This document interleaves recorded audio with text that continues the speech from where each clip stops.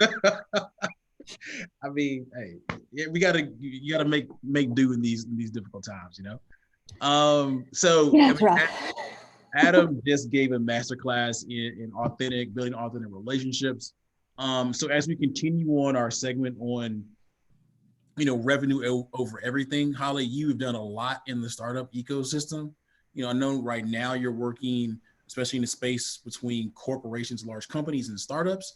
Um, and we only have you for a few minutes, but any thoughts on, so before we kind of get into why relationships matter and how you build them and examples, blah blah blah, let's kind of go into your backstory a little bit. I want to give the folks watching here, appreciate you, Courtney Coleman. We're at our goal. Everybody, thank you We so hit much. it. It's You our hit it. goal. Yep, appreciate you. Thank you, thank you. Wait, I think you set a new goal now, Joey. That's the next step. Yeah, that's what Raquel was saying. We'll do that. We'll do that shortly. Truly appreciate everybody. Um, can you give everyone watching here, also we're streaming live on Facebook as well, just a quick intro to yourself, your background, stuff like that? Yes. While I do that, can you finish your lunch that you were eating when Adam was Yes. on? Yes, Okay, I will. excellent. Great. Just confirming. Um, so my background is really in technology communications and journalism. So it's kind of the full gamut of like media relations, public relations, PR, and public affairs.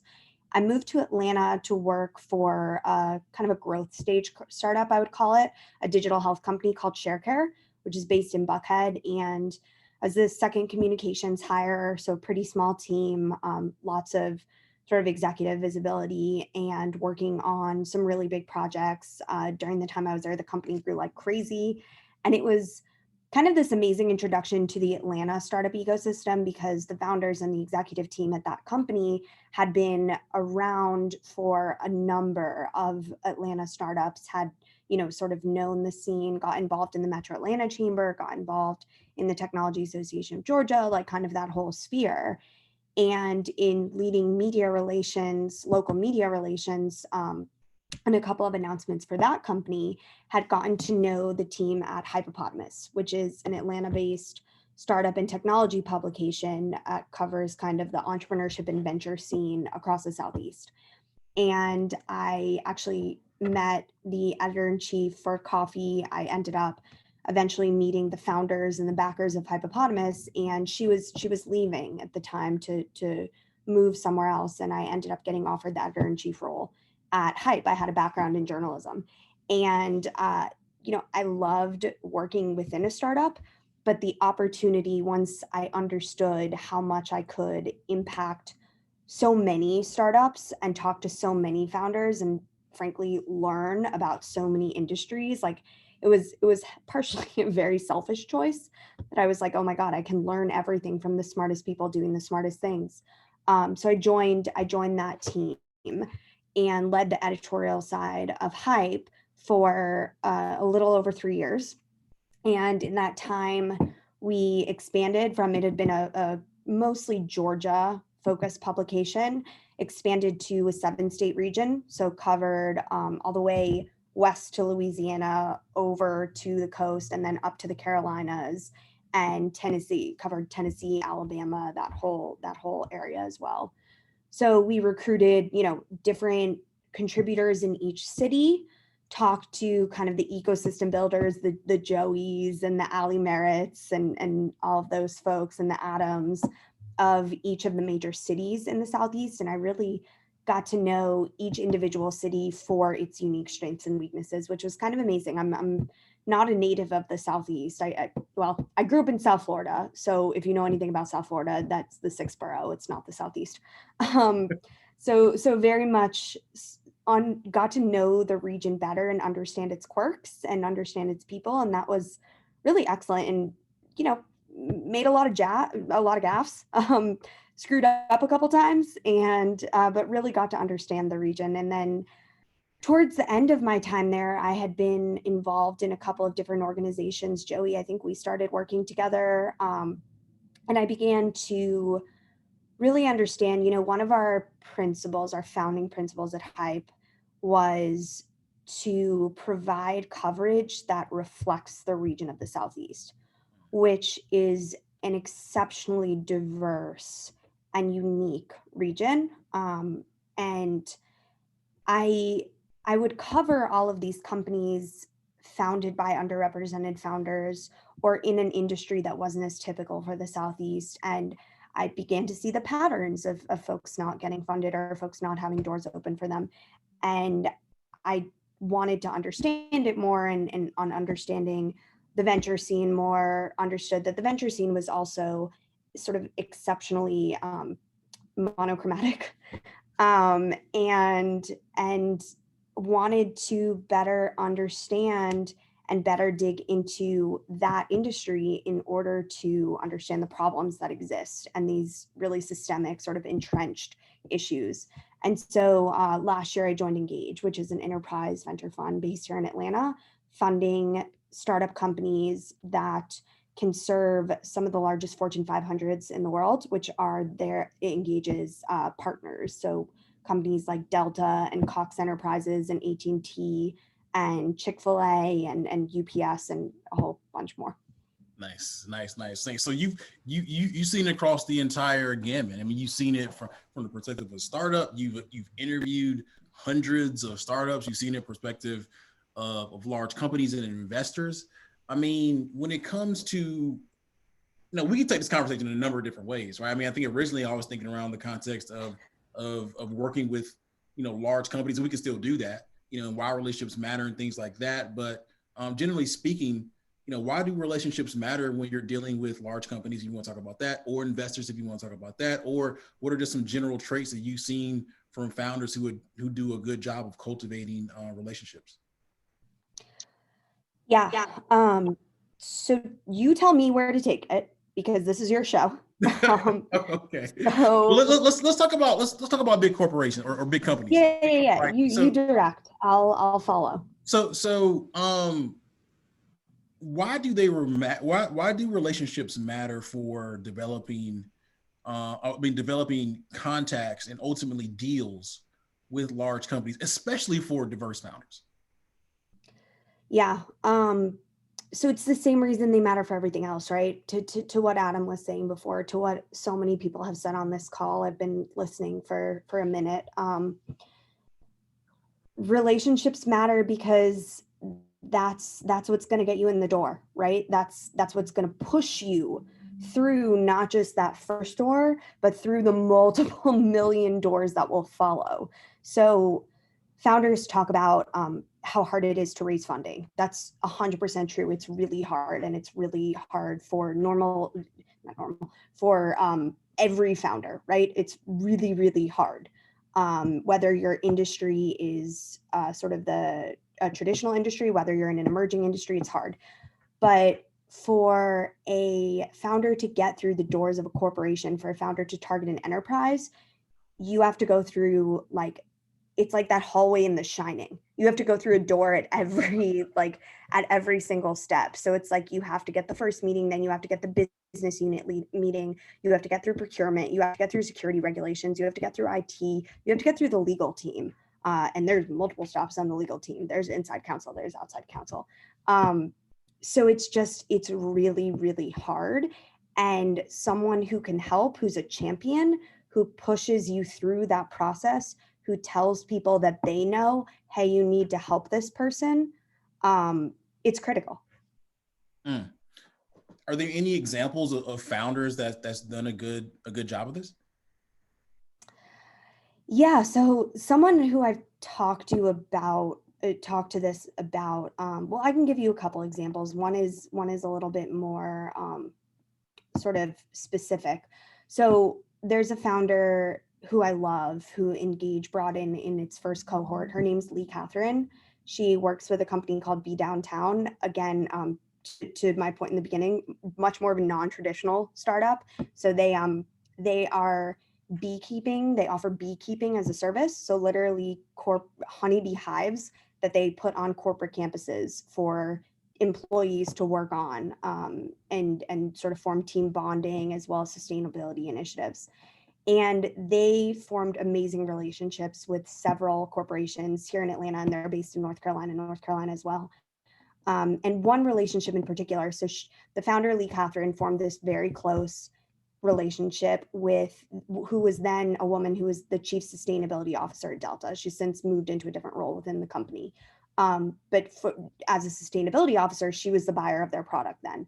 However, Lee Catherine was developing a new product, much more focused on sort of leadership training and using principles of beekeeping to provide leadership training. And they wanted companies to test it on. They wanted employees to test it on. And she called the Delta employee who had helped her with the first deal. And she said, I'm thinking around this project. Do you think that Delta would ever do something like this? And she ended up being such a champion, the Delta employee, that she literally helped with a team, help Lee Catherine create this product, test it with their internal teams. She flew to North Carolina to help her do it. And Delta ended up being one of the first customers for this product. So yeah, that's it. That's one specific example of, really having this champion that is there for you to help you with whatever you need. So I've heard this before recently. I mean, it came up during Startup Week. The idea of a champion. So I think in many cases you may need a champion. When you're working with a large company, you may need a champion, but you also may need another person to kind of help you navigate some of the other things. And so I don't think I was really going to ask this question originally, but now you got me thinking, like, how do you go about developing a relationship with someone who can be an advocate or a champion for you inside of a large company? I really liked what Adam said about being humble. I really like that. And I really like asking for help. It's something I'm working on as well.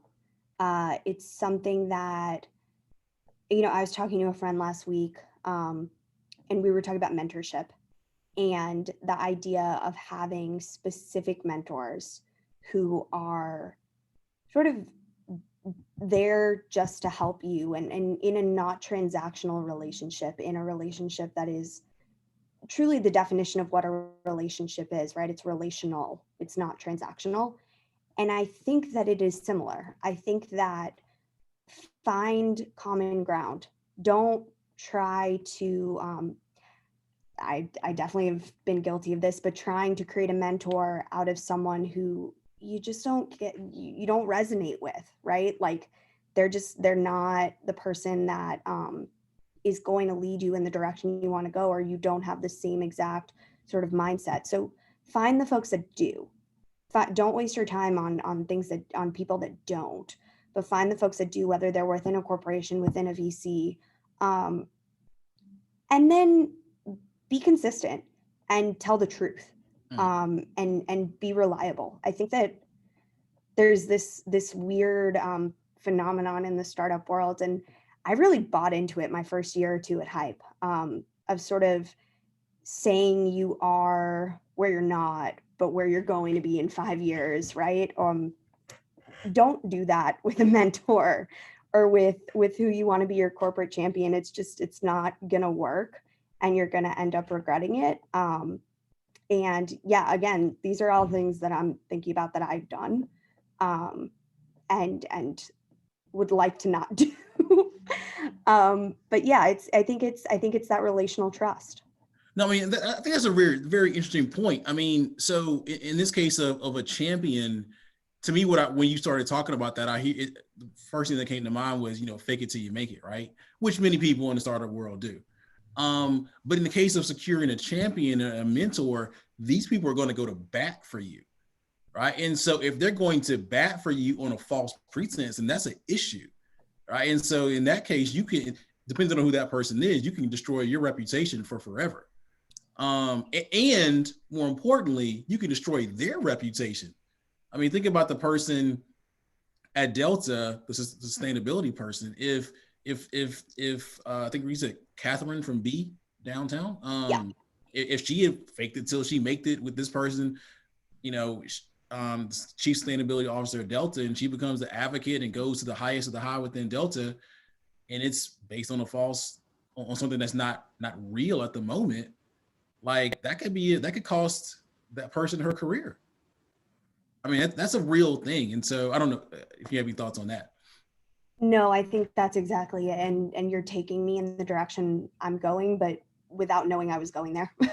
But yeah, I mean, I think everywhere, but especially in sort of startup world, honesty is kind of this underrated quality, or almost like disapproved quality. It's almost this quality that people say not to do. And there's a place for faking it till you make it, and for, being overconfident, because you have to have confidence, and you may not yet have the product that you're confident in, but not necessarily when you're trying to build a long lasting relationship, because that's going to, I don't know, that house of cards is going to collapse around you.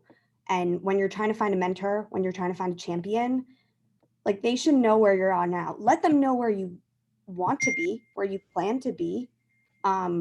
And again, these are all things that I've struggled with. I think, again, Adam talked about his own mental health in the last segment. And, these are all things that, when searching for mentors, when trying to connect with people, when building relationships, I think I have definitely sort of been stepping up on the ladder and trying to learn and trying to get better at. But yeah, I mean, the value of transparency is really important.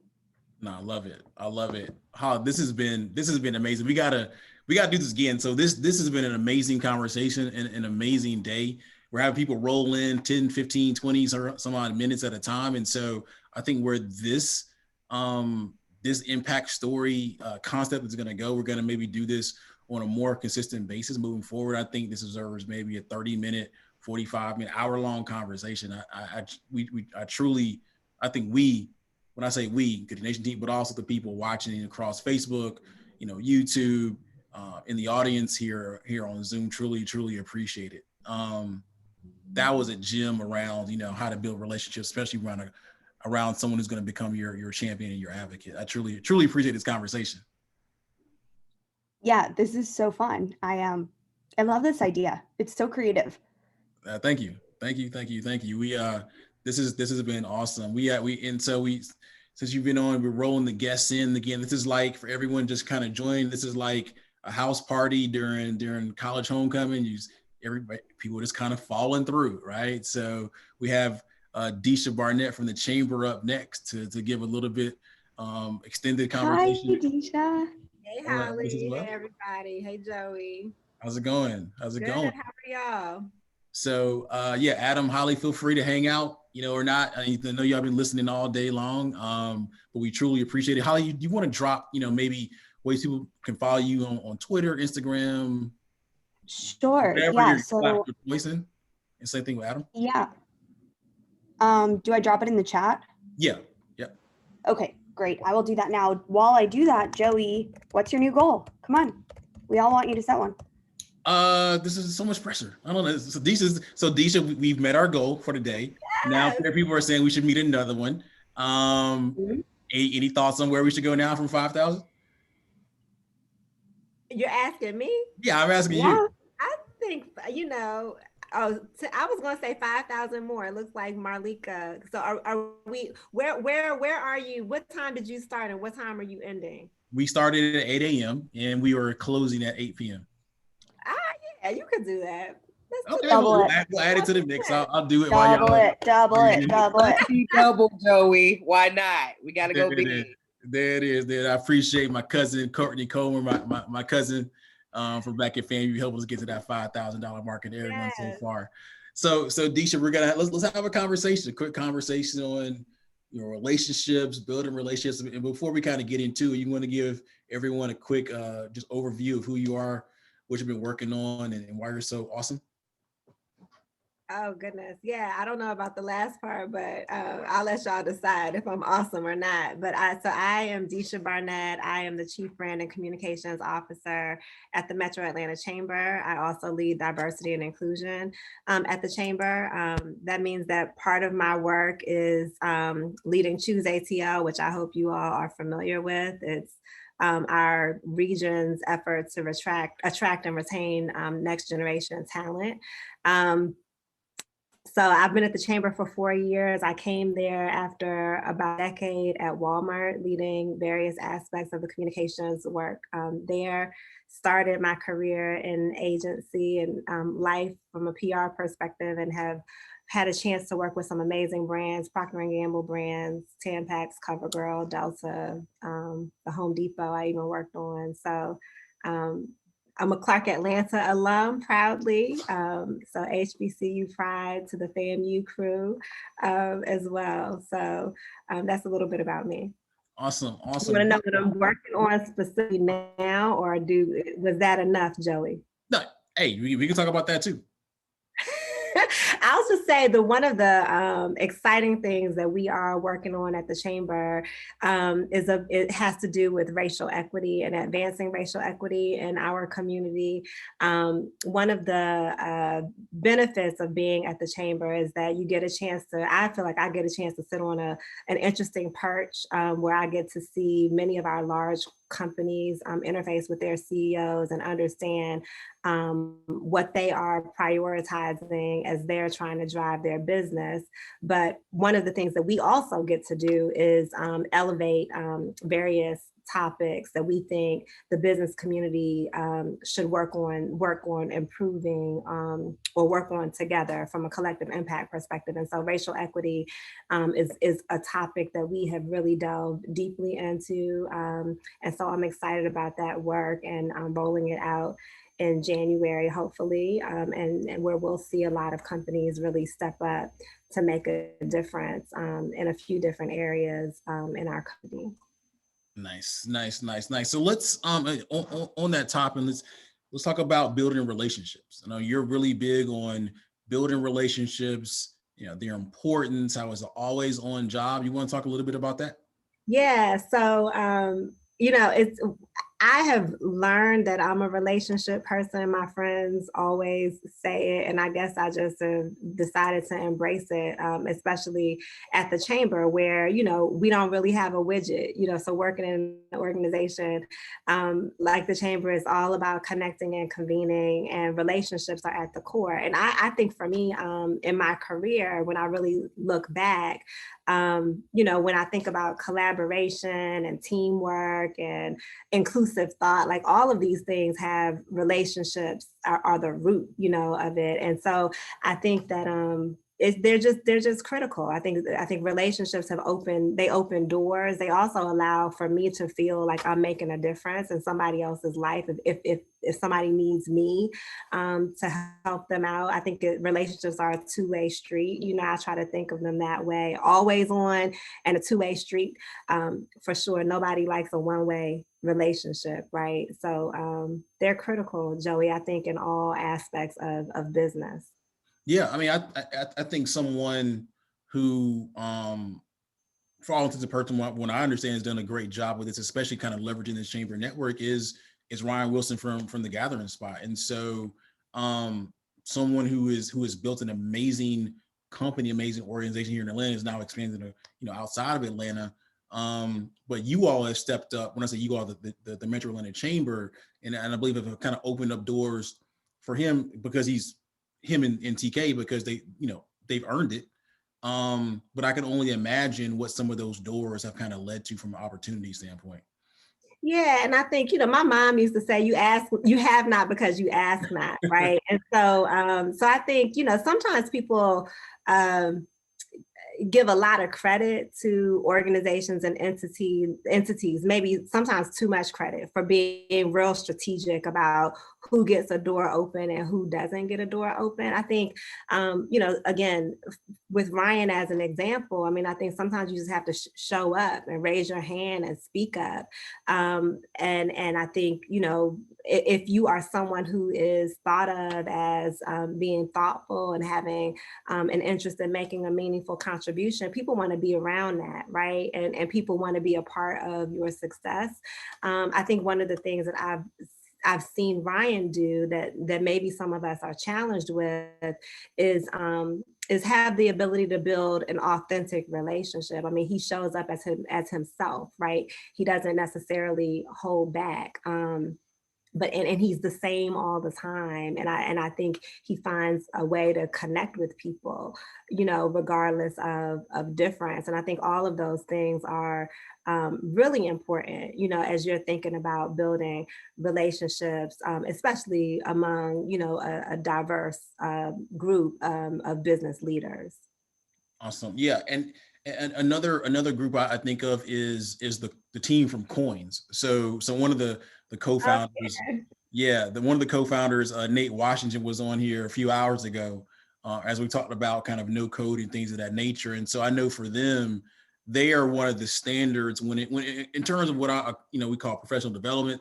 Some people may say like CEO competence and things of that nature in terms of their ability to do a few different things. One, to set goals and clear milestones for their company, but also do some of those things like follow up when doors are present or open for them, or opportunities present. I don't know if you have any thoughts on them or something like that. Yeah, so I love the guys at Coins, and I do think that you're right, Joey. They are a really great a really great example of leaders who really understand the power of relationships, and I think that they are very intentional about it. I think intentional is important. To be intentional and also be authentic are sometimes a difficult balance, but I think that they do both. And so I met them at a dinner probably about a year and a half ago. Christian and Nate were both there. And again, I mean, they just were dynamic. They were, when they spoke up with whatever they added to the conversation, I mean, people listened and wanted to hear more from them. And you're right that they absolutely followed up, almost immediately after the dinner. And it would take Christian to tell the story, but I sat around a table with them as a follow-up with Hala Madelmag, our previous CEO, and they talked about their path from Georgia State. And Hala said, does Mark Becker, the president at Georgia State, know you guys? And they said, oh, we've been trying to get a meeting with him, but he's busy. And literally Hala sat there and sent Mark a note. And, like they had a meeting with him the next week. And so sometimes relationships are also about like establishing connection with people who will vouch for you, so that's no shade to Mark Becker. He is, I'm sure, busy, but having then Hala Madelmag also vouch for them was helpful to them, right? And I'm sure they didn't go into the meeting with Mark like, being, having an attitude with him because it took Hala, an introduction from her to get his attention. But I think, watching how they move and how they, again, are so very intentional about relationships. And you're right, when they see an opportunity and a door open, they certainly run through it and they come back, that you don't just hear from them when they need something. I think, again, this is the two-way thing, right? They come back and they let you know what's going on and they ask how you're doing. They want to know how they can be helpful to you as well. So I think that what they've done is truly a model.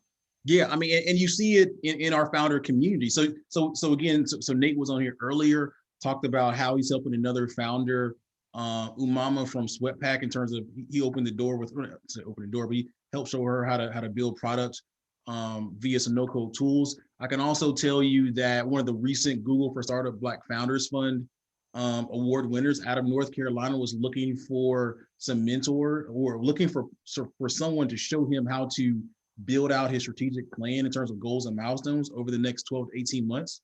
And Christian volunteered swimmingly and helped this, and they're in a similar space. Christian still helped them. And now a bunch of other founders are following from across the country, from Philadelphia to Chicago, other parts of North Carolina and Texas. And Christian is helping them set their OKRs moving forward. So again, this is an great example of leadership. And it's a two-way street, and it's kind of come full circle. Yeah, and I think we have to think about it that way, because Christian, he never knows when he might need, help or advice or input from somebody who he's now building a relationship with, right? And so I think we have to keep that in mind, the two-way nature of it all. No, I love it. I love it. Deesh, I know you're super busy. I'm sure I don't know if you got a meeting or not, but is there anything you want to say kind of in closing? So I did want to say, I wanted to share just a quick story about my mom really quickly. So my mother was a middle school history teacher. And so I don't know if anybody was raised by an educator, but it's a whole thing, to be raised by a mama who was a teacher. And at the beginning of every school year, we would have to sort of stand there in the doorway before we went off to school. And she would say, you got to do a few things this school year. You got to go to school, obviously. You need to sit in the front of the class. You need to be really, really good at your work, do your work to the best of your ability. And then you need to be nice to your teachers, because at the end of the marking period, the teacher will give you whatever grade they want to give you. And so for me, that is like a recipe for success in business. And it has to do with relationships, Joey, because at the end of the day, you need to show up. Yes, show up, right? Sit in the front of the class. You got to be smart, do really good work, like be the best at your core competencies and what you do for a living. But then be nice to people, because by the way, nobody wants to be around anybody that they just don't enjoy. And that's critical in building relationships. So I just wanted to share that. And I think that if people can kind of do all those things, we'd be better off as business leaders for sure. I love it. I love it. I love it. Can you say that list one more time just to make sure we got it? So Dorothy Galbraith, that's my mom's name. Okay. She would say, go to school, right? Sit in the front of the class. So that to me is like show up, right? And be very present. So sit in the front of the class, do really good work. So this is like, be great at what you do, right? Like excellence is what you are striving for. And then be nice to your teacher. So be nice to your colleagues, be nice to your boss, be nice to, the people that you partner with, because at the end of the day, all of those things matter, but the being nice is the icing on the cake. There it is. I love it. I love it. Deesh, okay. It's been a true pleasure. Thank you for taking time out of your day. No problem. I may come back on a little bit later just to listen in. So thank you. Okay. See you later. Okay. Bye, guys. Right. Now that was awesome. Again, so we talked about revenue over everything. We've seen in the last hour and a half, our people are building relationships to bring money through the door. Be nice. Be nice. Be authentic. Be humble. Have humility. Be honest. We heard from Holly about that. So these are, some of these things. It's interesting, right? So some of these things we've heard since many of us have been little kids. We know that no entrepreneur can succeed without a strong network. Here are just general tips that many of us have learned since we've been 4, 5, 6 years old, right? Pretty much everybody. I'm going to say pretty much everybody has at least heard this since we've been little kids. And they lead to business success as we become adults, right? And so sometimes it takes some reminders. We've seen examples from the team, from Coins, from the Gathering Spot. We saw with Drew, with Trends, and many other people. Example after example after example of how lessons that we were taught as kids, play out, later on in life, as it relates to building relationships. So we have a little bit of time until our next guest, our next segment on sports. But Kathleen, any thoughts as you hear, some of the recent comments and other stuff throughout the show? I continue. I know that we've got some of the same people with us right now as we did earlier. Is over the years, I've come to know that what we do is important, but behind that and underneath it and supporting it and integrated with it is the who that's doing it, the people, and the how we do it. And relationships are about the who and the how. And it's really very easily forgotten, but it's one of the things that is really the most important. And so this part, I really love. And the time for us and I practice this every day, is to look, even here on Zoom, is to look in people's eyes and smile with compassion, and to know that we're building a business, but at the end of the day, the business only works because of the people who say yes to it and the people that are on the other side. And it really helps us to remember that, and helps us to remember the relationships and all of that. And I think one of the things that has become clear also to me over the decades of being in the technology world is the clarity that it comes to know thyself, and to really stay centered in what we're doing and why we're doing it for ourselves, and also to clear the path so that we can, and clear the way through our fears and through all of our old belief systems and all the chatter, that sits in our hearts and our minds and our emotions, and become really honest with ourselves, and to look at that and say, am I really doing what I really want to do? And am I doing it with kindness, with humility, with also all the power that I can bring to it? So a lot of times the word power has a bad connotation. And yet, when we look at the energy in our system and how our body works, even with our spine and the energy running up through our spine, our bodies are powered by our personal power. And it is a creator given gift to be here with that energy, the same energy that moves through a tree, that moves through the grass, that moves through the earth, that moves through the sky. That energy is with us. And that is what we get to bring to the world. And it's a really, and this is, the relationships are really about co-creating with each other and with ourselves.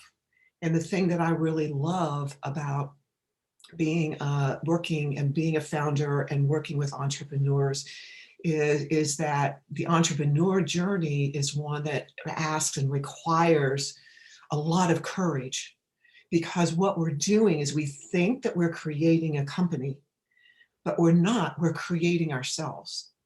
Creating ourselves every step of the way.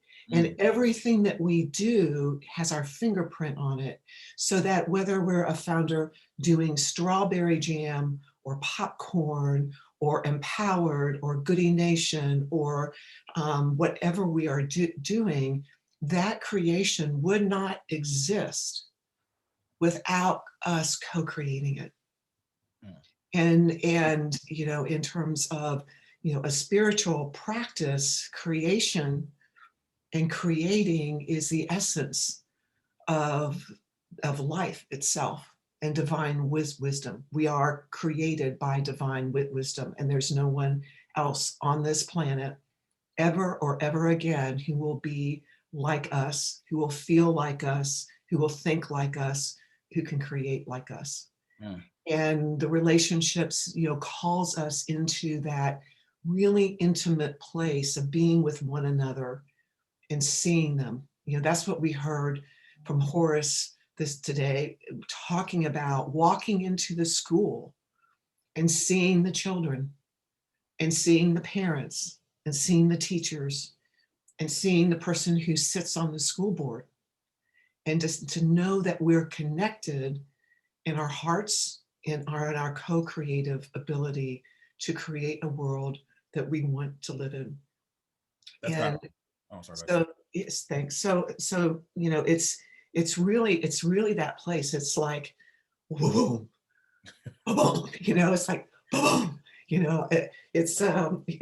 of the generation, I love Dirty Dancing because I love things with music and song and dance. I mean, like just, but there's that scene, where it's like boom, boom, feel my heartbeat, and as we're growing these companies, we get to remember that we get to feel our own heartbeat, and we get to move the energy through us. When we're tired, we're tired. When we don't know, we don't know. When we're full of energy and power, we go crashing all the plates on the wall, and we like do it all. And there's a beautiful practice in the Zen Buddhist tradition, and it's called, there's three of them actually. One is take refuge in the Buddha, which is I'm part of something unknowable that I can never know while I'm a human being, and that unknowable that I can't ever know is something really great, and I can't even imagine, my mind can't get around it, and I'm part of that, just like the tree and just like Mother Earth. But also take refuge in the Dharma, that our human life has its own cadence to it. And human life, we're born and we die and we get hungry and we change babies' diapers and we do all this stuff. And it's just, and when water inside a pipe gets cold, it freezes.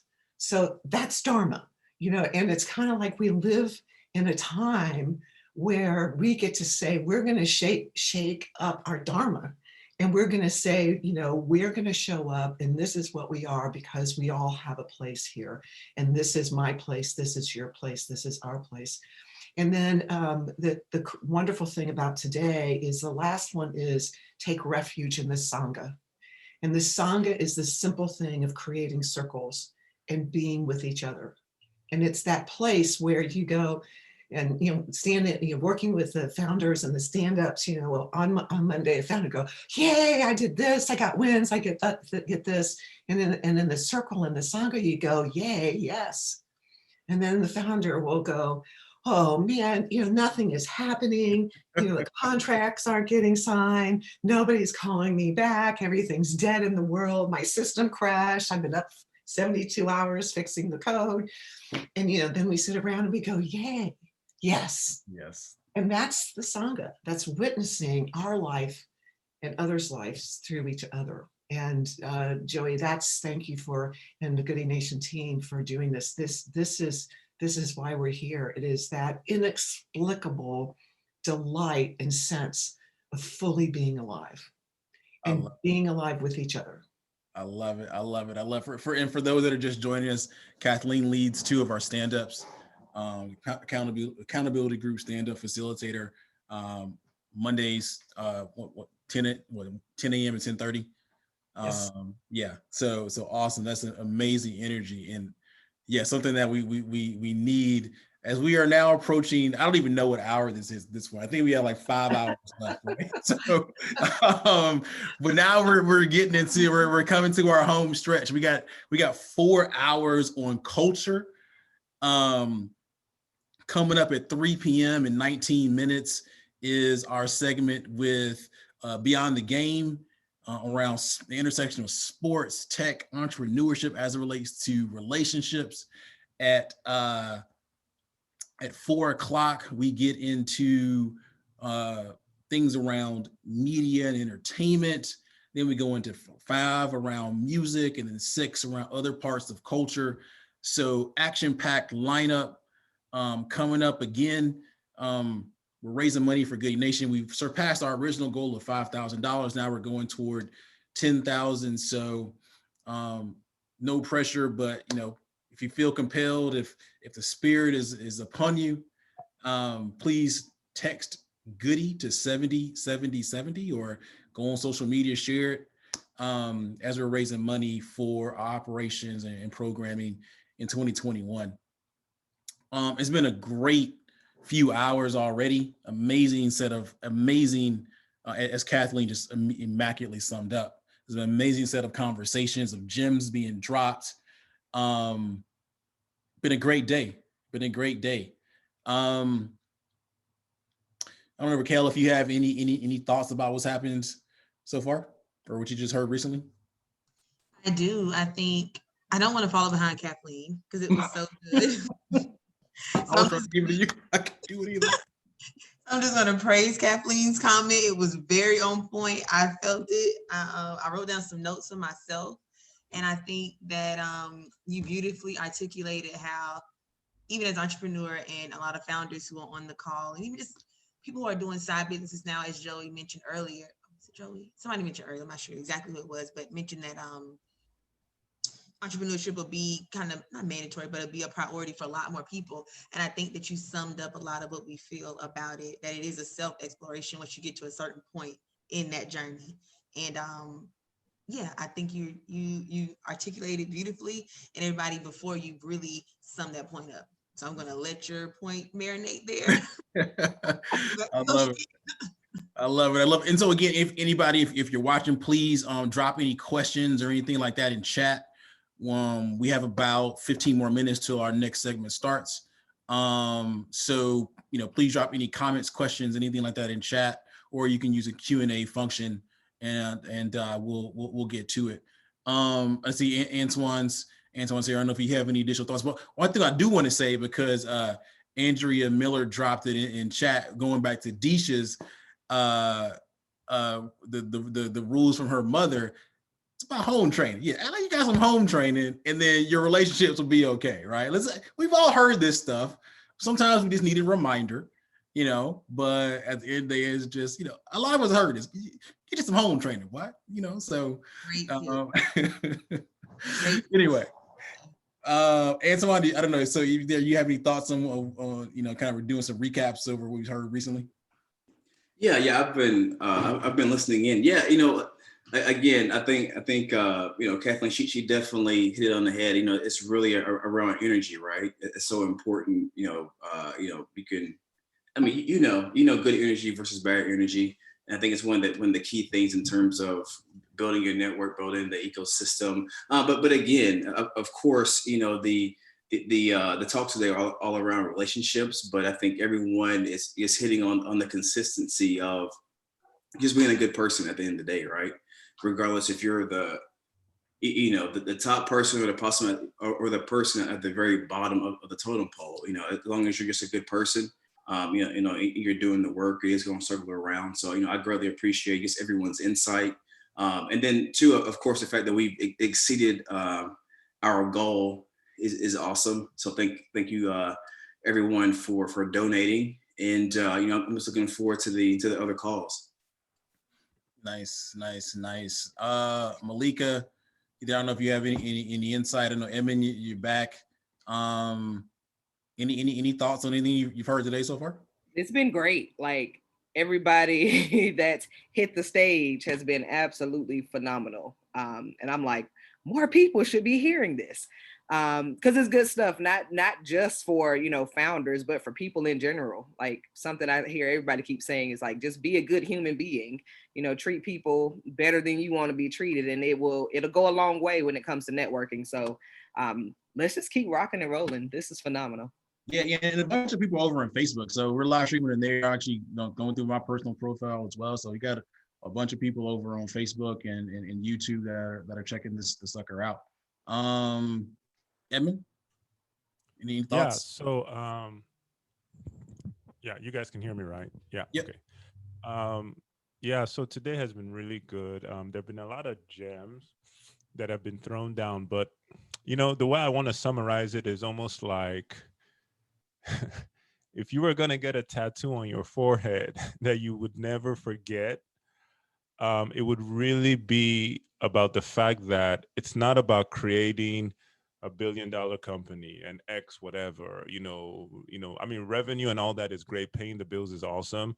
But the way you get there is relationships. And, Courtney dropped so many gems just about that power. And I think just the idea that, relationships matter, but more importantly, relationships matter, especially when, you put in the work. And there's this thing that I've heard people say, but is this idea of being a give first mentality, because it always comes back to you. So I just love the spirit of these conversations. Drew Riley was on earlier, and I was listening on the phone, and his idea of ambient inspiration. Yeah, we got to unpack that one, because that's a big deal for communities. It is. Yeah, give first. I mean, I think that's a core value of Techstars, right? And so give first is what is a big thing here. Give first, it'll come back to you, but don't even worry about that, right? So we have another person from the team, Catherine. Catherine, you there? I don't know if you have any. Yeah, I'm here. even listening in. Yeah. So quick thing. Catherine is the community manager for our tech training program group. So Catherine, so welcome her. But Catherine, anything you like so far, and anything really stick out to you? Yeah, I think in just listening to the last couple of comments, it's been very clear that today has been very robust in conversations around connecting and continuing to figure out what your network looks like and using your network. One of the things that I really kind of resonated with Kathleen's statements and the way she summed up today was really around like what you create as a founder as really being connected to who we are. And thinking about it that way, it's like, it's your autobiography. So your stamp that you put out there into the world for your business connects to the person that you are, which makes it that much easier or harder for you to be able to connect with other people and to really truly build relationships. So thinking about that, I'm like, there's a lot of things that I put into the world as like my own, and connecting that back to the core of who I am has me kind of thinking like, okay, like that's how we, think more and more about how people can think about the work that they do and the impact that they'll have, because it should be connected right back to the person that they are. Love it. I love it. I love it. So as we have 10 more minutes until our next segment begins, we're doing a quick recap of what we heard so far. Again, I'm like that person during the elections where, behind me is like the election map here all day during, hurricane season and stuff like that. I mean, I think I need to zoom in, zoom out on how many relationships have been created and, show the all kind of stuff, the results are in 98% and how many are outstanding. So we're here another 5 hours and things are going to really start to heat up now as you start to get into a culture. It's been an amazing set of conversations so far. So as a quick recap, from 8 to 9, we gave a little bit of a talk on the evolution of Goody Nation and how we've especially evolved in 2020, focusing on So going from focusing on the funding gap for tech-focused social entrepreneurs and diverse founders to now focusing on the relationship gap for tech-focused social entrepreneurs and diverse founders. This leads to things like higher levels of stress, less revenue, less funding, and stalled professional development. And so all the conversations today really starting at 9 o'clock, where we had Brandon Andrews from Values Partnerships and who leads diversity recruiting for Shark Tank, on to talk about what that means for diverse founders in particular. We moved into a 10 o'clock hour. We got into more of the social impact, what it means for social entrepreneurs and through the lens of social impact. So we had Courtney Counts, we had Jaya Hoy, we had Robin Cho, dropped some amazing gems. From 11 to 1, we focused on education. We had Stacey Lynch. You saw Chad Womack from UNCF. You saw Horace Williams and Greg Clay from Empower talk about civic engagement and how that plays a role relative to K-12 education. For the past hour and a half, we've been focused on revenue over everything. So we saw Drew Riley from Trends VC talk about how he used relationships to go from 0 to 35,000 subscribers really since March, and $20,000 to $40,000 in MRR. We saw Adam Marks and then Holly from Engage, and then Disha from the Metro Atlanta Chamber, Shoes ATL, really talk about how to build authentic relationships and how to nurture them, especially when you're dealing with corporate advocates. So it's been an amazing day so far. Tons and tons of great stories. You also heard from Dahl Avant, and a few others. So, get ready, buckle up, tell a friend to log right back on. Go to Goody. You can actually just tell them to go to goodynation.org, click on Giving Tuesday, register. They can get right back into to this session, or they could check us out on Facebook. Follow us on social media at Goody Nation, Twitter, Instagram, LinkedIn, Facebook, every other platform you can think about. We want to give a quick shout out to some of our funders along the way. So we have Kapoor Center, who helped us to launch the Intentionally Good program. a year ago, Wealth and Family Foundation, as well as Google for Startups. Just some of our largest supporters, but they also include Verizon, Accenture, Deloitte, Fulcrum Equity Partners, and many, many, many others. It's been a great day. Looking forward to building relationships with everyone in 2021. And next up, we have another one of our amazing partners, Beyond the Game Network. I won't steal any of their thunder coming up in terms of talking about what they do and how they go about doing it, why they're so unique. But it's going to be a really, really interesting hour on sports tech, including conversations with some former NFL players turned entrepreneurs and investors, with someone who is dealing with one of the more innovative ownership groups in the NBA. A former Olympian will be here as well as someone who is working with high school sports on a national level. So this conversation around sports, tech, entrepreneurship, relationships is sure to be a banger, and it'll start in about 4 to 5 minutes. And again, if you have any questions or comments, please drop them in chat or use a Q&A function, and we'll get around to them. So as we head into our prime time hour, we're going to go around the horn. So we have coming up, we have sports, we have music, we have culture, we have media / entertainment. I'm going to go around the horn for a second. I'll just start with who's on my screen. Edmund, is there any segment in particular that you're really looking forward to? I think the segments I'm looking forward to in particular have to do with either things I don't know about because I'm not really plugged in as much, or there are people and experts that I'd really like to hear from. So the one on sports, it's really interesting to me because, I really don't understand yet how the dynamic, plays out in, sports, the business of sports and so on. The one about culture, though, I mean, come on, it's ATL. We just had Courtney. Atlanta influence is everything. I mean, I'm looking forward to that. So culture and then sports. Nice. Antoine? Yeah, I mean, definitely in culture, but the talk at 6. What am I drawing a blink right now? James Andrews and stuff like that. With James Andrews, it just, with every conversation I've had with him, I've always walked away with my mind blown. So I know, right? Yeah, I mean, every time he's just done so much. He just has so much knowledge that he's kind of just really, because not even thinking about it, just when he speaks, is just, there's things you can pull from him. So I'm really looking forward to that conversation. Nice. Catherine? Yeah, so I'm like Edmund there. I don't know anything about the intersection of sports and tech.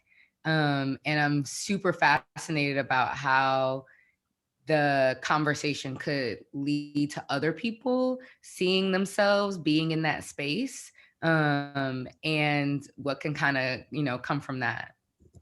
Nice. Kathleen? I'm really interested in the culture one. And so one of the things, and I'll put the link here today, but one of the projects I've been working on for the last 4 months in my consulting practice is the Higher Education Peace Studies Initiative. And bringing 10 universities, public and private, together for peace studies and to look at peace in a multi-dimensional, intersectional, interdisciplinary way. And so I actually did the research and put a peace asset map together.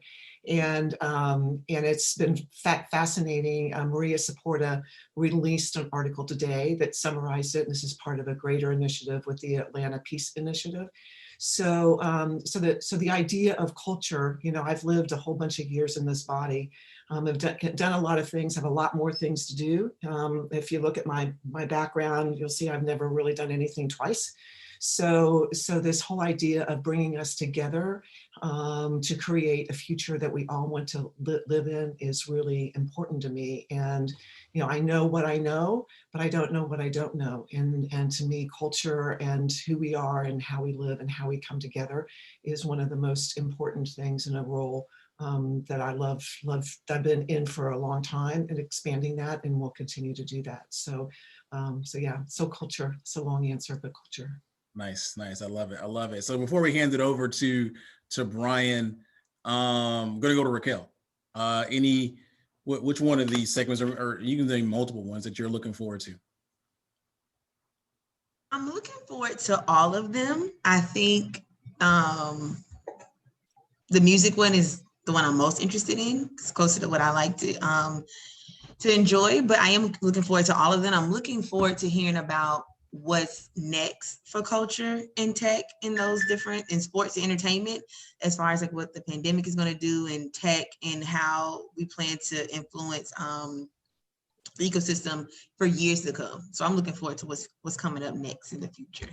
And I'm also looking for them to donate, because I'm assuming they have monies. So I'm looking for the goal to be reached during this second quarter for sure. Gotcha. We appreciate it. So we have some of the folks for this first set. Brian, you there? I am. Hey, Joey. How's it going? Well, the floor is yours. We can be as active or as passive as you want. But the floor is yours. I see you got Brandon here. How's it going, brother? But the floor is yours. Are you waiting on, or is there anyone else kind of Yeah, well, it looks like we're waiting on, so if I'm looking at the speaker view, I'm not seeing either Lizzie Levine or Jarrell Worthy. Okay. They texted me that they were both logging in. Okay, cool. So yeah. So just generally speaking, how's everything been going? Everything's going great. It's been a great set of programming today. Really appreciate you getting us involved. We've been enjoying it all day long. Nice. Truly appreciate it. Lizzie is here. Lizzie's in the comments. I'm not seeing her in the list of speakers. Do you see her? No. I'll let me do this. Now she should be joining as a panelist. And Okay. then you just have to turn your camera on.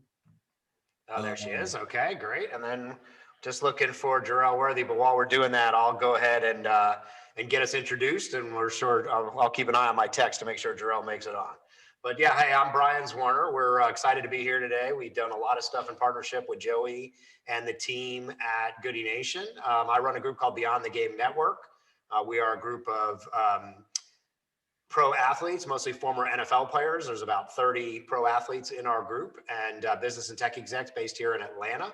We work with startups in sports and media, fitness, health, sports performance, consumer and related areas. We've invested in 13 startups over the course of the last 2 years in Atlanta and all around the country. And we have a keen focus on working with startups run by minorities and women, which is why we're so excited to partner with Goody Nation. We've attended a lot of their events, worked with a number of their companies. We run our own accelerator incubator program, and that's something that's really critical for us. Joey, can you shoot Jarrell Worthy the link to use again? He's just lost it there. But we're going to be joined today by two folks within our portfolio and also one of the athletes in our group. So we're excited to talk a little bit about how introductions and relationships work in the sports space. We'll go ahead and get started a little bit with quick intros. Brandon from Marsrail, why don't you introduce yourself? Can you guys hear me? Absolutely. All right, well, one, thank you for having me. I really appreciate the opportunity. Thank you, Joey, for putting this together, and Brian having me on. But yeah, so Marsrail is a sports media and consumer brand uniquely focused on high school sports. So I'm the co-founder and CEO of the business. And part of what we do is we have a large network of professional videographers and journalists that provide coverage of the elite athletes and teams across the high school sports landscape.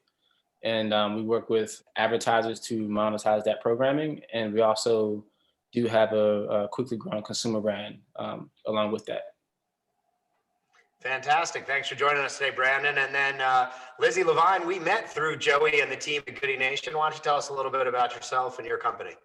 Yeah, thank you guys so much for this opportunity. Thank you, Brian, for the introduction, and Joey for putting this on.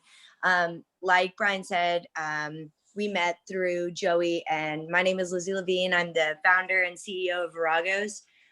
We really are a sports technology company focusing on the female fan experience. There is a huge need for women's needs to be met at stadiums, starting with just simple, products, whether that's feminine hygiene products or just anything to really make you feel comfortable coming back. And what our overall mission is to really change the sports landscape for women and connect stadiums, teams, and leagues with the female fan base and really have them understand women better. Excellent. Thanks, Lizzie. And then I've got my friend, my business partner Beyond the Game, and my podcast co-host Jarrell Worthy on here. Jarrell, tell the crowd a little bit about your background and what brought you here today. How you guys doing? Good afternoon, Jarrell Worthy. I was a 7-year NFL veteran. Had an opportunity to mix and mingle with Brian Warner and my guy, Andre Fluellen a few years ago.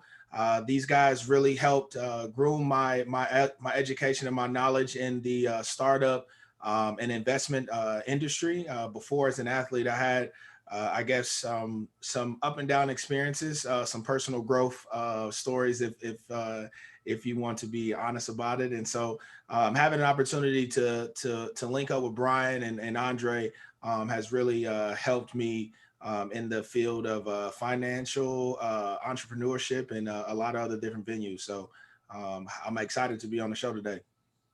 Well, thank you, Jarrell. This conversation that Joey asked us to tee up was about how relationships get formed in the sports space. So let's start with our former pro, Jarrell. When you were playing in the league, Jarrell, how did businesses approach you? A lot of the startups on here would love to work with pro athletes, would love to work with NFL players like yourself. Were they hitting you up direct? Were they coming to you through your agent, a teammate? How did businesses find you if they wanted to do business with you, an NFL player? Well, to be honest with you, when I first started out as a rookie, it was more so direct, either through an agent or somebody that they know, more trying to become, closer to your inner circle. If that, most of your ideas either come from a family friend, cousin, somebody that knows you and has, been in a relationship with you. But the further you get as far as your career, the longer you get in, you start to see that the way that they are very people are persuaded to make deals is, either through social media, through the same interest in parties. And athletes, they fall into it when it comes to fashion, when it comes to tech, when it comes to anything that goes fast, shines brightly, or that is a high risk, high reward type of ordeal. Man, athletes are all in for those types of ideas, just because being a professional athlete, everything is high risk with you. Everything is adrenaline rush. So, athletes, they definitely can be quick triggered when it comes to making investment decisions and just be quick to give their money away. Did you see a shift? I mean, you played in the league for 7 years, retired recently. Was there a shift over that time? It feels like there are more athletes getting involved, working with early stage startups, investing, representing them. Did you feel that shift over the course of your career? Well, yeah, because I think as athletes, we're starting to understand that we have a way of impacting people that is not physical. We don't have to go out there and jump high or throw a pass to be influential in our community or to be influential in the tech space. And to be honest with you, athletes, we have other things that we like to do. Like, we just so happen to be good at playing that sport at a high level. Like, there's athletes that love to do music. There's athletes that have created a lot of different things in the tech and on the tech side of things. And so, realistically, man, over the last, decade, probably about 8 to 10 years, the platform has dramatically shifted for the athlete, and the athlete is starting to really take advantage of it. You're starting to see a plethora of athletes in a multitude of different genres. Excellent. And Brandon, switching over to Marsreel, for the last over 5 years, you've worked with some of the hottest high school athletes on the planet in the hoop space, Zion Williamson, RJ Barrett, and many, many, many more. I mean, these people have followings that are bigger than some NBA stars today. how do you reach out and get in touch with these high school athletes, and how have you seen that change as their audiences have grown over the course of the development of your company? Can you guys hear me? I want to make sure I'm not. Yeah. So for us, I have seen that evolve, over the past, 8 years we've been doing this, because initially, when it wasn't as many competitors in the space, you would see that a lot of athletes would really be excited about the idea of being featured in content. So for us, that was the initial draw. And you also didn't have really huge social media followings that you see that athletes such as Bronny James and Zion Williamson had back then. It was typically, 100 to 200,000 followers that they would have. And that was a big number then, but now you compare that to millions, it's a bit different. So what we've done is consistently just elevated the production value of what we do, and also be able to partner with a lot of brands to really elevate our profile as a business. And what happens is, one, a lot of these athletes have seen us before they enter high school, and they've seen our content, they've seen how we work with athletes. So that's been a big draw for us. And secondly, knowing that we can create this video or story that they can be a part of really excites them about, being able to post it on their feed and how we can make them look and things like that. So that's been a big component of it. But there are also small intangibles that a lot of athletes know. In our videos, we actually make our music in-house. So you really have this special masterpiece that you can be a part of as well.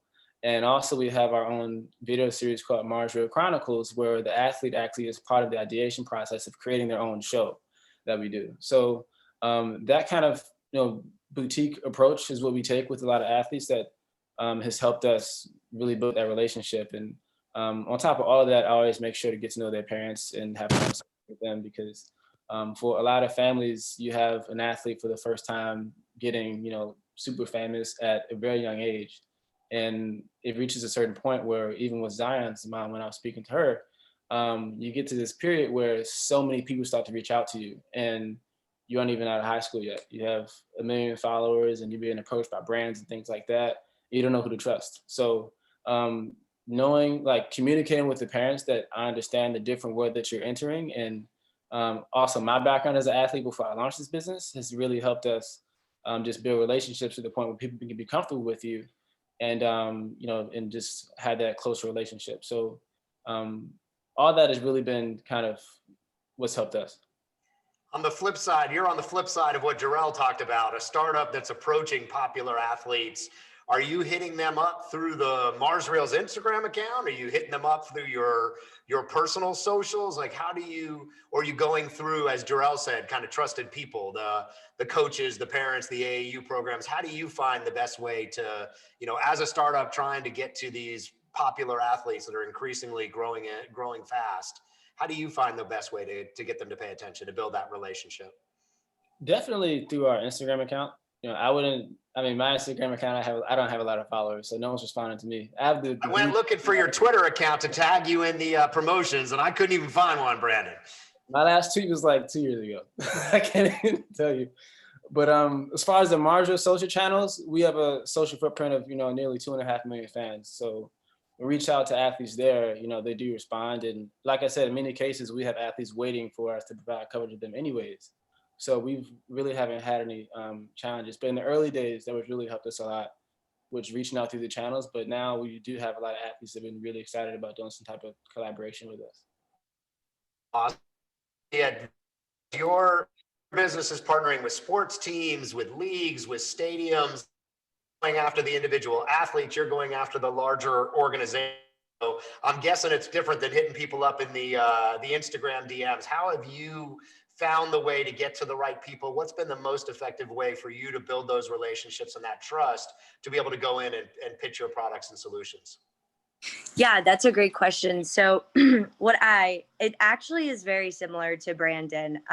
What I try to do is I approach these, if we have a relationship, we're a very early startup. So in the beginning, what I was doing was I was literally in Atlanta going to Mercedes-Benz Stadium, knocking on the door, literally, and other places like that were close by. But then I realized, okay, we probably can't scale like that. And so what I've really been focusing on is actually do hit up. I find the person at the organization and I'll hit them up on LinkedIn or Instagram or Twitter. What I try to do is look at it like a relationship, right? And I don't think that, oh, they work for, the Golden State Warriors. They are, they are Brian. You're Brian. You're not the Golden State Warriors. So what I really try to do is I actually do hit people up a lot on Instagram, DM, and Twitter. I will make custom content, like Brandon says, send videos to people and kind of just really get to know them and what they want and what they're looking for. If they're really even looking to engage their female fan base, if they know kind of what, the female fan base wants or is looking for, then I kind of go at that approach. But I slide really into the DMs far, and like 100 times over and over again. I love it. That persistence is definitely going to help in the early days for sure. If we flip over a little bit to the investing side, Jarrell, I know you've invested in a few startups. You've been involved in some of the things that we've done around investing at Beyond the Game Network as well. You've been pitched on all kinds of different stuff as an NFL player. I'm sure everybody and their brother and cousin has found a way to try to hit you up for money. I mean, what does it take to get through to you in that, to other folks in the locker room? What breaks through the clutter? What gets you to pay attention and take a serious look at something? Well, for most athletes, for most athletes, they're only going to invest in things that they're comfortable with, that they have, I guess, like a relationship with.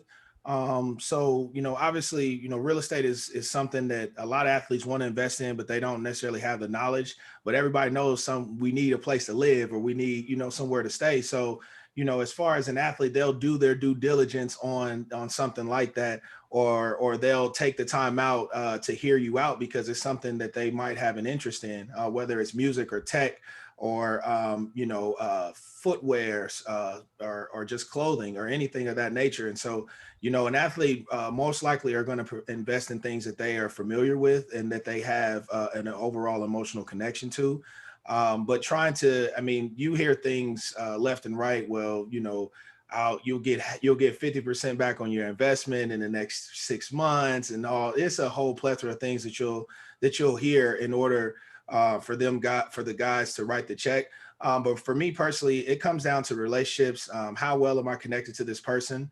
How well is this person connected to the people that I want to have relationships with? And realistically, it comes down to how the people are working behind the scenes, because everything looks all shiny and new on the outside, but you got to get into the nuts and bolts of an organization and of a startup and of a business. So once you can get I guess the background and feel comfortable about people that you're spending money with, and then you pull the trigger. But most athletes are only going to invest in things that they have an emotional connection with. Yeah, and so if the companies, they're coming to you or other athletes, they need to be coming through some type of a trusted source, and they need to come with something that's going to be on brand, right?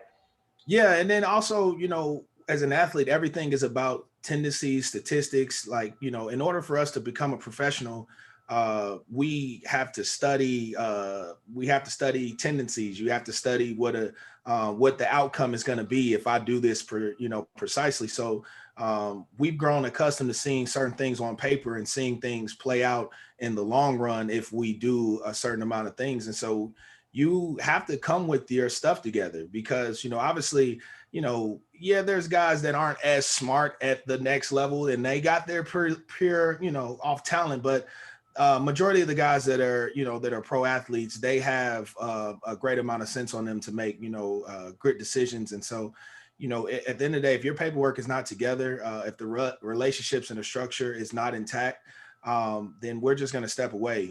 If it doesn't make you feel connected to it, and one, actually, for me personally, I don't like to invest in things that I don't have an opportunity to be involved in.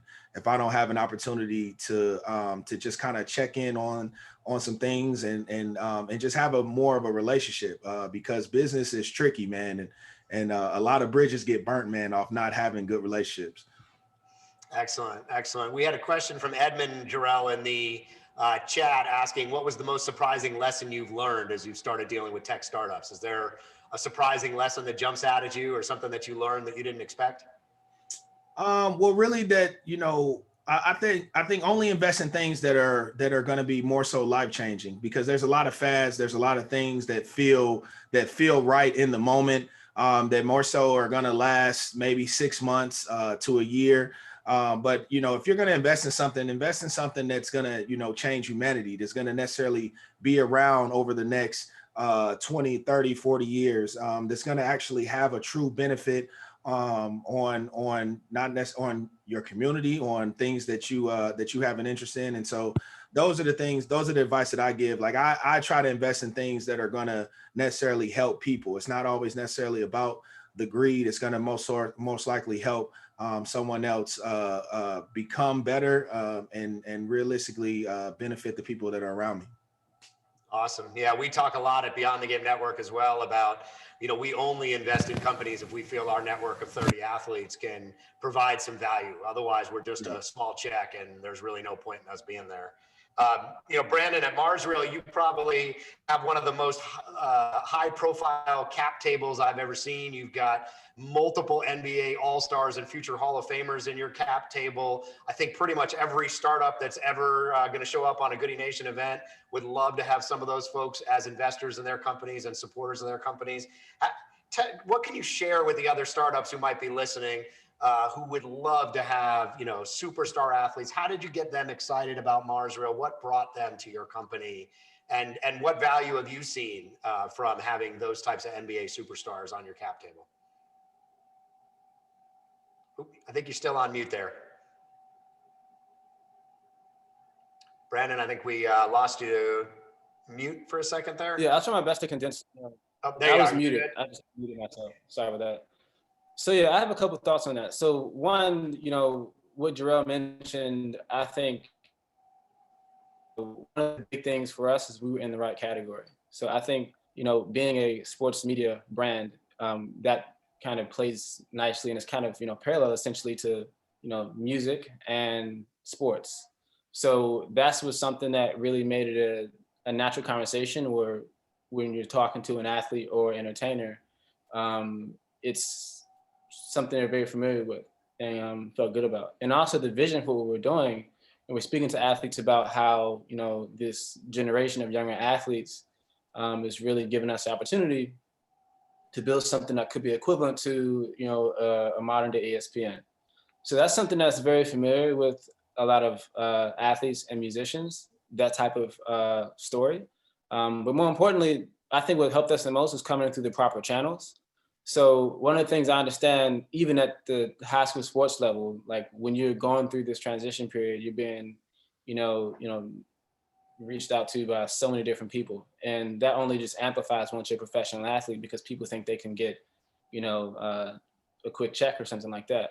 So that's one of the things we wanted to make sure that we weren't, a corporate for. So what we did is we had introductions from the CEO of DraftKings, with someone that we met through an introduction years ago that was from a cold email. So we came into the space not really having any existing relationships. We had actually cold emailed a fund that ended up introducing us to one of their portfolio companies, which was Jason Robbins at DraftKings. And this is before DraftKings was, a large business. What they are today is like their Series A around the time we knew him. And this was before he had met a lot of the people that he did, where he would make introductions for us. So at that point, Jason had introduced us to Maverick Carter, who is LeBron's business manager. And going into that conversation to meet him, I didn't really expect that LeBron would have interest in what we were doing as a high school sports media brand or anything like that. But it was really a natural connection, because at the time, they were working on Uninterrupted, and it was very early days of Uninterrupted, and they thought that what Uninterrupted was doing was extremely strategic to what we were doing at Mars Reel. And this is when Uninterrupted was maybe 4 people, compared to what they are today. So from that point on was what really started it. And from there, we just made sure that, we were consistent as far as our reputation, and we made sure we didn't, cold call or reach out to an athlete, because if you don't go through the right channel, that bridge is kind of burned. And an athlete wants to see someone, at least from my experience, athlete wants to see someone come from a respected channel, you know, and that could be their business manager or another athlete that invested in their company. So Shane Battier, for example, was one of our first athlete investors that I think he introduced us to Jason. No, Jason introduced us to Shane Battier. I'm sorry. And we found out later that Maverick did diligence on us by talking to Shane Battier. And Shane didn't tell us that had happened. So it told me that these conversations go on behind the scenes where people are, you know, kind of checking to make sure. So the best thing we can really do is to make sure that, you know, we're being consistent with how we communicate the business, let them know what's going on, you know, finding ways that we can just, you know, be respectful at the time. And that's what really helped us a lot. And before you know it, we're introduced to different people. And that's pretty much what worked for us. Now you've built a hugely successful merchandise line. The future is on Mars, TFIOM. You can check it out on all the social channels. You've had LeBron James wearing it in some of his Taco Tuesday posts. I saw Dwayne Wade. Lizzie bumped into Dwayne Wade in the peach Mars Real hoodie on that famous one where he walked in the back of the couple getting married on the beach in Miami. I mean, so good. I think every consumer startup out there would love to have LeBron James and Dwayne Wade posting on their Instagrams and their gear. Like, this was fully organic, as I understand it. You're not sending them this product saying, please post. You're just sharing the product with them and they're wearing it because they like it. Is that I mean, how would you tell people who are looking for advice on trying to get their products seen? Is it deliberate, or it just happens because of your relationship with these athletes? You know, I would say it's definitely not deliberate, because sometimes I kick myself for not sending them more stuff more often. Like, we have stuff on our site that I haven't sent to them, and I feel like I ask myself sometimes, it's probably people that would wish they had involvement with this particular athlete. They would send it all the time. And I think one, we send, you know, merch to the family and for D-Wade all the time. We'll also, as often as we can. And I'll say everything I've sent D-Wade specifically, he's actually put on, and I'm shocked every time he does it. You know, I don't expect it when I send it, but we just focus on, you know, being genuine. You know, we speak to D-Wade directly, and I exchange emails with him, you know, from time to time, and send stuff over there. And I just make sure we send stuff for the family. It's not just for the athlete. You know, when I send stuff to LeBron, it's for the family, not just for LeBron. And we've gotten to know, you know, Savannah and them. And I think that is what's going on in those scenarios where they're putting on the stuff because they just really enjoy the product. We do have cut and sew gear that we make, and they want to share their support, you know? So every time you see it, I'm just as surprised, you know? And it's great to see. But I will say that, you know, it's not always like that. We do have a lot of athletes and musicians on our cap table that aren't as active, you know? So it's really just depends on the athlete, I think, of like how involved they want to be. Jarrell, I've heard about the gift boxes that arrive in NFL locker rooms. I mean, when you were still playing with the Packers or the Bills, I mean, stuff is just showing up from random companies on the hope that you'll like it. Is that, I mean, give people an idea, you know, give the startups on the other side of this an idea of what's happening on the other side when those things show up in the locker room. Well, yeah, I mean, well, it's relationships that are either strongly already, you know, instituted, or these are companies that are trying to have influence within the locker room. And so, you know, we're getting things from our agents that are from different vendors, and which is great, man, because I mean, all athletes, I speak for all athletes, we love free stuff. Like, it don't matter, literally, it don't matter if it's the little soaps that come in the little bathroom or whatever, like, we love free stuff. So it's like, you know, when I'm, you know, when we have opportunities to go through those, the truckloads of stuff that we get, man, it is a very exciting feeling, man, because, I mean, there's so many different brands out there that, that I can remember when I got from my rookie year and to where they are now. I mean, it's like night and day.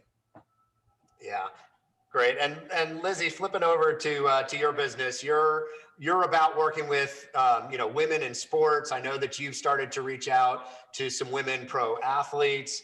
I mean, how do you think about getting athletes involved in Viragos, and what are they looking for? Are they looking to get paid? Are they looking to own a piece of your company, or are they looking to support the mission? What are you looking for in an athlete, and what are they looking at?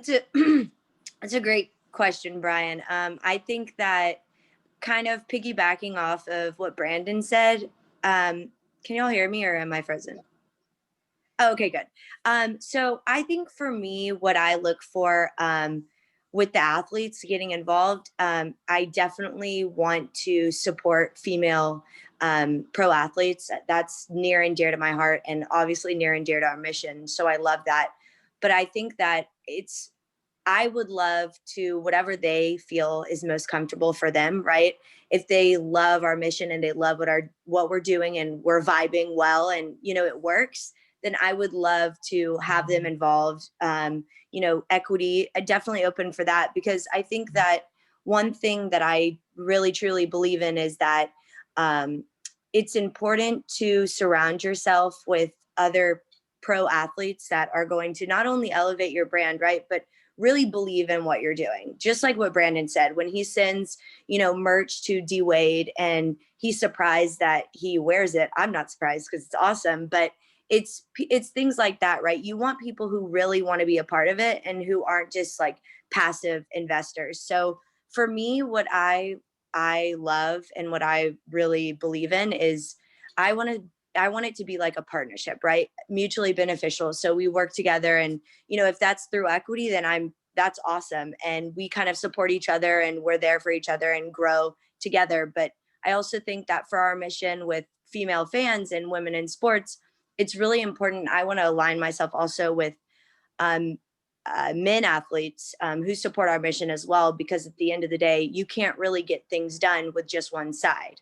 And I think it's really important for everyone to be involved, right? Because this is a movement, and, it's awesome to have two different people who, men don't even use my product, but it's really cool when I hear stadium owners and people like that saying, wow, your product, Lizzie, has really helped. We see how it helps, and I can't even use it. So I don't know if that really answers your question, but kind of like open to anything, whatever just really makes sense and feels right. Excellent. No, that's great. Well, look, we're at 3:30, so we want to make sure we have time for the fireside chat portion of the sports panel here. Thank you very much to our panelists today. Lizzie Levine from Viragos. You can check her out at viragos.com or on social channels, Instagram. Brandon Deo at marsreel.com, or Marsreel on Instagram, or TFIOM. The future is on Mars as well. And my podcast host partner, Jarrell Worthy, you can find him on Instagram. You can see us every week on the Cut the Check podcast. If you're into sports football betting, you know where to come. You'll get the best picks every week. And I'm going to turn it over to my partner, Andre Fluellen, and another one of the Beyond the Game Network athlete members, Levon Adelet. We're excited to hear what they have to say on the next portion of the program. Thank you very much, everybody. Thank you again. All right, guys. All right, look, hey guys, so I'm Andre Fluellen. I'm one of the co-founders here at Beyond the Game. And I got to go back to this last segment because Jarrell talked about all this stuff he used to get when he was playing with the Packers. I play for the Detroit Lions, all right? We ain't getting no stuff sitting in my locker room. I didn't get randoms. I didn't get these types of gifts. So I'm not gonna lie to y'all. I'm hating right now. Like, I'm hating right now. I'm really hating. You know why I'm hating? Because even more stuff that he got, I'm sure somebody else who I'm about to talk to, Levon Adelet, former Olympic athlete, and also just been featured on The Amazing Race. I know she got way more stuff than we got, but I do want to welcome just an amazing person, an amazing entrepreneur, amazing businesswoman, just amazing all around. Levon, say what's up to everybody. Yeah. Oh, you on mute. You on mute. Mute. There you go. Hi, guys. And yes, I cannot lie that I was a completely spoiled athlete. I don't like to pay for anything now because we got, gear, sneakers, all kinds of stuff, headphones, just all the stuff that you could think of that, like canned air, which was the funniest thing, that I was like, I think they really think this works. But, just Wait, being canned able, air? yes, it was supposed to make you get through workouts easier without like lactic acid. So people would be their canned air in the middle of our workouts. And I'm like, I don't think this works, but we all got it for free. So it was fine. All right. So they gave y'all some free air. Man, that is just wonderful. I can't believe it. I wish I had something like that. But all right, so everybody, this is Giving Tuesday, and today is our whole process. We're talking about relationships. And so I do want to ask LaVon a few questions about just in terms of business and relationships. And then I got one little juicy question I got to ask too, because I need to hear this one. But first thing is, so LaVon, all right, so former Olympic sprinter, okay? Been a sprinter your whole life. Sprinting is a single member sport. Like you were just there with you and nobody else. Yes, you have coaches, but it's just you. All right. So how have you used the single nature of your sport to translate into business where you have relationships all around you? Like, how are you able to focus, translate that single-minded focus into relationships with different people? Okay, so I look at it from a different perspective. So track is an individual sport, but you always have a team. As an athlete, you always have a team. Like you have an agent, a chiropractor, a physio, marketing person, a publicist. You just have this whole team of people that's kind of trying to orchestrate your brand as you're in track and field. It's like kind of like being a musician. So there's promoters and they're just trying to get you to these races all around the world. And so I use that methodology in like how I do business now, which is like, I go and find the best person in each individual thing that I need done and bring them all together and like try to make that work. The other thing is that like track is a team sport in college. So I went to an HBCU, so that means we did way more events than you should have. But what I got from that was I'm willing to do anything for my team. So although I'm a good hurdler, I was a good jumper in college. I did the heptathlon and I sprinted and I ran relays and I threw the javelin.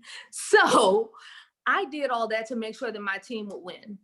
And I take that to business now, which is like, yeah, I may be the boss or whatever the case may be, but if I had to go make cold calls, I will. If I have to go to a meeting with a vendor, I will. If I have to stuff envelopes as thank yous, I will. It's whatever it takes to get it done, especially in the startup space.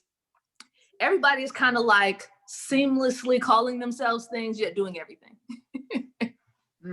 Okay. It's interesting you say all that, because if I think about, a track, individual sport like track, but yet it is still a team sport, but it's still your individual race or your individual events contributes to the team. I really think that in opposition to football, actually single sport athletes like that do a little bit better in business after their career is done, because in football, we're actually reliant on the everybody else. You know what I mean? Yeah. So it makes sense where it's the entire team. I'm actually reliant on those other 11, 10 individuals on the team to help me make the play, where you're actually relying on, the team is relying on you in order to score the points. And I think that really helps in business as well, because a lot of times in business, it just seems like that, we're part of this team, this ecosystem, but if we're not pulling our weight, we're out of there, right? And so I think that's the nature of relationships. All right, so look, people need to know a little bit about like what you do. All right, so you have a family business. Can you tell us about your family business that you help operate? Yeah, so basically we run a consortium of real estate service companies. So we do brokerage of sales for real estate, mortgage brokerage, consulting. I do education for athletes and advisory work to help them invest in their own communities. We also have construction and development. And within my family, everybody has like a role that like is a thing that they're really into. So although I look like I'm in charge of everything, I've literally never constructed anything. I don't go there for that. I run numbers. There's two things that make like family businesses work, but also make them straining. It's that like sometimes you don't know when to cut it off. Like if you piss me off, dinner may be a little bit tense until you learn how to deal with it. And we've now learned to like, okay, once the day is over, we cut it off and we just live like we're normal, you know, father and daughter, or, you know, aunt and niece and all that stuff. And then the other thing is that business relies on trust. And so like knowing that people are from your same moral compass and that sort of thing is at least one layer of something that you can not have to worry about. I've been in a lot of different startups and businesses that I bought into where I've had people do stuff that you like, people really steal, like steal, like you looked at my face and you really was stealing, like, and you didn't think I would beat you up. Like, this is literally a different level of people will try you.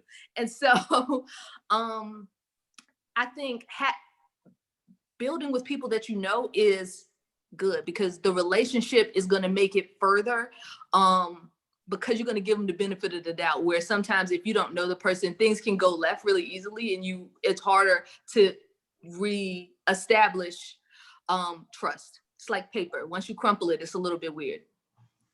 So, all right. So let me ask you this. All right. So with all that, it just made me think about something.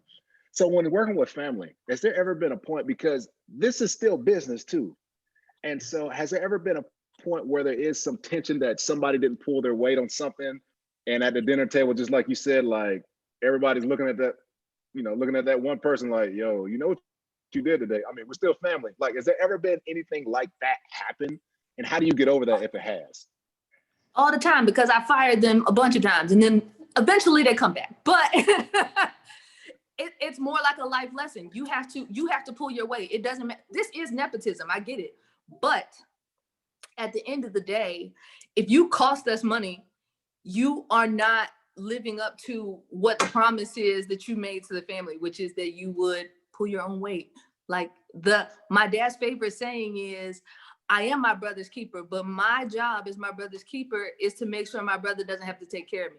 So it's learning lessons. So, I've definitely been called every name in the book by some cousins and things like that. So it's fine. So, all right. So let me ask you this. So with that then, so it seems like your business, as much as it is a business, it's actually just a standard that you've all set. Right? Like as a family, as a relationship, you all have this standard and saying, look, this is how we set the standard in our family. And if you're not living up to that standard, then you're really holding us back and we need more out of you. So it's not like you're putting people down. It's actually like, no, we need more out of you. And if we can't get more out of you, we're gonna have to find somebody else. Now we might not have to find another family member, but we're gonna have to find somebody else if we can't get the best out of you. Would you say like that's kind of how you all look at it? I think it's very much that. And it's because like I came into real estate as a third generation person. Like my grandfather owns orange groves and stuff like that. My dad is a developer. And so my grandfather went to like one semester of college. My father graduated from college. I went on to get a master's and a Juris Doctorate. And so I feel like we're all bringing more and more and more to the pie of knowledge. And that's what every generation's job is. Like, not to just be like, yay, I can get a job because I have a family business, but as opposed like, where can I add value to this that they can't see? So like I have a little cousin now who's great at TikTok, which I have no idea how to use, by the way. But it's her ability to bring value in that area. She didn't even realize, because at first she's just like, I don't know how to do anything. But people, you have to like, sometimes people can't see the value that they have without you saying, hey, tell me about this or that, especially younger people, because they know a lot more about social media and that sort of stuff than we do, because they grew up on it. And like, they can pick things up very fast if you just give them some direction. And so I think that it's important to hold people accountable and make them be great. I'm definitely not a proponent of this everybody gets a trophy stuff.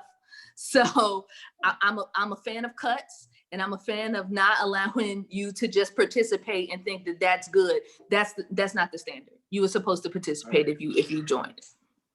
Okay, I got you. All right, so look, so when it comes to, like you said, when you look at, I guess, the next generation, like, so where did this whole mindset of just building as a family, like I know you said, your grandfather had the orange groves and your father was a developer, but there's something deeper than that, because a lot of people do that outside of their family, right? Like, so as we're talking about relationships, like, how was that when you were growing up? Like, how was your mind molded to say, like, no, this is a family, we're doing this family business together, this is family and this is business? Like, what was your mindset growing up?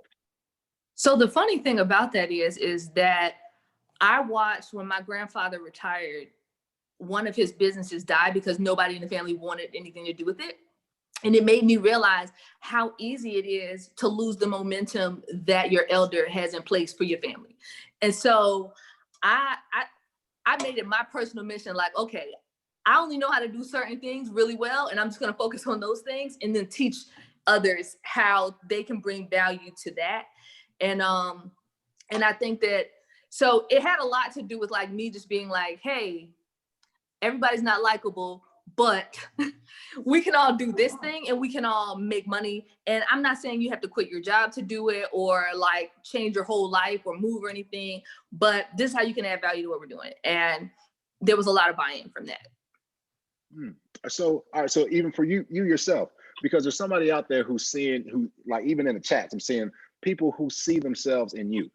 And so what was it about you? How did you find out for your own self, like, hold on, this is what I do better than anybody, and this is how I can fit in right here? Like, how did you find it? I know you got, I know you got your Juris Doctorate, I know you went to college, but there's actually something beyond that where you found your, what I call your superpower. Like, how did you find that? And then also, what is your superpower, if you had to answer that? So I would say my superpower is the ability to look at something from the outside really objectively and begin to maneuver it like a puzzle and find all the pieces that are needed to make it work. And I've always been a problem solver in that way. Like, I was the person who was in the 4th grade saying, Mom, I want to go to summer camp. What summer camp? This summer camp over here costs this much money. This is how much money I have to raise. And this is where I have to be to get there. Putting all the components together so I wouldn't get a no.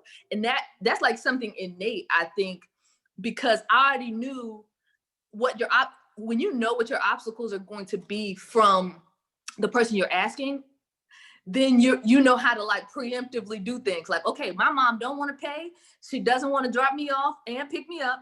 And like, so you got to know your audience and say, okay, set up all the steps so it could be a no-brainer. They're not going to say no if you give them everything and make it easy. And I use that to raise money. Yo, that's so funny, because it's just, if you hear me out, you're like, man, I really manipulated my mom into saying yes because I knew the things that would make her say no, right? But that's actually really strong, because what scares me is, even personal relationships, man, you don't like hearing no. You never like hearing no, and you know exactly what to do to make somebody not hear no. All right, so look, so going into personal relationships, so we talk about family business, talk about relationships, right? I have a business with my wife. Me and my wife have a physical therapy clinic. And so my wife's has her doctorate in physical therapy. She's owner, founder of Body Goals Physical Therapy. And so one of the things that I get, have a couple issues with, if you see my eyes right now, is that she's the boss from 9 to 5. And then sometimes that 9 to 5 turns to 9 to 10, and then turns to 9 to 11, and then turns to 24 hours. And we have a hard time shutting off that boss mode. And I have to say, hey, baby, I know at work you're the boss, but at home, oh God, you're still the boss. But you get the point, right? Like, it's hard to cut that off sometimes. So I will ask you this then, because I'm sure there's some, ladies, women, people out there who want to learn how to blend relationships with their partners or with their spouses or with their significant others or whoever, right? Like, do you think that it is better to have a spouse or a significant other that is a quote unquote hustler or somebody into entrepreneurship, somebody who wants to, as a go-getter? Can that clash, or does that make it really fit, two people fit together better? Like, what's your thoughts on that?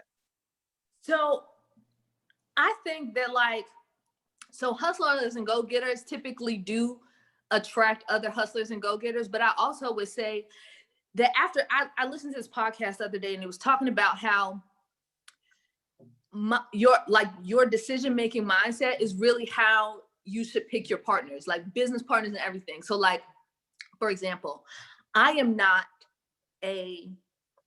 this is an idea I have, let me just go out and jump and figure it out. I'm not that person. There are a lot of people like that, and they really get along well with other people who are like that. I'm more like all right, this is what I want to do. Let me make a plan and then execute it. So that become more like an executor. And I get along with people who are typically overthinkers, which means that they planned it, thought it out, planned it again, gave every bad scenario possible, and they typically don't execute. That's usually a really good match for a person who is also analytical, because they can have a conversation, and the person who just jumps makes them very, very nervous. Because if you're a very analytical person, the person is out jumping, you're like, oh my gosh, look at all the danger that we're in right now. And I can't take this much danger. It gives them anxiety. And so I look at how you build relationships in that way. But also, as it pertains to bossiness, I think that I get along best with people who just value my opinion. So even if we don't follow what I'm saying, you listen, you tell me what you think, and then we'll make a decision. But in patriarchal society, people will be like, whatever your husband say is what you should do. Well, what if he doesn't have enough information to give us good advice? Say that again. Say that again for all the women out of there. You said, in patriarchal societies, what if he doesn't have enough information to give you all the correct advice? All right, like for real though, and I believe that's true. I believe that my wife is a much better boss than I would be with the same, because I am more of a doer. Like, I'm just a goer. If I have an idea, like, I'll at least try it out. And she's like, hold on, like, this is not how we do that. And so, but have you ever seen any instances in your life, or, for people out here who are like you, who you may have been a little bit too analytical and you missed something? Has that ever happened to you, or you felt like you missed something? Because there's some people out here who are a lot like you and probably feel like they've missed something. So has that ever happened to you? I am a firm proponent that what's for you is not missed. So there are some opportunities that I did not capture, but it's not a loss. It's like I listened to a podcast, because I listen to podcasts every day. And it said, because this is clickbait, how Magic Johnson lost $1 billion. And then I listened to it, and it was really saying that he didn't take the deal with Nike that was offering him stock that would have been worth $1 billion. That's not a lost opportunity. That was him going with the stronger company at the time based on the information he had. Doesn't make it a bad decision at all.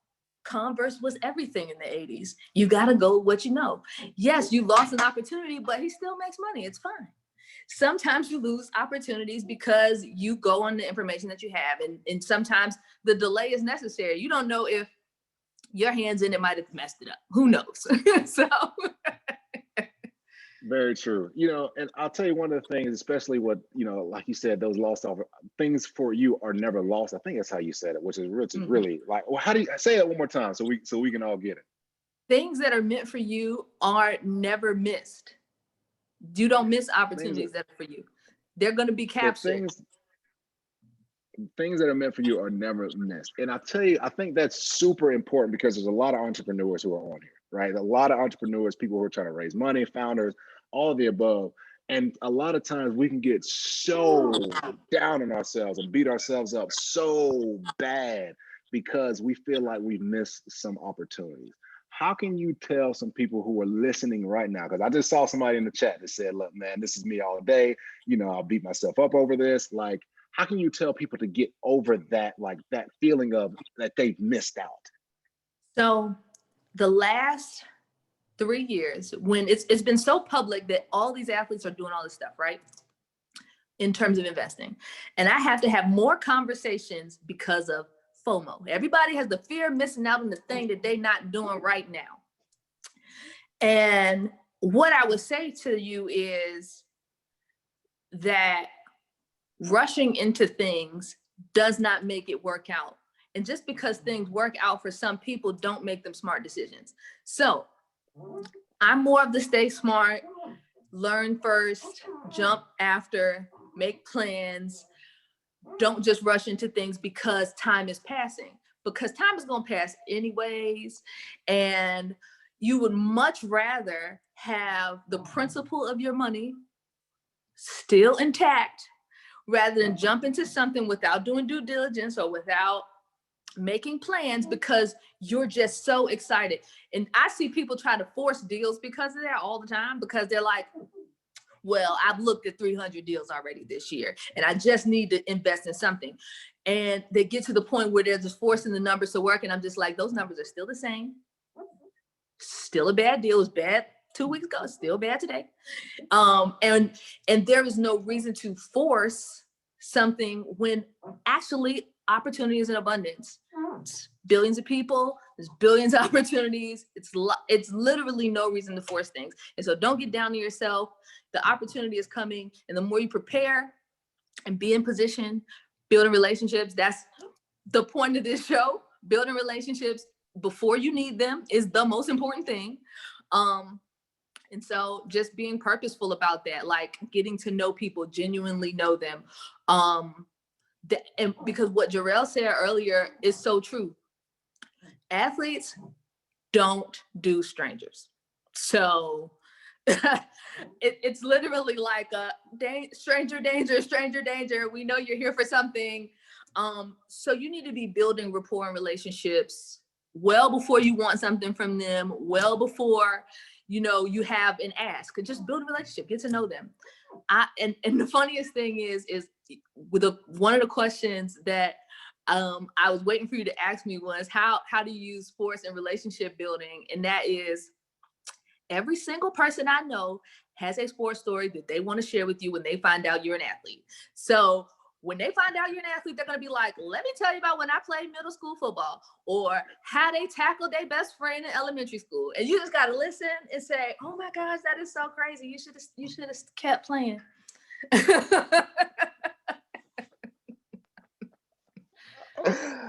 Oh my God, that is so true. One of my biggest investors wanted to race me in Wynwood.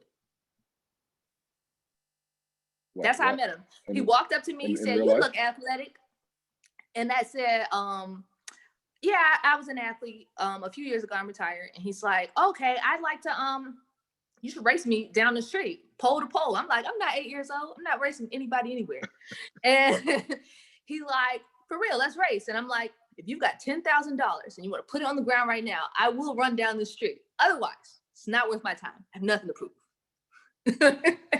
And it built a conversation that led to eventually being an investor with our fund. So it's just getting to know people from that commonality. Commonality is what builds relationships, not problems.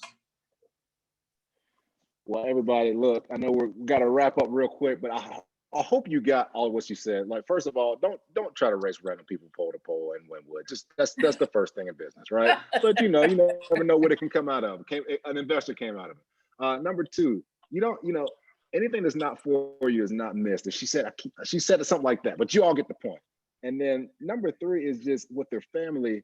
It's just realistically what they've done in terms of the mindset that you have for your family is, man, set a standard for your family. If you're building a family business together, just set a standard and don't let anybody else go below that standard. And if they do, pick them up, right? And that's the thing. And I will say this just personally for everybody out here, we always talk about, and especially in founders and entrepreneurs and business, we talk about raising money. We talk about this, like money isn't the goal. It's a goal, but it's not the goal. And so don't think of that if you missed out on money, if you lost money, like something awesome, even better relationships can't come out of that. I mean, to be quite honest with you, the relationship that I have with my co-founder, Brian Werner, came from me losing a lot of money. And I would never have that relationship with him if I hadn't lost that. And so sometimes if it seems like you're losing the thing that's your goal, man, on the other side of that, the biggest goal, and this is what we all talk about, the goal that's bigger than money is relationships. Right. And especially what we have as athletes, we always say this, man, influence is greater than income because you can use your influence to get relationships and those relationships bring income. It's just like that. So, all right, we got to wrap this up. Levon, you dropped some absolute gems in here. I hope everybody just took some notes. Thank you so much for being on. And as always, you are always awesome. And I just appreciate you as a person. Thank you so much for having me. Cool. I think we'll kick it back over to Joey. Yeah, no, that was awesome, Andre, Levon. Thank you, Brian, Brandon, Lizzie, Jarrell. Thank you all so much. That was amazing. That was amazing. So we talk about winners. We talk about winning. You're talking people who have made it to the top of their profession, literally in the world, whether the NFL or the Olympics or anything like that. We're talking about winners. And so Levon in particular was dropping some gems on what it means to be a winner, whether you're an entrepreneur, whether that's a winner in life or stuff like that. So thank you a ton. We look forward to having many, many more conversations with the Beyond the Game Network team, moving forward. And I look forward to those conversations with Brian and Andre. So now we're moving on to the next segment. So this sports tech segment was awesome. The intersection of sports, tech, and entrepreneurship. We're moving on to a segment on now media and entertainment, and we have a few people coming on board. We got Rob Hardy, director, producer, currently working on Power. He's done All American, Rainforest Entertainment from here in Atlanta. FAMU guy, Alpha. I've known Rob for a minute. From our chapter days back he's a little bit ahead of me at FAMU and in the chapter, but still, right? We got Brandon Butler now logging in for a series of conversations. We got people from the Revolt TV side of things. And so again, as we move into the second part of our primetime hour, again, now focus on entertainment and media, a few things. Follow us follow us at Goody Nation across Instagram, Facebook, Twitter, LinkedIn, and all platforms like that. We are raising money for our programming and our operations in 2021. So if the spirit comes over you, please text 70 to donate. Money goes a long way in helping us to build relationships for founders that are either diverse or social entrepreneurs. So as we go into this entertainment sector or segment, happy to have our next guest, Brandon Butler, with us. Talk about relationships. It's been a few years for us. Back when I remember won that pitch competition with Black Enterprise and had the in-person store from back in the day, South by Southwest, and us going to some events back there. Oh man, it's been a great ride. He's been a supporter ever since. Now he's doing some great things. So we only have about 15 minutes, Brandon. So before we kind of get into that and see why relationships matter, maybe some examples in terms of the space you're in. You want to give the folks in the audience just a quick overview of your background and what you're working on now? Yeah, man, absolutely. And thanks again, Joey, for this opportunity, man. Really appreciate this and love everything y'all have been doing. I actually remember going to one of the first Goody Hacks, man. So congratulations on everything. And yeah, just like you talked about, man, we've gone back to South by Southwest and beyond. So yeah, nowadays I'm currently the CEO of Butter ATL here in Atlanta. Actually grew up in Atlanta, out in the Stone Mountain area, graduated Redan High School, went to Georgia Southern, got my MBA from Georgia Tech. I've also done a couple other things between then, everything from the Connecticut School of Broadcasting, also have a certificate degree from the Beijing University. So kind of been all over the world studying, backgrounds in tech, did a couple of startups. Like you mentioned, one of my most well-known ones was the website shop. I had a chain of brick and mortar web design stores, ended up winning the Black Enterprise startup pitch competition way back in the day for that. When I graduated tech, I did another startup. It was called Remove. We built a mobile app and raised some money for that. And now over at Butter. And, Butter kind of started just really with the idea that the most successful brands should act like media companies, and knowing that Atlanta is such a city with such great culture, we need to do a better job of kind of telling our own stories. And so we spun that out of the Dagger agency, where I originally was at Dagger as the VP of technology and project management. A lot of people don't know this, so this will be the first place that I actually announce it, but Butter has become so successful. Dagger and Butter have actually split. So Butter is now its own separate entity. I actually turned a full-time job into an entrepreneurship. And so Dagger is one of the first investors on our cap table. We are looking for some more investment though, but just so everybody clears the air, Butter is now its own standalone company, and I now operate as the CEO of that company. So Yeah, man, great to be here, and happy to have this conversation. Okay, wow. We need to have a conversation. So next up, the relationships matter. Goody Impact Stories, which was probably now maybe a podcast, is that story. But we'll get to that another day in 2021. Let's talk about it. So tons and tons of traction over the years, right? Tons of amazing things, but in particular, especially as what you're working on now and the storytelling piece around butter. Can you talk a little bit about why relationships are so important in this endeavor for you? Yeah, man. I mean, as a person that grew up in Atlanta, right? Like I've been here my whole life. I have a lot of relationships in the corporate kind of business space, but butter really kind of required me to cross over a little bit more into a space that I didn't have super deep relationships in, which is like the entertainment media space.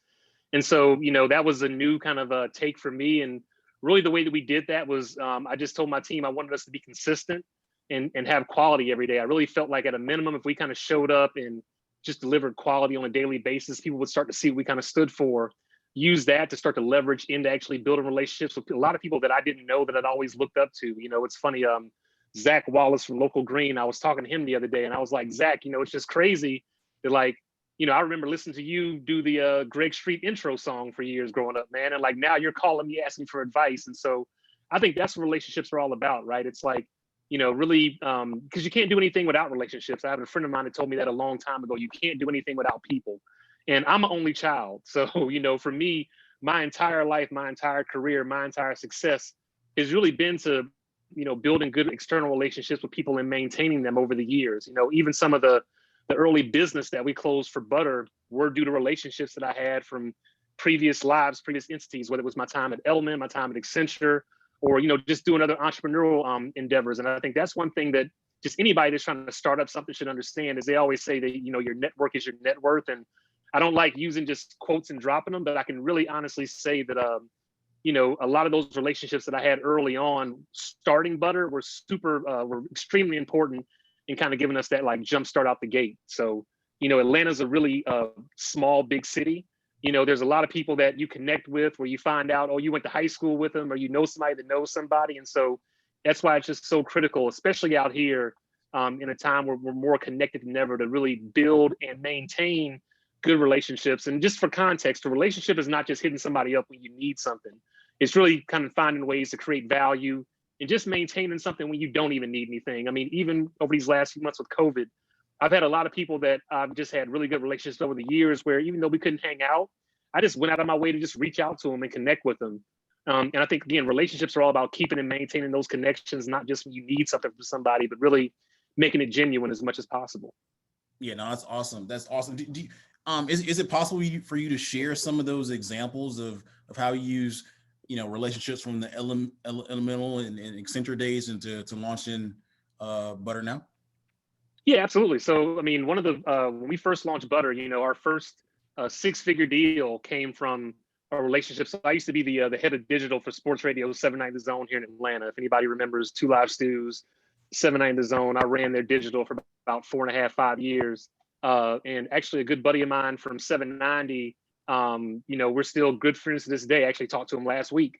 He hit me up with an opportunity, and that became one of our first 6-figure deals for Butter. I think we were maybe 2 or 3 months into it at that point, right? So to be able to land a deal like that so quickly, honestly, purely came from that kind of relationship. Another relationship that actually relates to something that just launched today. Earlier today, I made an announcement. I'm part of the founding board and members for a group called the A Pledge.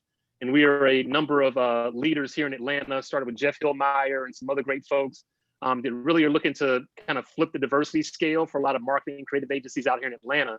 It's just so crazy that in a city like Atlanta, with a significant Black population, that a lot of the agencies, their makeups don't reflect that.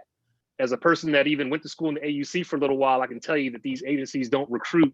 And I really and truly believe that some of the greatest creative talent is probably over in AUC and at Georgia State and at some of these schools, and it's just not being tapped. And so what the A Pledge is, it's some of the biggest leaders from agencies and tech and even brands. We have, I'm good friends with the SVP of communications from Aflac. Melissa Proctor, who's the CMO for the Hawks, is on there.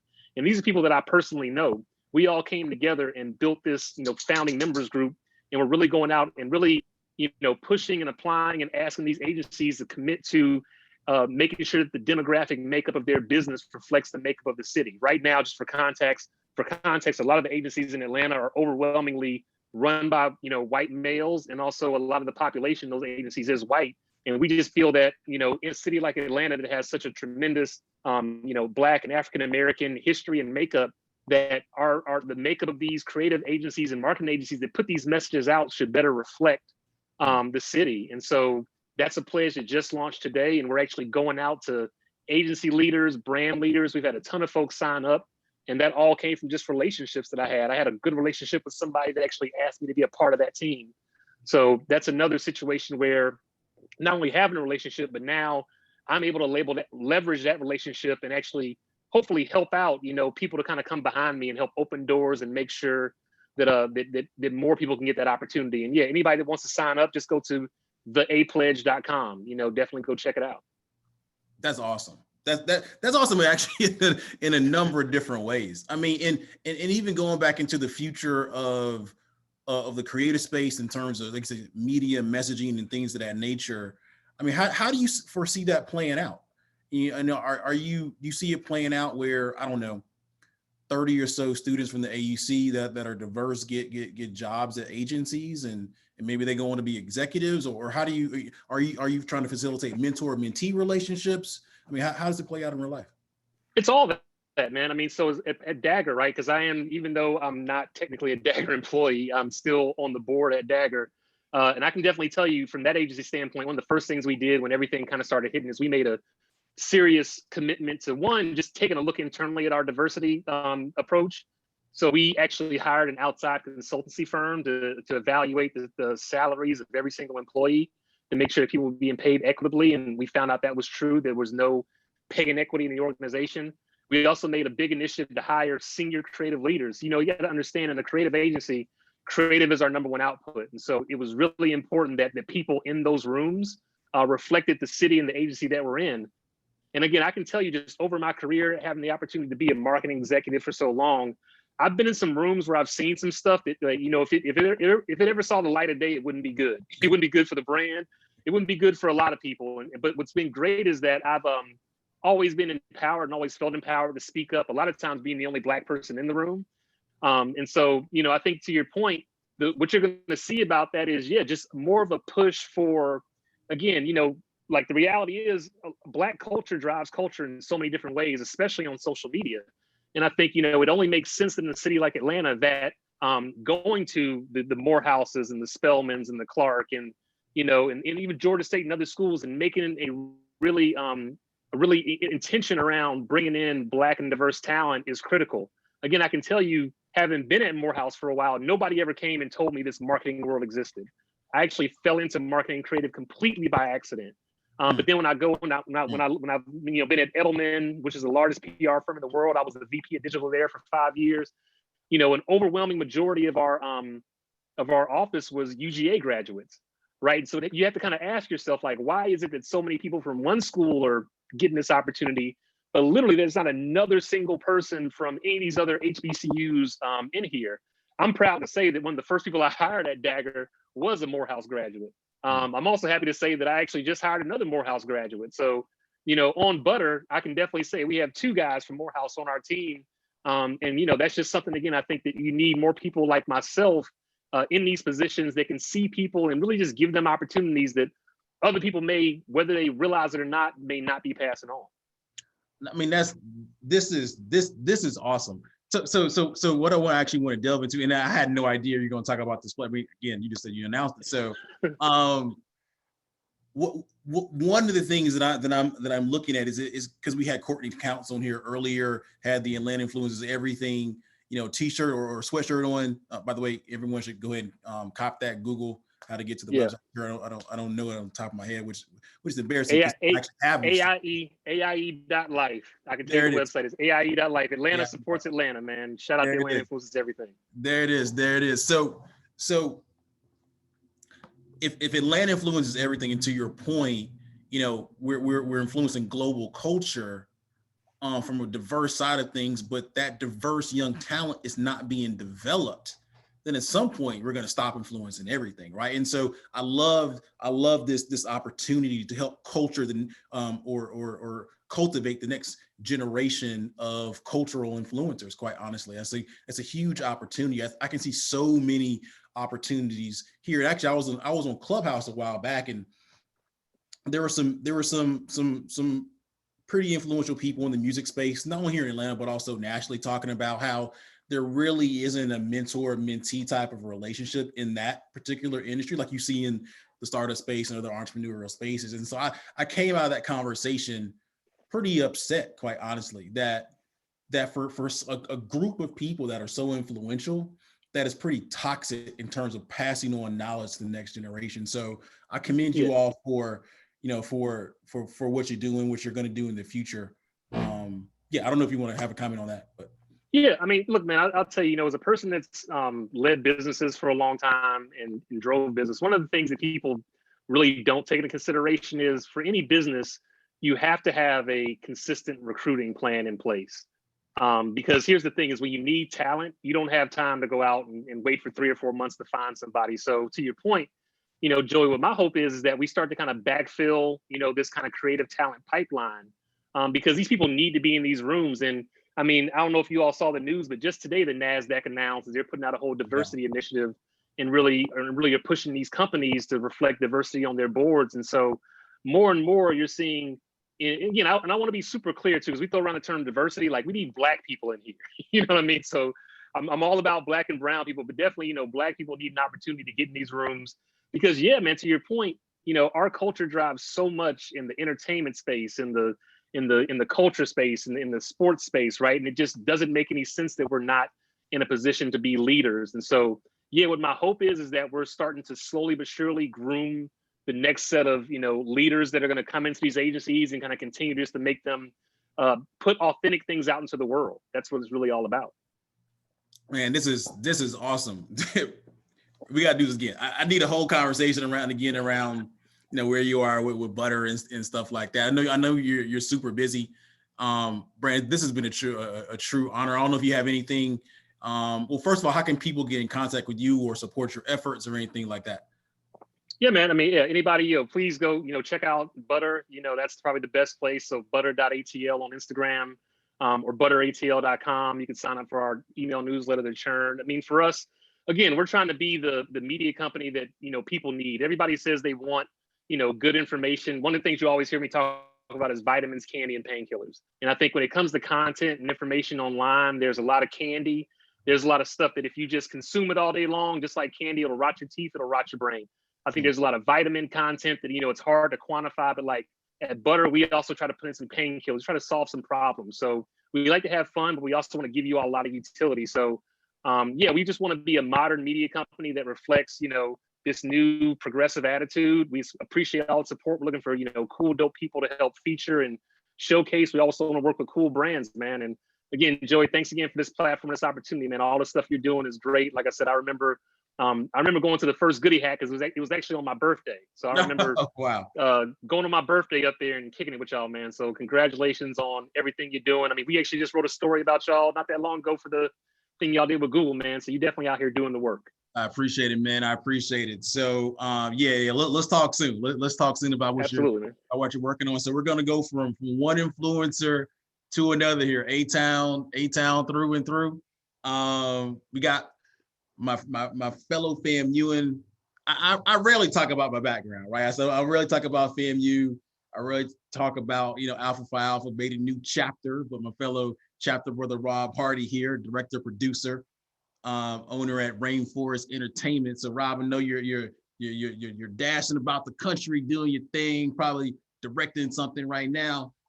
Before we kind of go into why relationships matter, in your space, in the film space, in the entertainment space, and in the business space, can you give a little bit of a backstory about who you are and what you're working on? Absolute, man. Well, listen, first of all, I appreciate you having me, man. It's good seeing you shine like always. So, for those that don't know, I'm Rob Hardy. I'm a filmmaker. I direct TV and movies and produce them both. And, started out at FAMU where I got my start there. Connected with a guy named Will Packer. We formed a company, shot a bunch of movies together, including Stomp the Yard and, Think Like a Man, No Good Deed, and then got into TV. Started doing a whole bunch of different TV shows, from Criminal Minds to The Flash, Blackish, et cetera, and then got a chance to start doing, situations where I could help create shows. So I created a show called The Quad that ran in Atlanta for a couple seasons. Did the same thing with All American, which is out right now. Matter of fact, season 3 drops on the CW next month. And then just helped launch a new show called Power Book 3, Raising Canaan. So it's like the preview to Power, and that comes out this summer. So it's a lot happening. And, I love telling stories and working with great people, man. So it's all good. Awesome. So quick backstory. FAMU has a strong culture of entrepreneurship, especially in the entertainment space. And so when I was coming through, Rob, Will, and a few others were the standard, were the examples. And it's because Rob's not too much older than me, but they were the examples of how you should be in terms of entrepreneurship. We heard legendary stories of moves they've made. But Rob, I mean, let's talk about in your particular space in film or entertainment, however you want to kind of frame it. How and why do relationships matter? Uh-oh. Thinking maybe Raquel, you there? Okay. Yes, I'm here.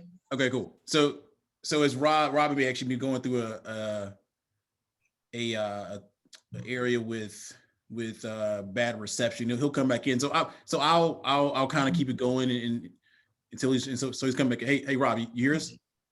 I'm here, man. I'm here. Okay, so I don't know if you heard the question. I just repeated. So how and why are relationships, or how have they been important in your space?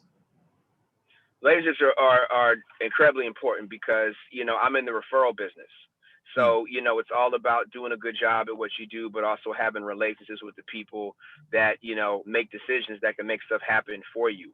But even leading up to it, when Will and I were first starting, it was all about the relationships, with our FAMU community, and, our fellow filmmakers that really helped us get Twa out there, which is our first, bigger movie.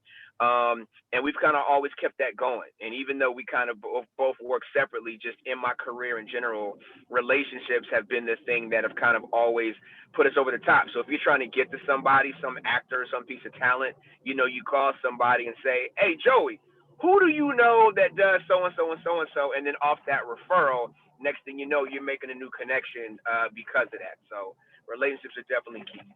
Do you have any examples you can share with us? I'm sure you got hundreds, but anyone kind of immediately come to mind? Absolute. Well, most recently, on the social justice side, I actually called you, and we were trying to put together, an app to help people, get more informed so they can come out and vote. And we were doing that with the New Georgia Project. And you actually referred me to a colleague of yours who referred me to a young lady who wound up being the project manager for that app. And then she ultimately got hired to the New Georgia Project. That's just one example of needing something, making a phone call, 2 calls later, you have somebody that now has a second career. So that's just one example of how that works. No, that's awesome. And I remember that. So Rob is one of those people, like, you get that text message like, oh, okay, hold on, let me just drop everything and let's see what we can make happen. And so I think he ended up connecting you to Chidi and a few others. Jared, who's opened up a lot of doors from General Assembly, Jared Koger and stuff like that. Now that's awesome. I mean, so without really going into into details, have you seen it where it's kind of worked the other way, where relationships have maybe cost someone? Because you say you're in the referral business, right? So I got to imagine maybe in some cases where you want to get connected to someone or something like that, and the reputation may not necessarily be there, so a door isn't opened. Yeah, so there are a lot of times where you go places and like I was up for a job one time with the big time producer, and he and his squad really liked me and they really liked my presentation. But I was going up against somebody that they had worked with before, and he had the relationship. And you know, they like struggled over, I'm told, they struggled over with the other person. They went with him. Um, and he got the job, and you know, that's what it was. And he had the relationship. But what happened out of that was because I did a good presentation, I started developing a relationship with this producer, and we wound up doing something else together. It wasn't that big opportunity, but it still turned into something just because, you know, I had a good attitude about it. No, that's what's up. That's what's up. I mean, we've heard some common themes today in terms of being authentic, being humble. You know, a lot of stuff. In one case, Deisha Barnett from the Metro Atlanta Chamber talked about some stuff her mother told her back in the day. In some cases, just a good home training. Like we may have. Yeah, he's still there. So you know, some good home training. Into your point, so like you did a good job. It didn't work out for you originally, but it came back around because you did what you're supposed to do. And so at the end of the day, well, actually, the hidden thing, what I took from that is that you came in and you were prepared and you did your thing in terms of the presentation. It didn't work out originally, but it turned out greater later, right? So have you seen, are any other examples of how relationships have really turned out well? Maybe not for you, only for you, but other people in your space? Uh-oh. Might be experiencing some technical difficulties there. Yeah. Okay.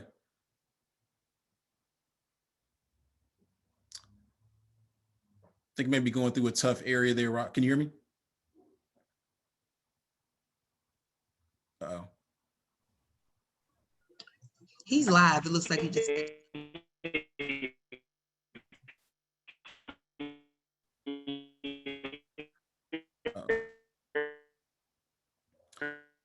Looks like maybe Raquel, are you having any issues hearing, or is it me? Yeah, he seems like he's active, but he may be just kind of connecting the audio. But the text Goody is still live. You can still text Goody Nation Goody to 707070 to donate. Back to you, Joey. Sure. Yeah. I think it was going through a bad area there. I mean, yeah. So he may have opportunity to kind of log back on, but I mean, yeah. I mean, it's real, and I can imagine in a industry like film entertainment, especially at the level of which he is, that you know, at the end of the day, your reputation matters a ton. Your reputation really is, at that point, it's about social capital, right? Your reputation is your currency, and so it can make or break you. So it happens in multiple ways. As we said earlier, like people are, you know, it's real, and that people will have conversations about you, you know, whether you're aware of it or not. And so having a great reputation is going to only open up doors kind of moving forward. And also being prepared for the opportunity as well. Right. Yeah. Right. Rob, I don't know if you're, I see you log again. You may not be on video. Maybe you can just you can take yourself off mute and maybe not do the video. I think you're on mute now, but.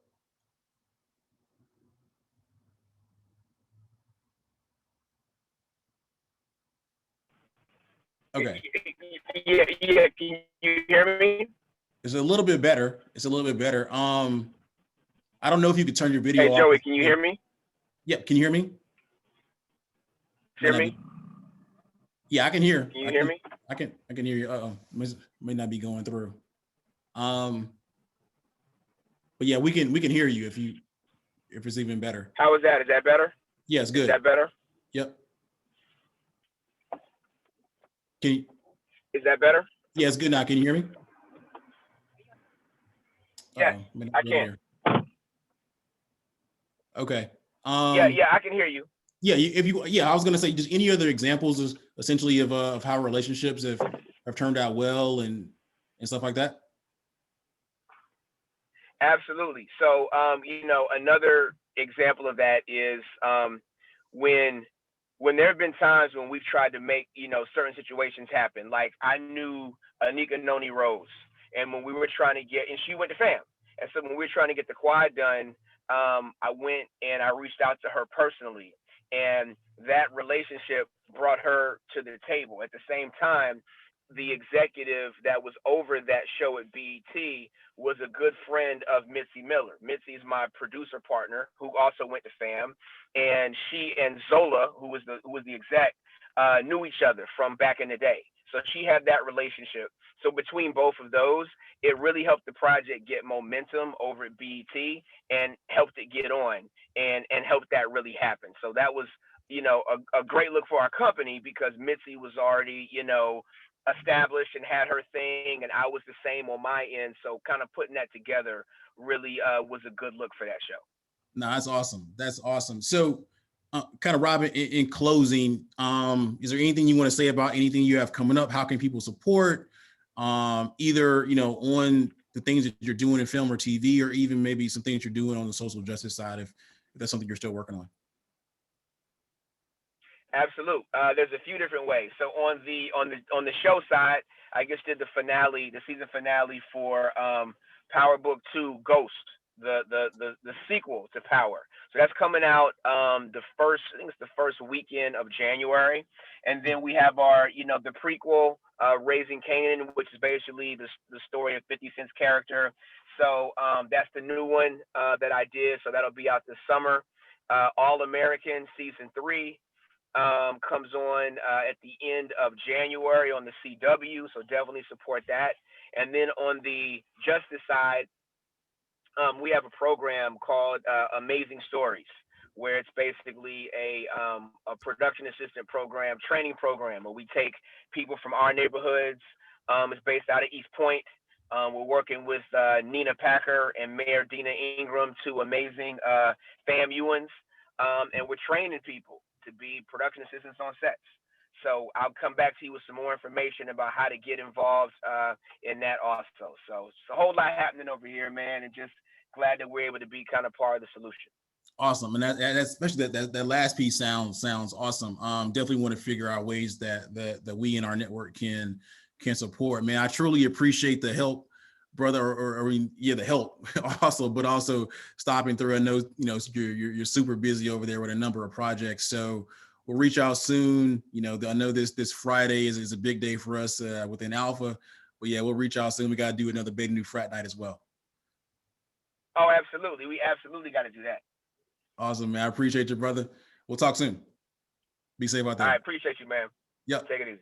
Yes, sir. Yes, sir. Awesome. Another example of how relationships play a big game. We're moving on to the next piece in our entertainment segment. Have a really awesome individual on who's doing stuff similarly on the entertainment side in film and TV. Another HBCU grad, apparently, I believe. Mercedes, you there? Howard, HU. Yeah, well, for today, we're all families. Giving Tuesday, it's cool. You know what I'm saying? I mean, I think we had some Howard people in there earlier. So we're gonna talk a little bit about, in your particular space, right? So again, you're similar. We got about 20-25 minutes to have a conversation on, how relationships matter in your space. I mean, you're dealing with tons of celebrities, you're booking guests. I mean, you're doing just a ton. I'm not gonna speak on terms of what your actual role is and your experiences, in your professional life. But I mean, I know that relationships matter a ton. But absolutely, before we get into that, and I actually have a story about how it ties into entrepreneurs that I know as well, including a guest who's going to be coming on in about an hour. But you want to give the people, so to speak, just a little bit of insight into your background and who you work with now, and some of the things you're working on. Absolutely. What's up, family? First of all, Joey, thanks for having me. Anytime you call, I'm there, and that's part of relationships. So whatever you need, I'm here. I'm Mercedes Lindsay. I work for Revolt TV. I have always worked in TV and film production. I'm typically behind the scenes, so being in front, this is a little bit, a little nerve-wracking. I'm a little sweating over here, but I went to Howard in DC, and BT is it was big for us. So like in college, I started working at BET. BET is always family. My sisters, like I come from a family that works in production, but I did the TV route, decided to come to LA, worked on a couple movies, one being, I don't know if you may have heard like a tiny film called Straight Outta Compton, got to work on that, but that was groundbreaking and really kind of sparked a passion for it. The film and TV industry is all about relationships. I then transitioned back to TV, and I love music. So I'm at Revolt TV now, which is a good hybrid for TV and music. We deal with a lot of entertainment. Our owner is Diddy, Puff Daddy. Depending on your age, depends on like how you know this man. So I've been over there for 3 years, and what I love about Revolt is it is truly a home for, you know, our people. And it gives a platform. We're all about being a voice and not necessarily following the trends or going by the book. So yeah, now I'm here. I love it. I love it. So let's talk a little bit about, you know, you allude to like how relationships are super important, you know, in your space, right? Mm-hmm. Especially for entrepreneurs. Absolutely. How and why? You know what? I think nowadays the world is so accessible because of social media. Everything is at the palm of our hands with our cell phones. I know for me personally, I know there's a lot of talented people out there and I may not know them. So we kicked off our summit, which was a big learning event for people. So we kicked it off in Atlanta last year. I'm in LA. I don't know Atlanta like that. I don't know, you know, I don't know who to call there, but I have a couple people that I trust. And when they tell me, hey, you should check this person out, you should reach out to them. So when they vouch for people, it's an easy, you know, like it's an easy way to come into the door, you know? For example, like TK and Ryan at the Gathering Spot. Love them. Anytime I need anything in Atlanta, I'm like, hey, we're looking to do something in tech. Who do you guys know? Who do you have? And they'll send me over someone, Shiaki. Like, and if it weren't for the relationship, I don't think, Joey, you and I wouldn't be connected if it weren't for relationships. So absolutely. Like it kind of, for me, it makes my job easier. I don't have to go look for somebody. I don't have to necessarily vet them. If I call you, Joey, and you tell me, hey, you should work with this person, I trust you. I'm gonna give it a shot. So it makes my life easier. And so I give you a little bit of story. I don't think I don't know if I told you, maybe I told you this via text or email or something about how, so it's great, or I want to talk about how some relationship stuff came out of the recent Revolt Summit pitch competition. Okay. And so also being intentional about putting people together related to, you know, some additional funding. So as you said, like you trust me. And so for me, that trust also extends down or benefits the founders in our network. So right. Context, I was able, so for the last 2 years, work with them on the pitch competition. Last year was the one here in Atlanta for music startups. This year, it was around social impact and identifying some top social entrepreneurs from across the country. And it was a tough competition, right? It was a super tough. I mean, there were so many good people. I mean, it was amazing. And so what we ended up doing was it was extremely difficult. We whittled it down to 10 founders, a few from Atlanta. And then we actually matched these founders up with mentors for the semifinal round for coaching over 2 days. And then on the third day, these 10 founders pitched to some judges to be selected for the final round. And the final round winner went on to get $10,000 and additional support from Revolt and so on and so forth. Yeah. And so here's how, even going back to the whole no code thing, and Edmund here helped me to realize this as well. So how I break down matching people up in relationships is oftentimes is on common things. So one of these things could be where these individuals went to school. So when I was thinking about how to match founders up with a That's how you did it. That's how you did it. That makes sense. Okay. Yeah. Okay. Yeah. Keep going. So the winner of the competition ended up being India Hayes from Mini City, right? Mhm. Based here in Atlanta, working on a very innovative solution to solve the homeless problems around getting homeless individuals IDs, right? And so unbeknownst to both of them, I matched her up with Austin Webster from Deeper, a music tech startup who's going to be coming on in about an hour. And they didn't know that both of them went to SCAD.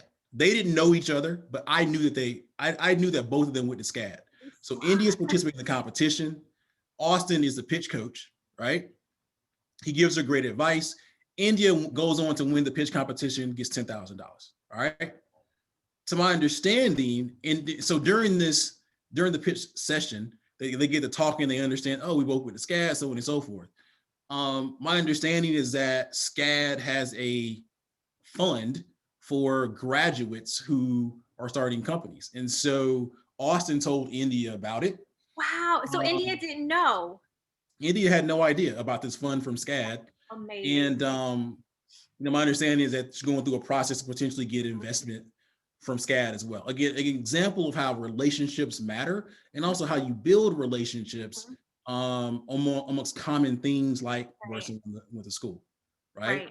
So just another example of how the process worked, coming all the way down from TK or Ryan all the way through me and through you, and ultimately benefits India Hayes from Mini City in multiple ways.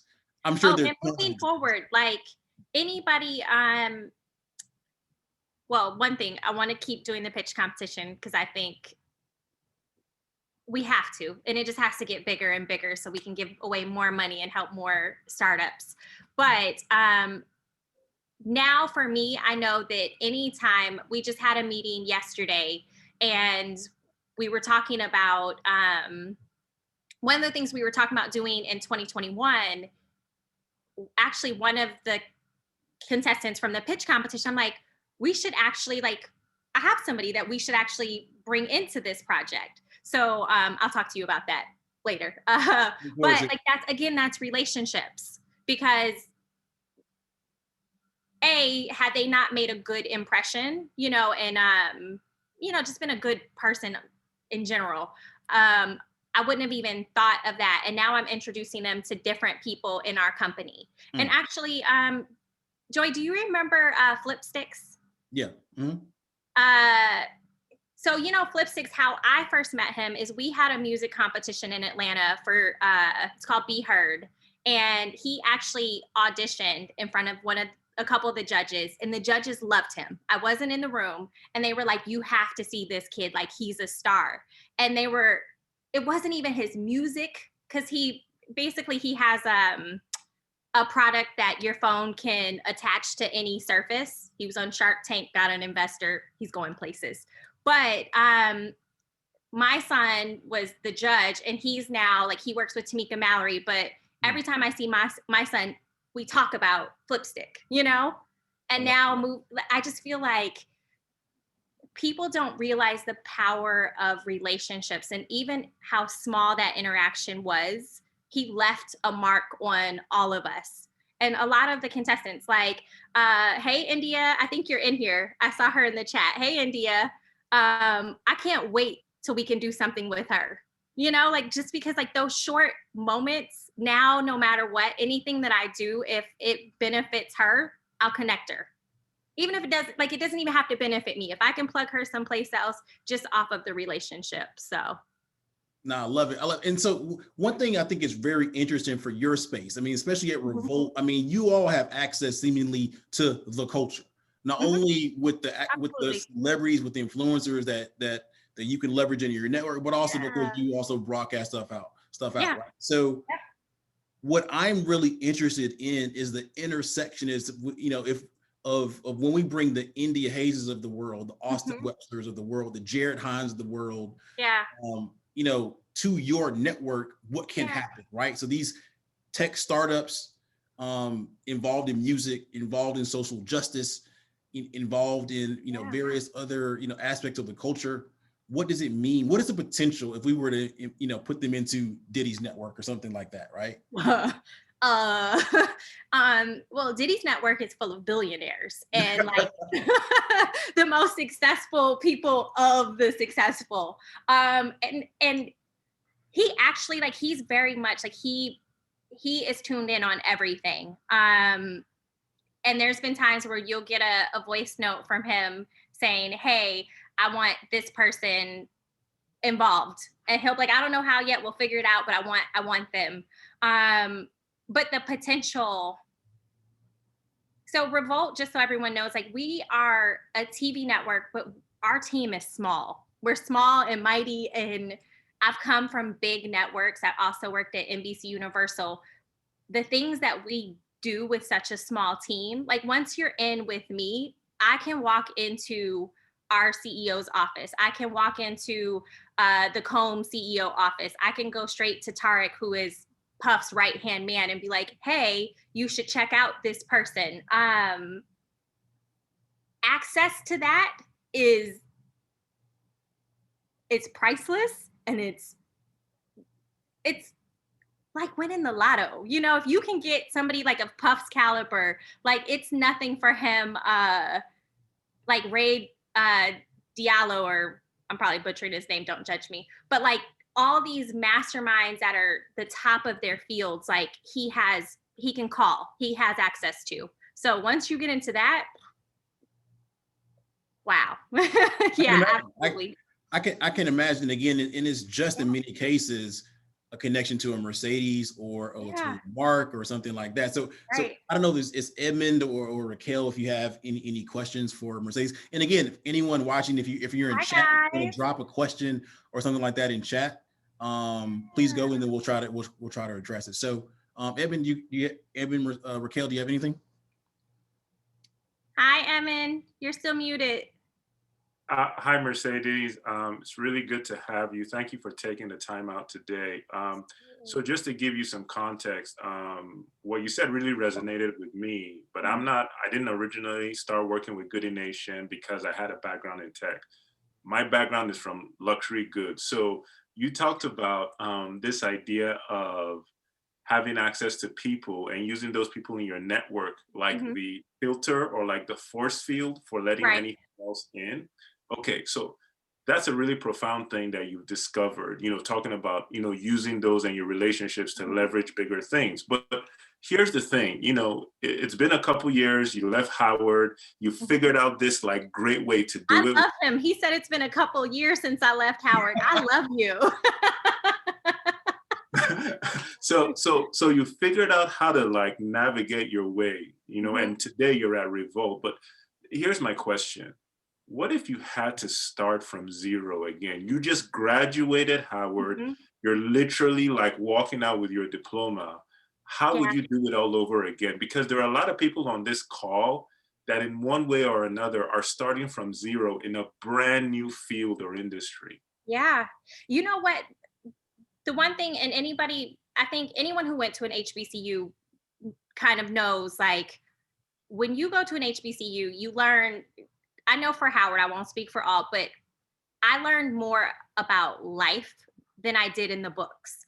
And at Howard, they teach you not to take no for an answer. When I first came out, like the entertainment industry, let's be real, it's pretty sexist. It's heavily male dominated. Being a female in that industry, like I will outwork anybody, like anybody whatsoever. And when we have productions, even on set, I'm at a point in my career where I could just show up and like do this, do that, but it's nothing to see me picking up trash, like picking up water bottles, like helping out wherever is necessary. Like my biggest thing that I feel like has gotten me where I am and has, garnered the respect of my peers is I outwork anybody. There's nothing too big, too small. Like I will outwork you. I am humble. Like things that I'm like, really? I will do them. Like no job is too small. And then also one thing that I think I missed the boat on, if I could do it all over, is mentors. Like finding mentors, just because with a mentor, you avoid bumping your head in some of the places that they bump their head. And then you also have access to rooms and tables that you wouldn't have, or not at that point. You would probably have to work a lot harder. So the biggest thing is don't take no for an answer. Work, work, work, outwork everybody. And then mentors. And that goes back to relationships. So it kind of all ties in. Because also, there's been times where there was an actor, I don't know if you guys know who Paul Giamatti is, but he's a super successful, talented actor.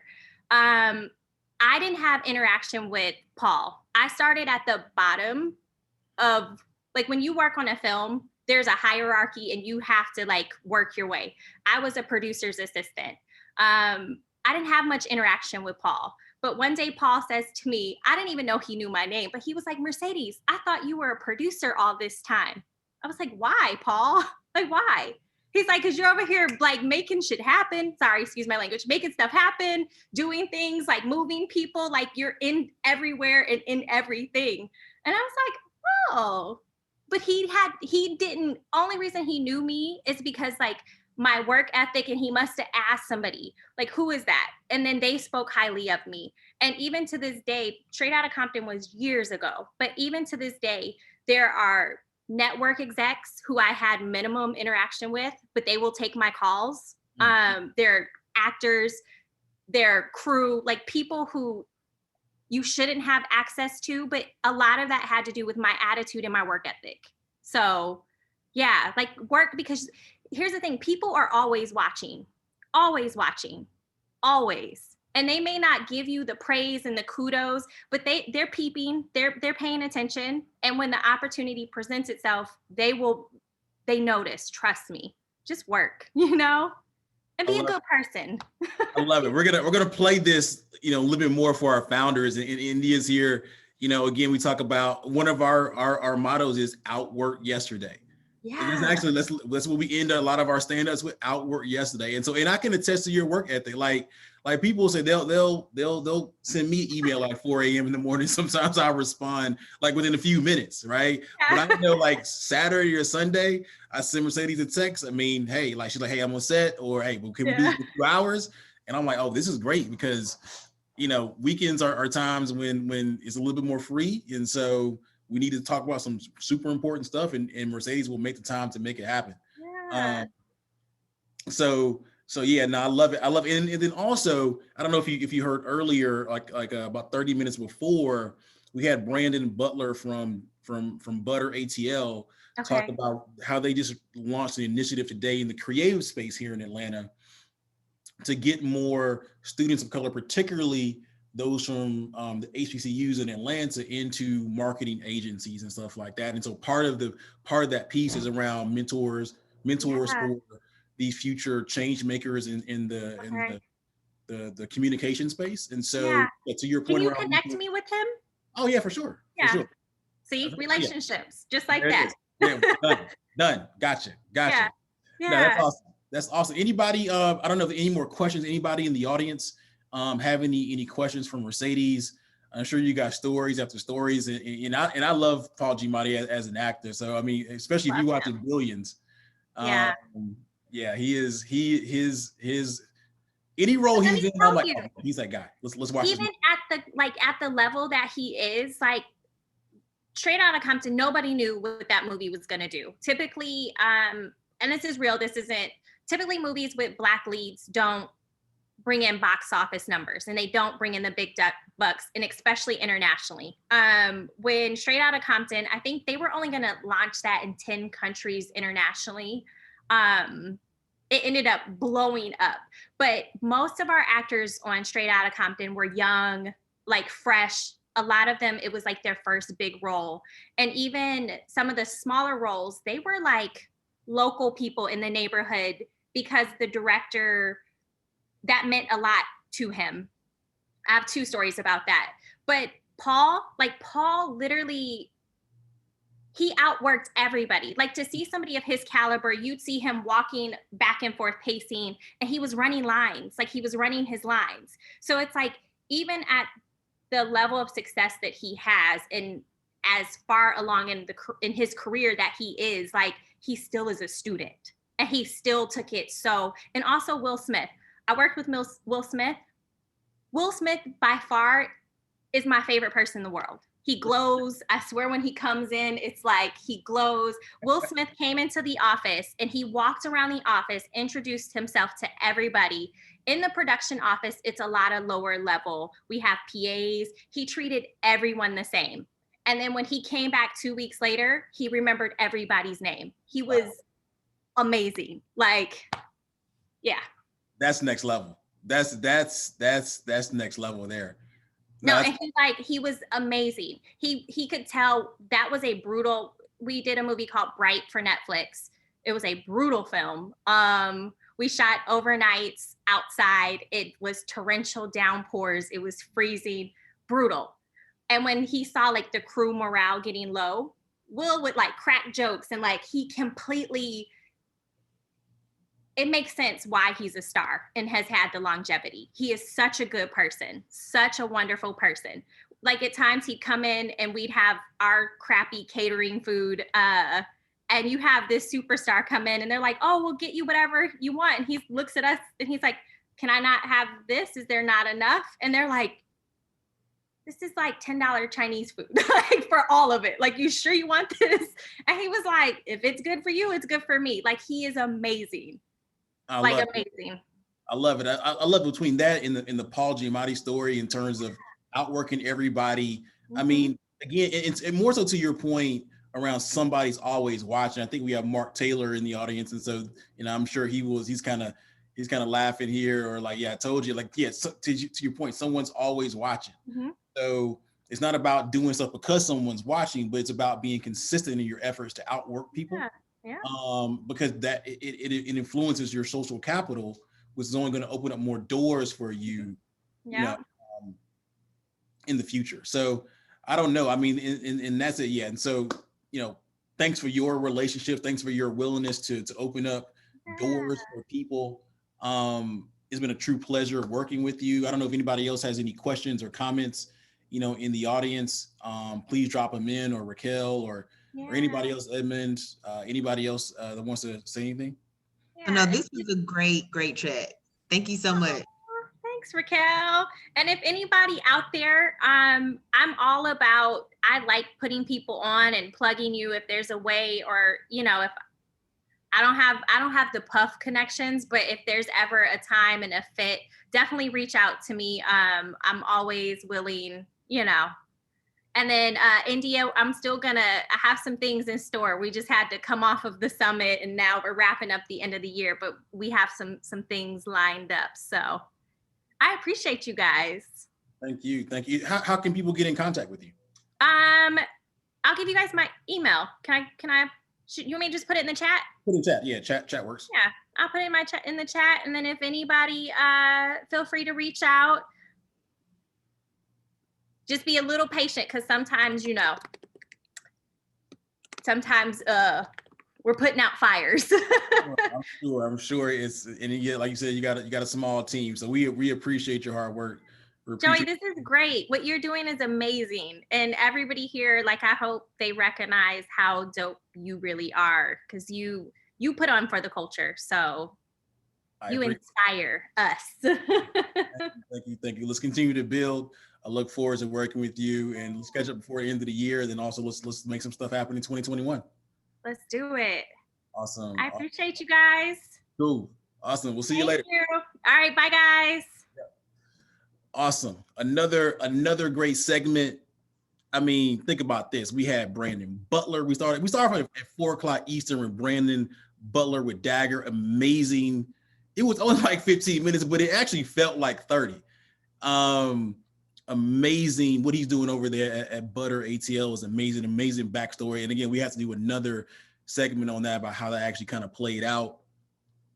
We then rolled into Rob Hardy, director, producer, doing amazing things. Talked about, what he's working on with All American, with Power, books 2 and 3, in the power relationships there, and then Mercedes, really brought it home with how people, especially in that space, how relationships are really the currency for getting things done there, and also how the importance of hard work, really opens up doors as well. So, when it comes to creating opportunities for individuals, leveraging people in that particular space, especially for tech-focused social entrepreneurs and diverse founders, is a real thing and a huge opportunity that where we need to pour even more resources in, kind of moving forward.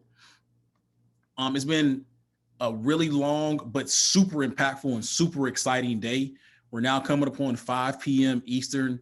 We're in our final stretch. We have 3 more hours to go. We're coming up now on the music segment. So again, we are raising money for Goody Nation. If the spirit comes over you, text Goody to 707070. You can still invite people to come on out. Tell a friend to tell a friend. Go to goodynation.org, click on Giving Tuesday. They can go ahead and register and kind of come on in. Next up, we have Jay Carter from One Music Fest. He's coming on board a little bit shortly, but we're going to have a 25-minute conversation with Jay, another FAMUan. He's not an alpha, but he cool. He cool. You know what I'm saying? But another legend in the game, in the entertainment space here in Atlanta. And again, relationships. So, Rob and Jay Carter, and myself, we weren't necessarily at school at the same time, but it's kind of back to back to back. And so the legends in the game, they've passed out a lot of, advice and mentorship to me over the years and opened up a lot of doors for me in particular. Right. And so that'll go on for 25 minutes. Then we have another conversation with 2 music startups in our program, Music Tech Works and then Deeper. And that'll take us through to 6 o'clock. So sit back, grab some food, grab a drink, post in chat any of your comments or anything like that. Mercedes, again, has dropped her information in chat on how to get in contact with her. We can also extends to, I can, kind of open up some doors with her as well. So yeah, Edmund, Raquel, as we wait on Jay Carter, any thoughts on what happened? Yes, I think I love the segment with Mercedes. I thought the stories are very they made me feel really good and made me actually feel like I need to be nicer. So I loved her stories with Will. So I love that. That was good. That was a nice touch to her stories. But I'm looking forward to the music because Atlanta is home to music, and as you know, I am the streets. So I'm excited about hearing about this part of the culture. Yeah, definitely +1 on what you said, Raquel. What I take away from this, and this is kind of like with my experience dealing with people, for someone like Mercedes to be as giving and vulnerable as she is, it really says a lot about the influence and power that she does have.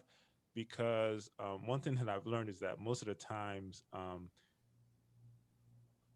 people are, for a larger part, afraid of giving and sharing the power that they do have. And really, really powerful people tend to be very, very giving in venues where they share a context very strongly. And for her to do that, I want to recognize that. I think she's a very, very powerful person, and that's what I took away. Nah, that's awesome. Yeah, I'm with you. I'm with you 100% on that one. And speaking about people who are giving as well, we got our next super influencer in the mix, the legendary Jason J. Carter. FAMUan. We'll allow a Q to be on the show today. We'll allow him to be on the show today. But I appreciate that. Thank you, Kyle. I love it. Yeah, man, I need to get that hat from somewhere. Where'd you get that? Come on, man. We always gotta represent, man. Always, man. We in this together. You need to drop that link in chat or something where you need to order one. I mean, so we got Jay. We're at 5 p.m. We've been here since 8 a.m. Wow. Amazing conversations on why relationships matter. across a lot of different industries and areas. And so now we're moving into our music segment. And so before we kind of get into, why relationships matter in music, in the concert space, and just all the things that you're doing, can you spend a little bit of time going into your background, telling people about what you worked on in the past and what you're working on now? Most definitely. What was the first part of the question? What I'm working on? Say again. Just your background, what you worked on in the past, what you're working on now. So what's going on, Courtney? I see you, brother. Worked on a few things, man. I actually was a legal consultant, moonlighting as an event planner, promoter. Really fell in love with. Moved to Atlanta from New York, but fell in love with Atlanta's energy, and it was really raw. And when I moved here, it was just very open it felt like it was very open to like new ideas and concepts. So that kind of pushed me into the event space. Just wasn't able to find some of the things I thought Atlanta was ready for, and just started building, man. And from there, I think, I came in on the tail end of the conversation, but opportunities come from developing relationships, and in doing some of these events, I was pushed into the brand marketing space. A few large spirit brands started attending some of the events that I was doing, and Heineken, probably like a year and a half into doing events, was at one of my events and asked me how they could be involved with some of the events that we were doing, and at that point, early 2000s, is when I realized that we're not really event planners. We're cultural architects, and they need us to help guide them through our culture and through our communities, these brands, right? So at that point is where we actually became not only an event production company, but we also became a brand marketing agency and engine as well. And really been doing that for like the last almost 20 years now, man. One Music Fest was a little brainchild back in 2008, came to fruition in 2010, and became the fastest growing festival of its kind in the nation. Since the pandemic, a lot of opportunities really kind of, popped up. I told people when it first popped off in March, the folks that's going to survive this pandemic will be the creatives, those that do understand, how to leverage like what you're doing, leverage your relationship, leverage your creativity, leverage your community, leverage your resources to create something out of, I don't really want to call it despair, but I mean, for a lack of a better word, I mean, that's kind of what a lot of us are experiencing. So, we immediately, I would say about 6 weeks in, started producing some digital content around the pandemic, mainly, utilizing, and we called it, actually, that one of the platforms we started was called Resources, because so many people were just confused as far as like how to move during the pandemic. I was on, man, I don't know, maybe at least 4 or 5 different WhatsApp chats of people all over the nation that had access to like this grant monies and this PPP, relief effort. And, it was just one after the other. They just kept rolling out. And, as I kept getting this information, I was saying, Jesus Christ, I mean, how do we get this to everybody? How do we get this to the people? So every Tuesday and Thursday, we were utilizing the One Music Fest IG platform. It had our legal counsel lead the conversation with special guests 2 times a week, just getting out all this information to the masses and trying to just do our part. So at the early part, we started really creating a lot of digital content. We created 2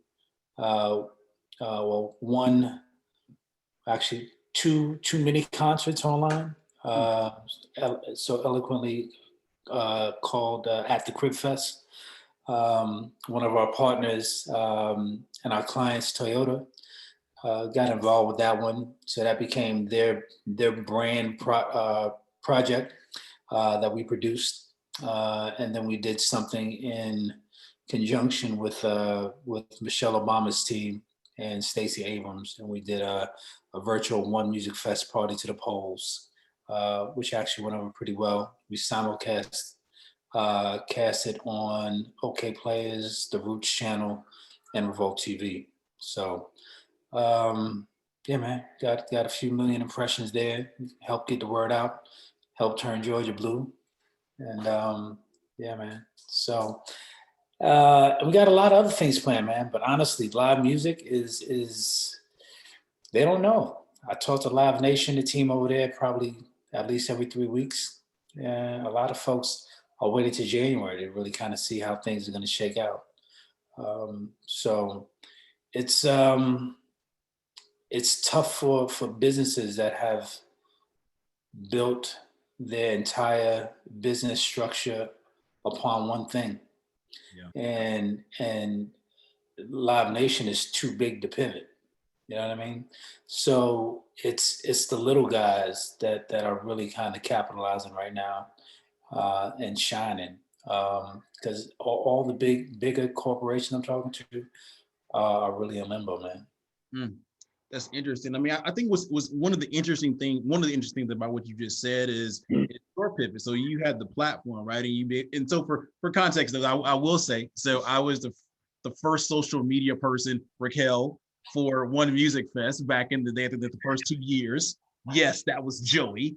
And adjusted glasses on you, did she? She did. Remember being out there at the first one, man, in summertime and that on the concrete pavement, running social all day. That's right. That tent. But yeah, so no, I think leveraging that platform for good, right? So first around COVID-19 relief efforts, and then around voting is an interesting pivot. And then one of the major things I took from that is you still had your contacts and your customers kind of come with you. So you mentioned Toyota, which I think might be interesting, right, to kind of dig into. I mean, I got to imagine, as with Mercedes and Revolt just said before you, around the power of relationships and trust, how them getting involved in some new things that you were doing. Yep. Kind of came about. So can you talk a little bit about how relationships may have played a role in some of the stuff you've been doing around COVID-19 and even the voting piece? To kind of dig a little bit deeper into that. Yeah, definitely. Relationships are everything, honestly. And doing right by, and doing right by your relationships and doing right by these brands and individuals. I remember, prior to Stacey Abrams running for governor, I knew of her, but not a lot about her. But when she first jumped out there and threw a hat in the ring, I was behind her, right? And I said, hey, whatever you and the team needs, let me know. And in 2018, she was like, what do you think about me getting on stage and addressing the audience? I mean, she asked me this probably about a week before the actual festival. And I was like, shit, hell yeah, let's do it. But we had to move artists and we had to move some things around on the artist schedule because I think she was going on right before Nas or 2 Chainz. And I told the production manager, who's not of our hue, right? Like, this is what we're going to do. And he was like, no, we can't do that. We shouldn't get politics involved with the festival, blah, blah, blah. We got to move all these things around. And I said, nah, this was not a request. I'm telling you what we're going to do. And he had, he it sat on him, right, for a second, right? Because he was also, as a production partner, I mean, he has some skin in the game as well, right? And it's crazy. During the pandemic, he called me about a month and a half ago. And he said, man, I just want to call you and apologize. And I was like, for what? He said, for something I said 2 years ago. Mm. And I was like, well, what are you referring to? He said, you were very adamant in having Stacey Abrams on the stage to address the audience about her running for governor. And it took me 2 years to see all the work that she has done and how you're working with her to realize that I spoke out of turn, and I didn't see the vision. You know what I'm saying? I didn't see the long-term vision to the plans, to the idea of having her address the audience on that One Music Fest stage. So that was the start of, so 18 or 17 was really a start of a relationship of how we utilized our platform, our voice, for the sister, you know what I'm saying, running for governor of Georgia. But I think that's the power of what you're doing and everybody else that you have involved on this digital conference is how do we utilize our platforms for greater good? You know what I mean? And to understand that everything that we do is bigger than the right now. You know what I'm saying? Like, we all need to have that long-term vision, and not only for like personal gain, but for the benefit of the whole. Yeah, long answer to a short question, man. But relationships, man, are everything, and we all have to continue to use our platforms, especially during this time. Yeah, no, that's huge. And for so how big is the One Music Fest platform? So how many people came out, last year or even the year that Stacey spoke?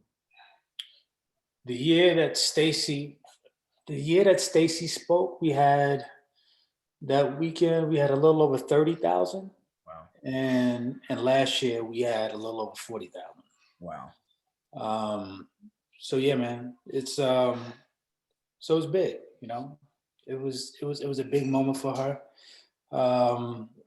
And we'll continue to do it, man. We'll continue to try to leverage our platform, our reach, for the greater good, man. So, but yeah, I mean, and she had, and probably her losing the election was one of the best things that probably could have happened for her, considering the role that she played in flipping Georgia blue. You know what I mean? So everything happens for a reason. Yeah, that's huge. That's huge. And so yes, if anybody have any questions, please drop them in chat. I don't know, Edmund, Raquel, even Courtney. Anybody have any questions? Yeah, I just dropped one in the chat, and this is for you, Jason. Yeah. So Jason, you're talking about your work, your career, all the different assets that you're putting to work to drive culture, tying that with business. But right now we're in this COVID period, right? And my question for you is, post-COVID, there are a lot of things that are going to change, a lot of things that are going to happen. And as someone like yourself who is immersed, in culture and driving culture, what's a change that you predict that a lot of people are not prepared for or even know how to capitalize on right now? I think the way we communicate, I think the way we socialize is going to change for a while. Just the other day, I was talking to a couple of colleagues as well about COVID, the pandemic. It's at some point you don't run from the you don't run from COVID. It's how do you live with it, right? It's I mean, for all the 80 babies that's on that's tuning in, and remembered the HIV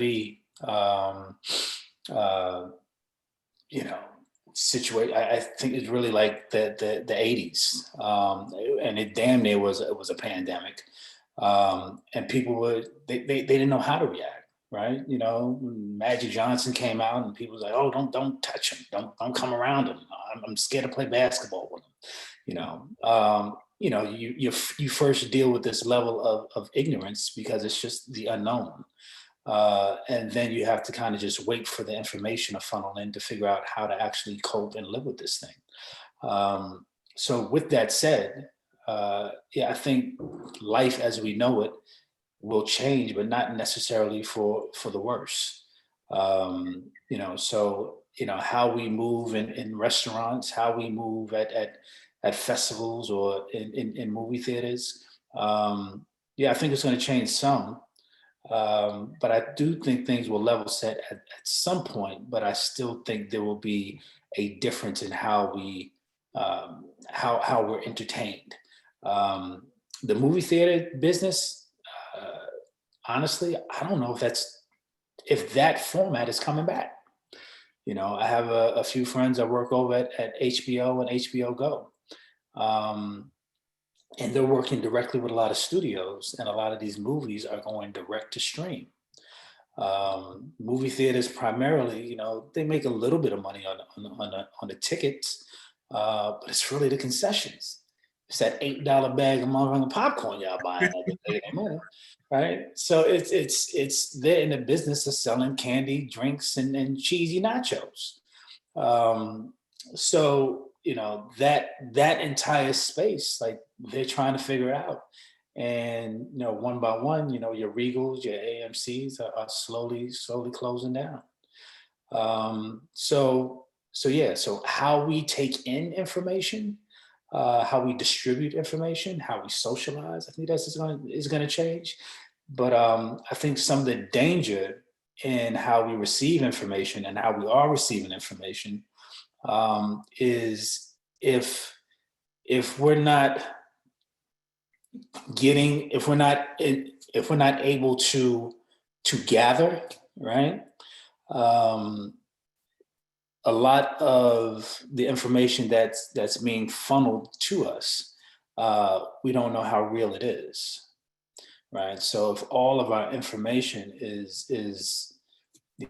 some far right or far left website or memes that's popping up on Instagram or on Reels or something that randomly pops up in our feed on Facebook, and we take it for the truth.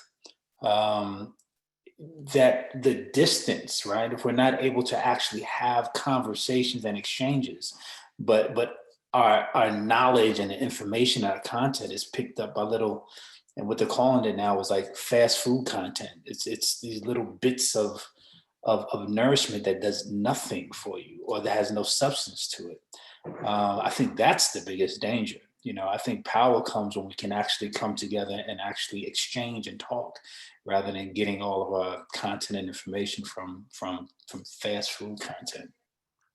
So I have to kind of piggyback on that. I mean, especially in your space where many people in the industry, see each other at events and physical space. You bump into somebody and okay, hey, let's catch up. It turns into a deal, so on and so forth, right? And now we can't be you can't bump into somebody, right? And actually moving forward, vaccine happens, COVID's over, so to speak, or at least minimized. I'm not sure how much people are going to go back to in-person stuff for, the everyday things. I think for high value things, or for the one music fest of the world, people come back. How does someone in your space, Jay, still meet new people and then also catch up with kind of some old folks when it used to be in person was the way you kind of did it for the most part, but now everyone's virtual? I mean, that's a great question, man. And when you said new people, right? Yeah, especially for meeting new folks as well. Yeah, man. I mean, it's a challenge. And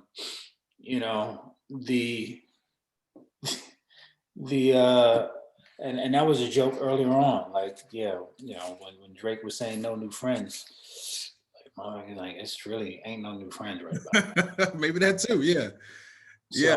So, me and some of my folks, we may gather maybe 3, 4, 5 of us in the backyard, everybody social distance, and that seems like that's the new norm now. Like where can I find an outdoor patio? Where can I find some space, and we all kind of get together and exchange ideas and just catch up.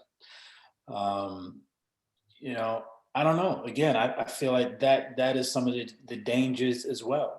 You know, not being able to form and formulate real, true, authentic relationships in this digital space, in this Zoom era. And we're talking about us as far as grown ass adults.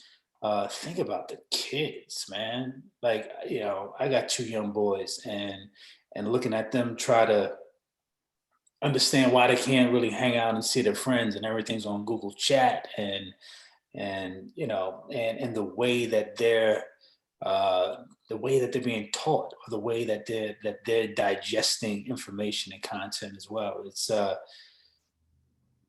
that's nerve wracking. You know, you kind of got to invest more time in your kids and make sure that everything that they're getting is not from, you know, a 10-inch screen, and that you can kind of, you know, feed their spirit and their heads with the right information and content. But yeah, man, it's a different time, and we all trying to figure it out. I wish I had a better answer. And that's all good. It's all good. And I think kind of even kind of alluding to something you said, I was gonna in terms of like the next generation, and we have like a few more minutes. I'd like to understand how relationships have played a role around mentorship for you, right? And so when I say mentor, maybe can you give one example of when you had a mentor in this particular space around what you're doing, you know, and I know your career spans, you know, a while, but even you can keep it relatively recent, or you can go whatever you want to, right? But also, have you been a mentor to someone else? And for clarification, for transparency, I consider Jay, you know, one of my mentors as well. And so, but yeah, so how have you, or not say how, but can you give examples of you, you know, being mentored for someone, from someone in this space? And also, are you a mentor to someone else in this space as well? Yeah, yes, and yes. You know, it's funny. Sometimes you have a mentor, you don't realize that they're your mentor until you're older, and realize the tutelage and the guidance and the protection and the coverage that the cover they actually gave you then. I think I might have still been in college or just graduated. But my father's friend produced the Jack the Rapper conference, right? And he needed some hands, right? He knew I did a couple of small things in college, and he needed some hands on deck. And so he would have me work the conference, you know. So, you know, this was in the, I guess, yeah, it's like the bad boy heyday and all that. And so I'm working with artists and working the conference and kind of working from the outside in. But from that day on, his name is Don Rivers, I'm sorry. Don, you know, for every event that he had, he would just bring me on, and he would slowly start kind of teaching me the business, the ins and outs, telling me the different levels of how to promote, how to market. And you know, at that time, I had no interest in doing large events, but everything that he taught me then and there stuck. But he was just, you know, he was a genuine guy who was widely respected in that space, in that industry. So I would say he was one of my earlier mentors that kind of showed me the ropes in regards to event production, marketing, and really building relationships, man. I mean, he was shaking hands with everybody from valet to top music execs, you know, and that's something else that he definitely taught, is never look down on anyone. So that guy that's opening the door for you, walking into that venue, to the top execs that's inside of the venue, you need them all, you know. And as we said earlier, relationships matter, but also it's a true sign of character is how you treat those that can't really do anything for you. And man, and you know firsthand, when I first started, I used to bring on 10 interns every year. Courtney got some of my interns, so he knows from Ian and the Bang guys. So, you know, it's something I knew from earlier on that keeping young blood around you is just as important as me of coaching and mentoring them, right? I think young energy, young ideas. I mean, that they you need that. You know what I mean? I mean, they you know, a 30-year-old mind is going to think very, very different from an 18, 19-year-old mind. But some of the ideas and out of the box ideas that they had could easily be plugged in and implemented into the things that I was doing. And this 30-year-old mind could use or further develop. So the crazy thing is, as much as I was a mentor for those 10 interns every year that I brought on, they fed me just as much as I fed them. You know, so I think mentors, real mentors, they get it. You know what I mean? Like I'm also a member of the 100 Black Men, and that's something that I mean the whole entire organization was based upon that. But in speaking with some of them, you'll see and you'll hear that they need it just as much as the mentees need it. There's some kind of hole or emptiness or something that they missed as a child that they're trying to instill and plant into these young minds. So those mentees are just as valuable to us mentors. So that relationship goes both ways. I love it. I love it. That point came up earlier. You know, oftentimes we have these relationships, these power dynamics, people that are considered experts or lifelong learners, and so they want to learn as well. So I can see why you've been so successful. Jay, it's been a pleasure, man. Is there any way people can get in contact with you? I'm not sure what the best way is, if it's email or if it's social media or something like that. Email, yeah, it's simple. It's just letter J Carter at onemusicfest.com. Yeah, just give me a shout, shoot me an email, make reference to this conference, and be happy to speak with you. Awesome, man. There it is. You know, our relationship, I mean, it spanned a while. I mean, even before you know, we met, you know, I had heard about the legendary Jay Carter. So I truly appreciate it. And we should definitely catch up soon. Definitely, man. You moved right around the corner, man. I know, right? Even in the backyard. Yeah. So let's make some stuff happen, man. I appreciate you and I appreciate your pivot during the pandemic, which must be extremely difficult. What I know is extremely difficult for people in the live event space, and how you use it to your platform to make the world a better place and more sustainable for us all. So thanks a ton, brother. No doubt. Proud of you, man. I'll talk to you. Thank you. Peace out. Awesome. Well, that was great from an Atlanta veteran in the game, music, nightlife, culture, creation. Another quotable, Raquel, excuse me. It's 5:30, so I apologize. Yeah, where we going? Cultural architects, right? So we're talking about cultural architects and stuff like that. So as we move on to the second part of our music segment, we have some of the founders in our program that are doing some amazing things. Before we get to them, again, we're raising money for Goody Nation.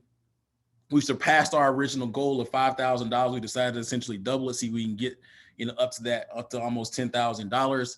For anyone watching across here or Facebook or YouTube or some other places we're streaming, feel free to donate, but no pressure. Text Goody to 707070. It'll help us with our programming and our operations in 2021. So let's move on to this next panel of amazing founders of music tech startups and how relationships have played a role in their life. So we have Daryl Thompson, we have Jared Hines, we have Austin Webster here. Before we kind of get into the meat of it, we're going to kick it to Jared first to tell everyone just quickly, just who you are, name of your company, description, why it's important. Then we'll kick it to the deeper team. Cool. Jared Hines here. First off, Joey, this has been great. I had you on the background, rocking with you almost the whole time, but definitely a lot of gems dropped and enjoy this. I'm the CEO, co-founder of Music Tech Works. We make insanely simple music licensing tools for the industry. Our first product, rightsholder.io, connects video production companies with the music publishers and labels, are basically the rights holders of the songs that they want to use in their productions, and makes it easier for them to get a license so that more artists' music can be heard. The artists can get paid quicker, as well as the songwriters, publishers, so on and so forth. And we get the benefit of great storytelling with the music supporting it. Nice. Gonna kick it over to Austin. Hey, Joey, this is fantastic, man. I'm super excited for what you guys are doing today. I'm Austin Webster. I'm the founder and CEO of Deeper. Deeper is a product suite that is reimagining music data, utilizing the creators behind the music. If you're a creator, you should care, because ultimately knowing and being seen is a big way that these creators, producers, songwriters, engineers are able to make a living. If you're a consumer, which all of us are in music, knowing who's behind the music tremendously impacts how we discover music. And if you're in the entertainment industry, there are key insights that are being missed because this data is not being leveraged in the right way. So that's what we do at Deeper. Nice. And Daryl? Sorry, I just had to unmute. My name is Daryl Thompson. I'm a co-founder and COO with Austin at Deeper. My background is as a 30-year entertainment lawyer veteran. So that's the experience I bring to this, and I'm just happy to be a part of this, and always trying to support anything Goody Nation and Joey does, because he's helped us out personally so much. And I want to make sure I challenge everybody on here, if you all, and you don't have to say, but I think we all need to definitely step up and make a donation. I'll be making a donation to Goody Nation. So happy to be on. I appreciate you, good brother. Appreciate you. So let's go a little bit into relationships. I'm going to keep it with the Deeper team. Let's talk about, just for a second, again, you're in the music space, right? So we're talking about music, which is its own thing around relationships. And we heard from Mercedes Lindsay, we're Revolt. We just heard from Jay Carter. We've heard from a few others. We're also in tech, right? And so can you all talk a little bit about, your thoughts on why and how relationships are important in the space that you're in? Again, the intersection of music and then tech and entrepreneurship. Yeah, I mean, it's essential. And one of the things, when I started on this journey almost 4 years ago, I was just a huge music fan. I love music, and I saw there was an opportunity to make music discovery better. And as I went along this journey, building out an MVP and connected with Daryl at A3C here in town, I call him my Yoda, because he taught me really what the power of your network is. And that was one of the things when we started meeting and talking about the possibility of coming aboard as a co-founder. He was like, I have almost 30 years of connections and network in the music industry. What you're doing, you need to understand this part of the game. And it's just been a fast course journey working with him these last 3 years. And I'll kick it to him. He can touch on that a little bit further. No matter what industry you're in, obviously we're talking about music today, but it doesn't make a difference whether you're in the health and beauty, or if you're in consumer goods, or whatever it is your industry is. You have to network. You have to know the people who are involved. But it is more important specifically with the music industry. If we're working with the music industry, you need to know who the players are. Even if you don't personally know them, you need to know their names. One of the great things I did, and I encourage all young people who are getting involved in this business, is read the trade magazines, understand who the players are. Who are the Sylvia Rones of the business, the only woman who's the head of a major record label group. You got to know who a Big John Platt is, who is the head of the world's major the largest music publisher. You have to know who the people are. And you don't have to just only know the top people. You should know who some of the junior people are who are just starting out. The more people you know, so that if you were to go to a party and bump into them, you can mix and mingle, you'll have something to say. So definitely do your homework if you're out there listening and you want to be involved in this music business. Know who the players are. Know who the players are. It's all about the game. So Jared, want to kick it to you. So how and why, are relationships important, in space for you, for your experience? Well, the space I second everything that Austin and Daryl said. Space we operate in is a niche within a niche, right? So we're dealing with, on the video side, Mercedes talked about production, music supervisors who are a very small part of that production group in terms of the number of people they are, but they have outsized power in that, they're controlling budgets, hundreds of thousands and millions of dollars in terms of licensing music. And it's a small, tight-knit group over there, and they're dealing with the licensing people at the publishers and labels, which is another small, tight-knit group. And so we're trying to connect. They already connected, but we're helping them to connect even more. And so, to Daryl's point, you got to understand who the players are. You got to understand how they like to work, what they do, what their interests are, and get to know them so that you can understand and they can tell you readily, hey, this is where my pain point is, right? This is what works for me. This is what doesn't work for me. Here's what, if you could solve this problem, this would be great. But if you don't know who they are and you don't know how to speak their language, then it's not gonna work. With entertainment, music or TV film, you come in the door like from the outside, I got this great idea, I'm gonna solve all these problems or whatever, man, you're not gonna make it past the front door, right? Nobody's gonna take you serious. They got a million people that are hitting them up every day saying, I got this, I know how to solve all your problems. Which is why it's important to go ahead and cultivate those relationships. I personally am more of an introvert. I don't really like networking that much. If there's a networking event or I could be at home watching Netflix, I'm probably gonna wanna be at home watching Netflix. But you gotta force yourself to get out there.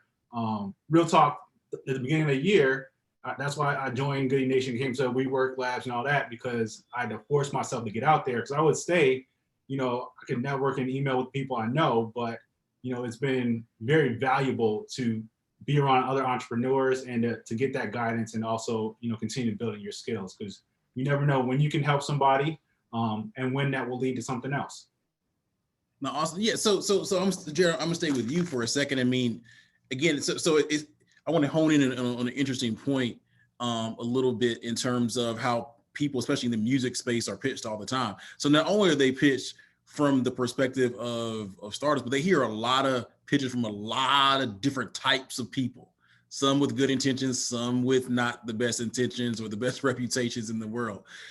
You have any examples of how, actual examples how relationships have maybe opened up doors for you or helped get some things done? Yeah, absolutely. So years ago, I've always been interested in music business technology, right? Went to Stern, NYU for my business, my master's degree, my MBA. And I was there, I knew I wanted to be in music. I had an internship at EMI at the time, went back when EMI was still around. And my cousin was a singer-songwriter. He needed a new manager, right? So went in, I was like, all right, well, I'll help you find a manager. I got this internship. It's not taking that much time for me. So started going around, helping him find a manager, interviewing people. He's got shows and other stuff that he's already booked. So, I'm helping do the shows and whatnot. And I meet his lawyer, Julian Petty, at the time. Julian, hands down, like my number one mentor in music. Like he introduced me to music publishing, all the details, everything behind it. After talking with him, working with my cousin for a little while, he's like, why don't you just go ahead and be a manager? Like you're doing all the stuff already. You got your head on straight. And like, I had no business negotiating a record deal with Epic and publishing deal with Kobo and all this stuff at the time. And he's sitting there, I'm reading line for line, these 50, 60 page contracts with him in his office talking about, all right, we should ask for this and that. And he's schooling me on what we should do, right? And so this relationship, we worked together for a couple of years throughout when I was doing the management thing. Fast forward, we keep in touch, whatever. 10 years later, I'm here building this company out, and email him. I'm like, hey, this is what I'm doing. I have this idea. People told me it's a problem. He's like, great.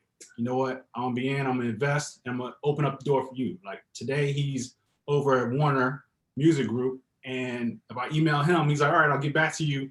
And now I have a conversation with the head of their sync department. Right? I'm in a conversation with the head of their licensing department. Right? I'm coming in town. He's like, great. We're gonna go out to eat, and then somebody else he's introducing me to. So like that relationship has spanned a decade. I've learned so much from him. But without that, I wouldn't be where I am today and have known the kind of how to navigate a lot of these situations that without somebody inside, frankly, to guide you, you know, you're not going to get it from reading a book. And can I just jump in and add one other thing? You know, one of the big takeaways from what Jared said was this relationship developed over 10 years ago, but it paid its fruit now. He planted the seed 10 years ago, didn't necessarily expect it, but now, yes, Julian, who is also a good friend of mine, is now over Warner Brothers Records and is able to put him in a position where not only did he invest, but he made other introductions. Oftentimes, I see a lot of young people forget and they think, well, if I meet you, I've got to have something today. It can pick your dividends and the fruit can come years, months, a long time later. Don't expect everything to happen right away. That's huge. That's huge. That's huge. I mean, you know, Daryl, Austin, any examples of how relationships have paid dividends for you? Yeah, I mean, just to piggyback off what Daryl has said, you don't know when relationships or people that you connect with decades, years can really turn into some real fruit. Just a little bit of background about me. I went to Savannah College of Art and Design in Savannah. During my time there, they had a basketball program. It is now defunct, but they did have a basketball team. And I was the equipment manager. It was an opportunity to travel. I got to interact with a lot of administrators and people on the athletic administration staff as well. And one of the people that I interacted with was Glenn Wallace, who is now the COO of SCAD. And, you know, working with Daryl as we started to hit the pavement to, you know, pitch deeper to different investors and different people, I just reached out. I said, hey, you know, I'm a SCAD alum, just reconnecting. You know, we met a few years ago with the basketball program. This is what I'm working on. And he said, wow, this looks fantastic. I got some people I want you to talk to. And he passed my information along to SCAD Pro, which is the university's investment arm. One thing led to another. I'm having a meeting with the managing director. Me and Daryl are meeting with him for drinks and we're pitching him deeper and they become investors in deeper. And it's just a matter of you never know when that person you connect with, always stay in touch, always connect, even if you don't have anything to really show, like Daryl was saying, you never know when that's going to turn fruit. Now that's awesome. Therefore, we kind of come to you. I don't know if Austin, if you were watching earlier about an hour or so ago, we told the story about how you connected India. Yeah. From many cities, and so how, you know, we connected you strategically, strategically because both of you were graduates of SCAD. So you all didn't know that until we put them together, but I knew it, right? And yeah. So how that, you know, paying it forward and stuff like that has even, you know, helped her out as well. So nice origin story even to that story. Yeah. Now, Benny City was doing phenomenal work, and just the opportunity to work with them and mentor, I was like, I have to connect you with the team at SCAD Pro, and it worked out seamlessly. That's awesome. That's awesome. Daryl, any examples on from your end, or another example? I'm gonna give you two. One is a light, fun one. Maybe I'll start with that one. It was right before the pandemic. Austin and actually another gentleman who we only kind of met through some of these programs here in Atlanta, Marcus Blackwell, who's got a company called Make Music Count. He had never been to Los Angeles to kind of network. And I told him, I can't go. You should go with Austin. We've got a trip. The Grammys are coming up. So I connected them together.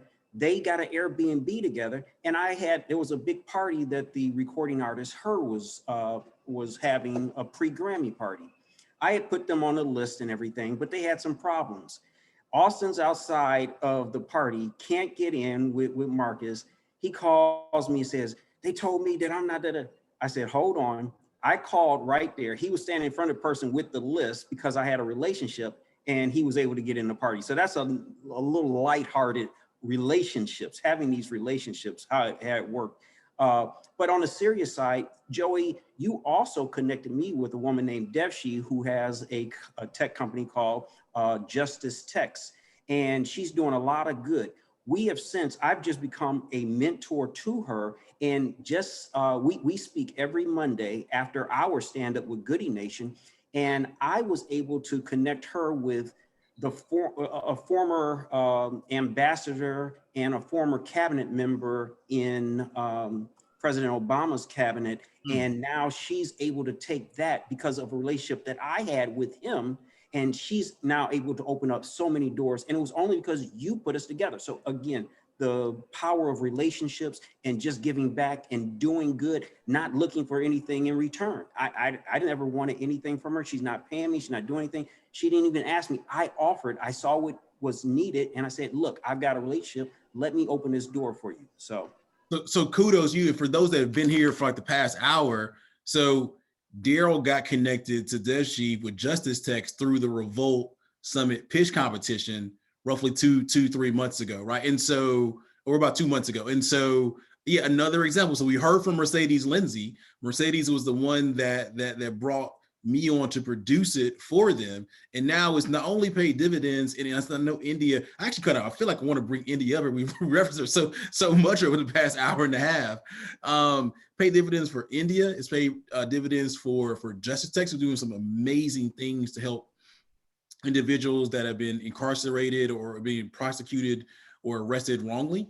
I mean, that's the power of relationships. I love it. I feel like I can dig even deeper. This is like, it's a true prequel. This is like Solo. I love it. I mean, I love Star Wars. I'm sorry. At this point, I'm just kind of talking. But amazing relationships. I love drawing the lines here between previous guests, and really looking forward to the future in terms of helping people, move forward with relationships. Let's talk a little bit about what you all are working on kind of now, maybe just some of your just general thoughts about the space that you are in moving in 2021. And for context, everyone, both of these startups are Google for Startups Black Founders Fund Award winners. And as Daryl referenced, Make Music Counties as well, right? And so again, I'm sure a number of, actually, if you let's kind of dig into that for a second. Now think about it. No pressure either way, but if so, has your connection with Google from a relationship standpoint kind of led to anything? Anybody have any stories? And Jared, I kind of start with you. Yeah, it absolutely has 100%. We are, first and foremost, we are a tech company, and we are heavily focused, as Deeper is, on data, right? And utilizing data to solve the problem of figuring out who owns what and connecting people to it. It's not a technology problem, it's more of a human problem. And again, this is where relationships come in, and having people that can guide you to the point where you can see these things. Is that within the music industry, they have a history of playing fast and loose with who owns what and how they monetize things, right? You always hear about, all right, we got a song, we record it. Back in the 90s, they take it right to the radio station. Flex is dropping bombs on it like crazy. He's playing it 10 times, right? Nobody has written down anything. There are no contract signs saying, I own this, you own that. The label may not even have it yet. Like, it's out there, right? And that's just been how they've operated, and that's how they operate. It's probably not going to change anytime soon. And so we're in a digital world. When you're trying to connect the data about who owns the song, who did what, what percentage they own, who represents them, all that stuff usually happens after the fact, after a song is created, and then as things progress. They've gotten a little bit better about it. But that problem is something that you won't know that it's a culture problem unless somebody sat you down and explained it and talked you through it, right? And so because of that, we've been able to go out and we understand that it's a culture problem, not a tech problem, and find all these different data sources that have a lot of this stuff together, right? And so none of it is whole, right? And being able to write the algorithms and all the stuff we do in the background, the tech stuff to pull it together, similar to what Dahl does, but not on her scale in terms of the number of data points that we have. We have a lot less than she has to deal with. But having Google there to help with some of the machine learning that we're doing, to also lend a credibility that we are a data company and we are actually know what we're doing and we're pushing through this. That name provides a tremendous amount of weight in terms of opening up doors for us to talk to other people, and the credibility it helps confer to our company. But it also, they've given us access to their experts inside. So we're able to use some of their tools to speed up, processing things that would have taken us, 2 or 3 days normally, but using some of their tools and getting access to some stuff and maybe able to knock it out in a couple hours, right? Things like that have been a tremendous accelerator to our business on top of the funding, to make sure that we're moving forward in the way that we should. Awesome. What about Austin, Daryl? What about you? Any examples of your relationship being connected with Google over the past few months has helped out? Yeah, I want to take a step back though, because I want to go back to the beginning of the year when we were introduced and we connected, because obviously everyone had plans starting the year for how their startups were going to run, what the roadmap was going to be like, but then obviously the pandemic hit and shifted everything. Me and Daryl are both men of faith, and nothing happens on accident. We know connecting with Goody Nation was divine intervention, because those relationships that Joey cultivated with his team ended up connecting us with WeWork Labs, as well as Jewel and the Google for Startups team. And that allowed us to be able to figure things out and pivot, but also have the support we needed to properly do so. So as we're moving into 2021, I mean, if you would have told me at the beginning of the year where we're moving towards and how we're leveraging music data in our product suite, I mean, it's phenomenal. And I'm happy for it, because I think we have some really great positive things that we're working on with the support of Google's experts and their cloud team. But nonetheless, it all started with Goody Nation, being that bedrock of support and network for us to really figure things out. Nice, Daryl. If you want anything to add there, that's a tough one to follow. Here's what I would say. Austin really can speak more of how Google has stepped up, but I think Jared mentioned a lot of it. It's those credits and it's the back end, the analytics. I'm not that guy. I'm the connector. I've got those relationships, so that's where my role is. I can't really speak on it, but it has been wonderful, and I agree wholeheartedly. It wouldn't have happened if we had not went to that original WeWork opening that you launched when you were working with them, and just from there, it's snowballed into all of these great things. So nice. So how can people get in contact with you? Either social or whatever. Jared, I'll give mine, and I just see a good friend who is a true leader in the tech startup world. James Andrews just popped in. His face. Hey, James, just giving you a shout out. For those who don't know him, Google him, and he is an old friend. We go back to when he was first starting in the music industry over at Columbia Records. We worked together on some records together, but he's doing big things, and we're very proud of James and glad that we have a relationship as well. But you can reach me at Daryl@deepermusic.com, and Deeper is spelled DEEPR. So I'll put it in the chat for anybody who wants to follow up, but Daryl@deepermusic.com. Austin? Yeah, mine is the same, Austin@deepermusic.com, DEEPR. I'll put that in the chat as well. And you can follow us on Instagram @deepermusic, and our website is deepermusic.com. Awesome. Jared? Yeah, I'll drop mine in the chat also. Jared@musictechworks.com. Our website is rightsholder.io. That's the brand. That's what we're moving forward with. But I'll drop that in the chat too. So that's the easiest way to get in touch. Good people. This has been amazing. This has been a great conversation. I look forward to, even making some connections. I'm not sure if you all know Jay Carter or not from earlier, but even again, making connections in this space, moving in 2021 is the move. And I think y'all are poised to do some big stuff. As I don't know if you caught what Mercedes said earlier, how she said she will outwork anybody. So, I got to leave y'all with our saying of outwork yesterday, and everything will work out. And I want to, for anybody who wasn't on earlier when I issued kind of the challenge here, this is all for a purpose. It's to raise some money for Goody Nation, which is a super organization. It's not about a dollar amount or anything like that, but we should all, if you can, just give something. So I encourage everybody to do that. I appreciate you, good brother. I appreciate you. So we'll connect soon. Actually, we should do a one-on-one, before the Christmas holidays kind of creep up on us. And let's make some good things happen in 2021. Lunch on us at the gathering spot. Cool. Let's do it. Appreciate y'all. So this brings us to the end of our music segment. It's been a great, at this point, I think we're at hour 10. Right now we're moving into a little bit some talks on culture. Over the next hour, we have talks with James Andrews, Tawana Harris, Ryan Wilson. It's been amazing. So again, we're raising money for Goody Nation's programming operations in 2021. Today is Giving Tuesday. It's been some amazing conversations. So if you can, text Goody to 707070 or tell a friend to tell a friend. And we'll kind of go from there. But next up, as Daryl has alluded to, James, if you're there, I know we're a little bit early. If you're cool, we can go ahead and get this conversation started. Yeah, let's get it started. Can you hear me? As Daryl, alluded to earlier, he just said Google him. It's one of those people where you Google and then you just follow and let and just watch awesomeness happen.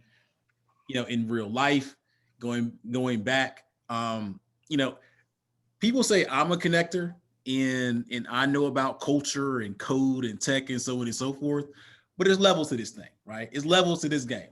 If I'm here, James is here, not here, but he's up here, right? There are levels to this thing. Actually, probably another step up. So this is a guy who has influenced me. He goes by Key Influencer, but he's influenced me in a number of different ways, whether he knows it or not. Over the years, lots of conversations, has put me in amazing places, maybe whether I deliver it or not, and continues to, gives me shout out, and we're super appreciative of his time. So James, before we have this conversation, which I know is natural to you, this intersection of culture and tech and all things, everything. As Atlanta influences the world, as hip hop influences the world, as culture influences the world, can you give the people a backstory, a overview about who you are, what you've done, and what you're doing now? Yeah, I appreciate it. First of all, can you hear me okay? Yeah, it's a little bit choppy. I mean, yeah, I think you're good. Or maybe not. Okay. Yeah. Uh-oh. Things a little bit tough. One of the things that no.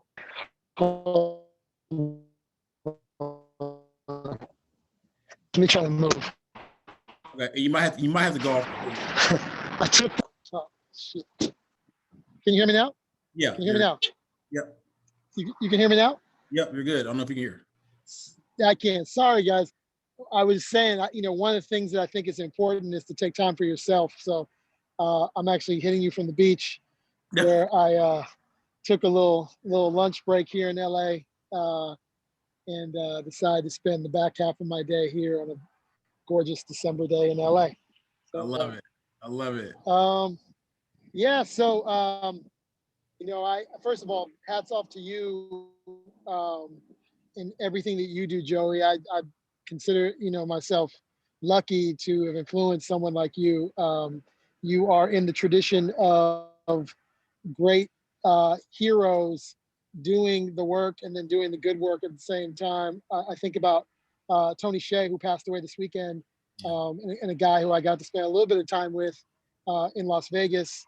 He's the founder of Zappos, and he wrote a book called Delivering Happiness. And I can't say I was like best friends with him, but I did spend a lot of time with him at South by Southwest and went to Las Vegas where he was building his downtown Las Vegas project. And I just bring him up because I thought about him this weekend in that he made phenomenal amounts of money when he sold his first business. Then he started a company called Zappos and sold that to Amazon. and made even more money. And I guess I met him in the journey, and he always was giving of his time. He, was like the most regular dude. And he was a little weird, which I loved. I thought he's always very odd. And I say that because I think we've lost a hero, and we lost someone who, in the generation that we live in, where it's about making money and selling businesses and raising capital, sometimes what gets lost is the idea of serving humanity and serving your community. And yeah, I just think like in that great um, line of heroes, there you are, right? There's Joey. And when I think about people who are giving of their time and giving of their resources, it's you. And so you inspire me as much as you say I inspire you. So yeah, who am I? I am a guy who grew up in the Bay Area. Um, he was phenomenally inspired by the culture of the Bay Area. When you grow up in the Bay Area, you end up knowing a little bit of Asian culture, a little bit of Latino culture. And I grew up, a b-boy breakdancing, son of a woke white woman who ran with the Black Panther Party and smoked weed with Huey Newton, and son of a Bahamian father who wasn't really around much. Had to learn how to fend for myself as a single Black man, and was raised, sort of in this very conscious household. I went to Swahili school. I was in the free Huey Newton breakfast program, and I definitely knew knew who I was in the world. And I wasn't a great student. I ended up moving to Palo Alto, California, with my aunt. It was kind of like Fresh Prince of Bel-Air situation. And I ended up going to high school across the street from Stanford in the 80s. When you go to Palo Alto High School or Jordan Junior High School, which is where I started in Palo Alto, everybody writes code. And so I had an early look at, code through my Commodore VIC-20 that my dear aunt bought me. When I moved in with my aunt, this is my mom's sister, she was with her business partner, who I later found out was her lover. So I lived with these two gay white women, and all my friends would be like, who are these two gay white women? And I'm like, well, this is my aunt. Who's this other white woman? It's my other aunt, and such began the world of never really like always knowing who I was and always being able to fit in any scenario, whether it's Oakland or Palo Alto. And Palo Alto gave me also early look at technology. I saw the birth of the internet on Stanford's campus. I wasn't a great student, but I spent a lot of time on Stanford's campus, mainly because I was like young and trying to holler at girls really fast. But I really I really bumped into Meyer and Green Library and discovered this thing called the internet. And it would forever change me, as it's changed so many of us. And I thought I was a hooper. Had a junior college journey that ended up with me finding a basketball coach in California who told me I wasn't that good, but said I could be in his program. And got my grades up, got into UCLA, got into Berkeley, and got into Irvine, and chose UCLA.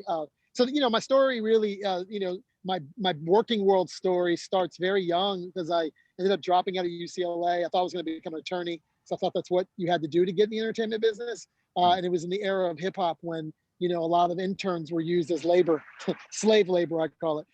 And I interned at Columbia Records, for a guy named Demet Guidry in LA. At the same time, I worked at a law firm in Century City, and I thought the entertainment, that the internship was way more interesting than the law firm. So I learned back then, just because I know this is the theme of your conference, I don't want to get too waylaid by my life story, because we're only at age 19 and there's like 30 more years to go. But I think one of the things I just learned, early is like, I had my own stationery, personalized. Like I really understood the value of connections. Beth's mother is Dionne Warwick, and that's how I got in the record business. So I would like sit at this house in Beverly Hills, and I met Sammy Davis Jr. and Patti LaBelle and all these amazing people.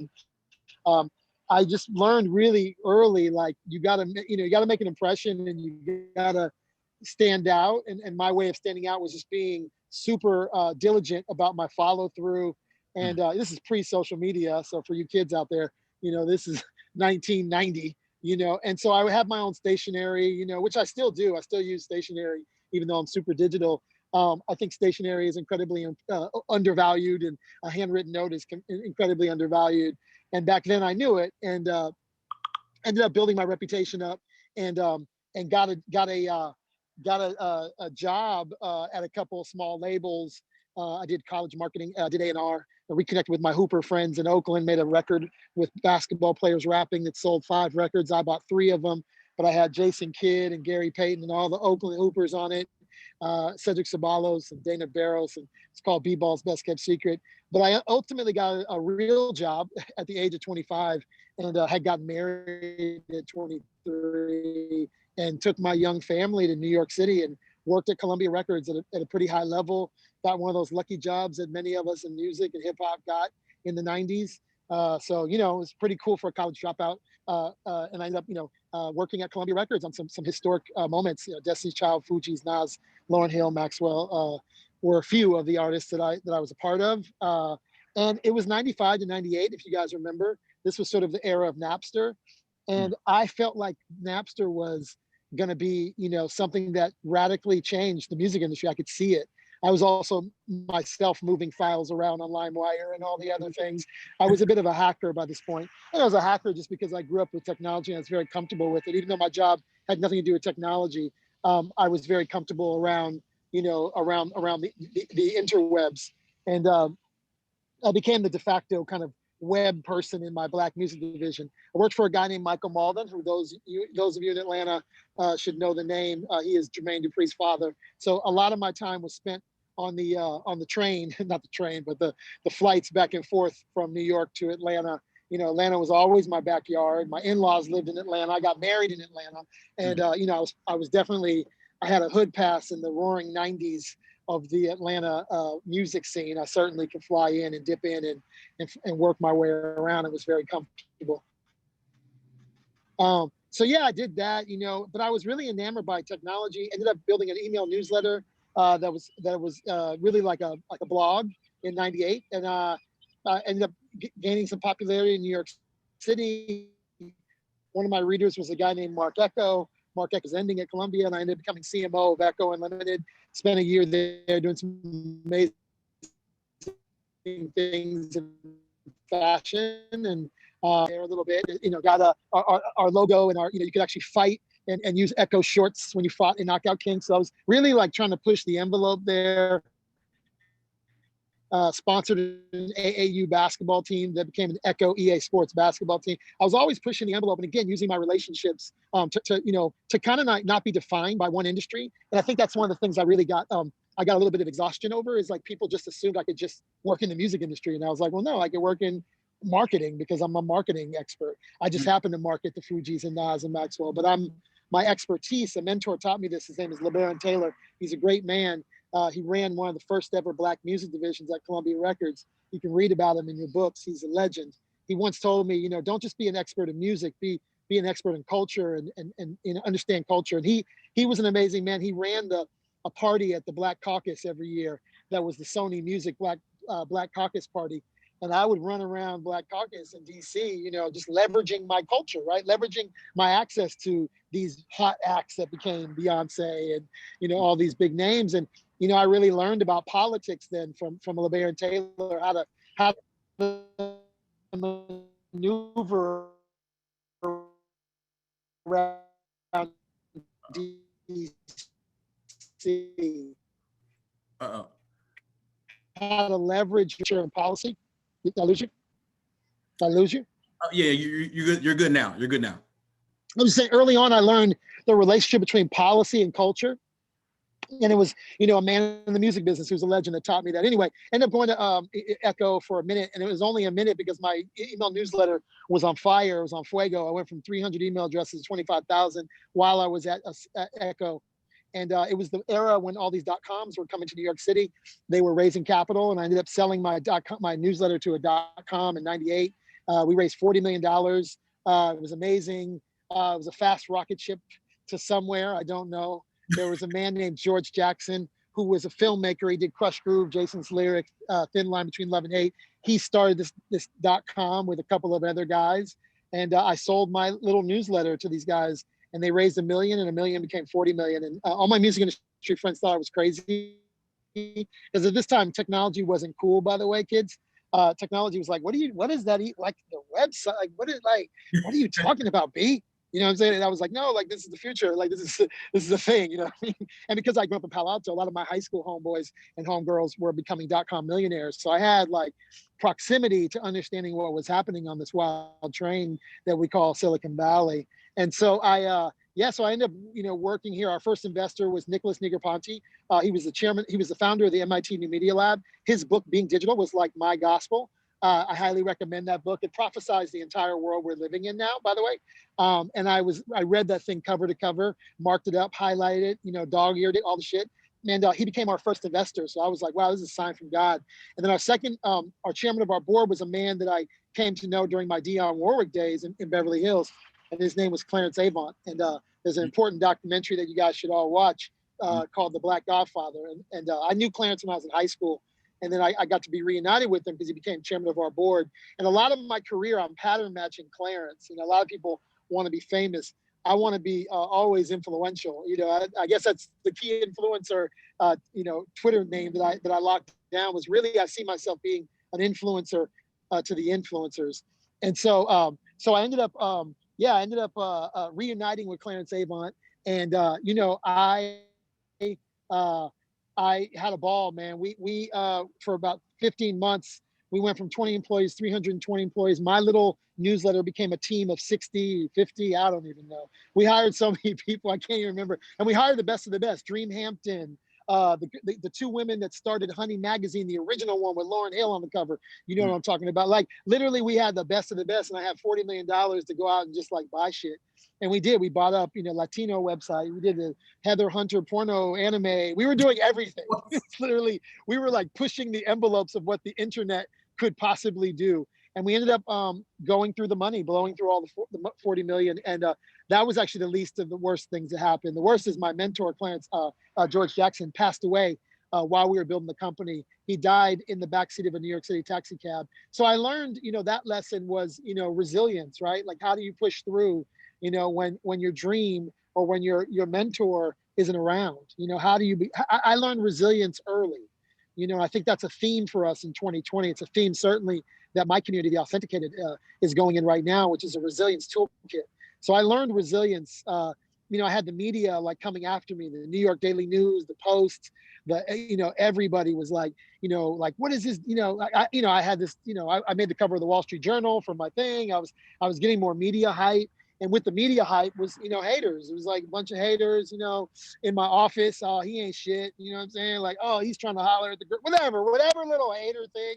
Like, I was someone who made people famous. I wanted no parts of like any media attention. I never did any of this for media attention. So we went through the 40 million. I learned some invaluable lessons. Honestly, I moved to Atlanta because life took some turns, and, financially I hit rock bottom and had gone through a lot of money and gone through a lot of things, and really restarted in Atlanta.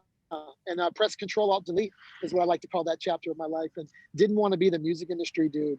And so took a plunge into the advertising world because I wanted to be taken seriously as a marketer. And I thought that the music industry people never really got the props. And so I ended up working at advertising agencies. I'll speed through this part of my story, but ended up working at a Black-owned agency. Doesn't need to be named. Can't even remember the name of the dude now. And then I worked at an agency in London, and I sat in the Coke building because I worked on Sprite. And then I worked at Omnicom. And when I was in Omnicom, I built the first ever social media practice for an agency called Ketchum. And I think that's about when we started to meet, Joey. I think that's when our paths started to cross. And, so now you see I had a whole life before we met. You probably wouldn't have liked me in that life. And so I ended up, kind of, making myself known in Atlanta. My kids went to Paideia. I definitely leveraged my Paideia relationships, private school, where my kids went to school, and I was part of that network. And I built a business, social media agency. So I do have really on the backs of these parents that were in the Paideia network. Yeah. Quick interruption. So yes, the question, I can't hear. Here's the thing: we are on a wicked delay, and I'm staring at the ocean. We're on a wicked delay, and I'm staring at the ocean. So just like raise your hand and say, "Shut the hell up, Jake." Gotcha. Okay, so quick thing. So you mentioned a book earlier. What was that? What was that book? Oh, Being Digital. The author is Nicholas Negroponte. Got it. Yeah, I saw the text, people. I was gonna get to it. I'm a multitasker, y'all. I can see y'all texting. No, but I was gonna get to it. Sorry, but yeah, long story short, Atlanta is very special to me. People like you that I met along the journey in Atlanta are very special to me. I sold the business while I was there, got involved in the city, and then moved to LA to kind of try my third act. Which is this intersection of venture capital, community, marketplaces. We operate a little like a venture capital and advisor to many startups. We do a little, we do a few deals ourselves. So we bring together syndicates. Essentially, we try to slide in to people's cap tables. I like to call it. People are sliding into people's DMs. I'm trying to slide into people's cap tables. Anyway, and yeah, we're early on shit. We're early on Clubhouse. We're early on community. And we like to make those calls, make those bets, and then make those recommendations for our investors, for our brands that we partner with. We're doing a lot of virtual streaming these days. We've done 100 virtual dinners in the pandemic. We've done 3 summits. This week we're doing the future of cities with a partner called 2020 Vision. It's a family trust out of New York, and we have Andrew Yang and Sir David Adige and a bunch of architects and urban planners. Cities are kind of my thing. I'm obsessed with like how cities come together. So I built a tour called Culture and Code. You were there when we came to Atlanta, Joey. We've been to Atlanta, Detroit, Miami, Stockholm. I have a pretty global network, spent a lot of time in UAE, Israel, Qatar, working on some things right now between Dubai and Israel. So perched in LA, missing Atlanta like shit. Ocean life in December 1st is not bad, 80 degrees today. I'm certainly blessed and fortunate to have a great family and to have, health and honestly, during these times, for so many of us, that's a lot, right? Holiday season, COVID has taken out so many of our family members. Thankfully, I haven't had any bout with it. And I'm just blessed to have a network, which I always say, this, Joy, my network is my net worth. So I'm a bazillionaire today and living large, and thank you. I really appreciate what you're doing. I'm impressed. And I've watched the whole movie, the whole Goody Nation movie. I appreciate it. We got about 10 minutes. So I had a quick question so you kind of touched on it, how you've been able to bring together culture in the tech space and stuff like that, and entrepreneurs, and, why is it important? And then eventually I'm going to ask you a question. Do you have an actual example of how you've been able to do that? So, but at its core, where is the opportunity? What powers you? Oh, wow, that might be more than 10 minutes. I'm gonna walk over here. Can you still hear me? I'm trying to get some shade. Listen, I think that we got one shot on this earth, right? And I've made a lot of money, lost a lot of money, made a lot of money, and I've had family that made a lot of money, lost a lot of money, made a lot of money. And I have friends. I came up in the music industry, as you see, so I've seen a lot, man. Hey, say frozen. You can hear me? Yeah, I can hear you. Okay, you just got the stoic Joey Womack look on. I don't know if you're like pausing. I came to know very early that,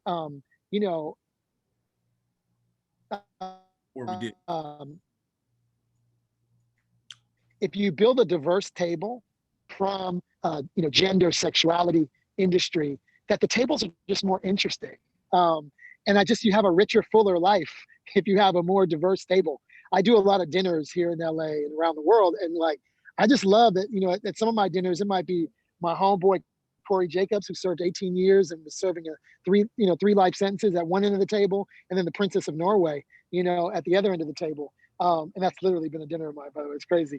And I love that, I can put together people who normally would not know each other. Cause I think that's the way I grew up, right? I grew up in the Bay. I'm hella Bay. So when you're from the Bay, you know what I mean? You can see my twang. I just feel the Bay. The Bay is the place. The Bay is a place that is the most diverse place in the world, where you have to know the difference between a Tongan and a Samoan, or you might get beat up. You gotta know Gung Hei Fa Choi means Happy New Year in Chinese. I grew up around all kinds of cultures, and so that's my why. That's my Simon Sinek why. For all you kiddos out there that are Simon Sinek fans, that's my Simon Sinek why, is that diversity matters and diverse tables matter. And I'm a child of both Holocaust and slavery. I'm 25% Ashkenazi Jew and 53% European and 100% Black man. So I have always,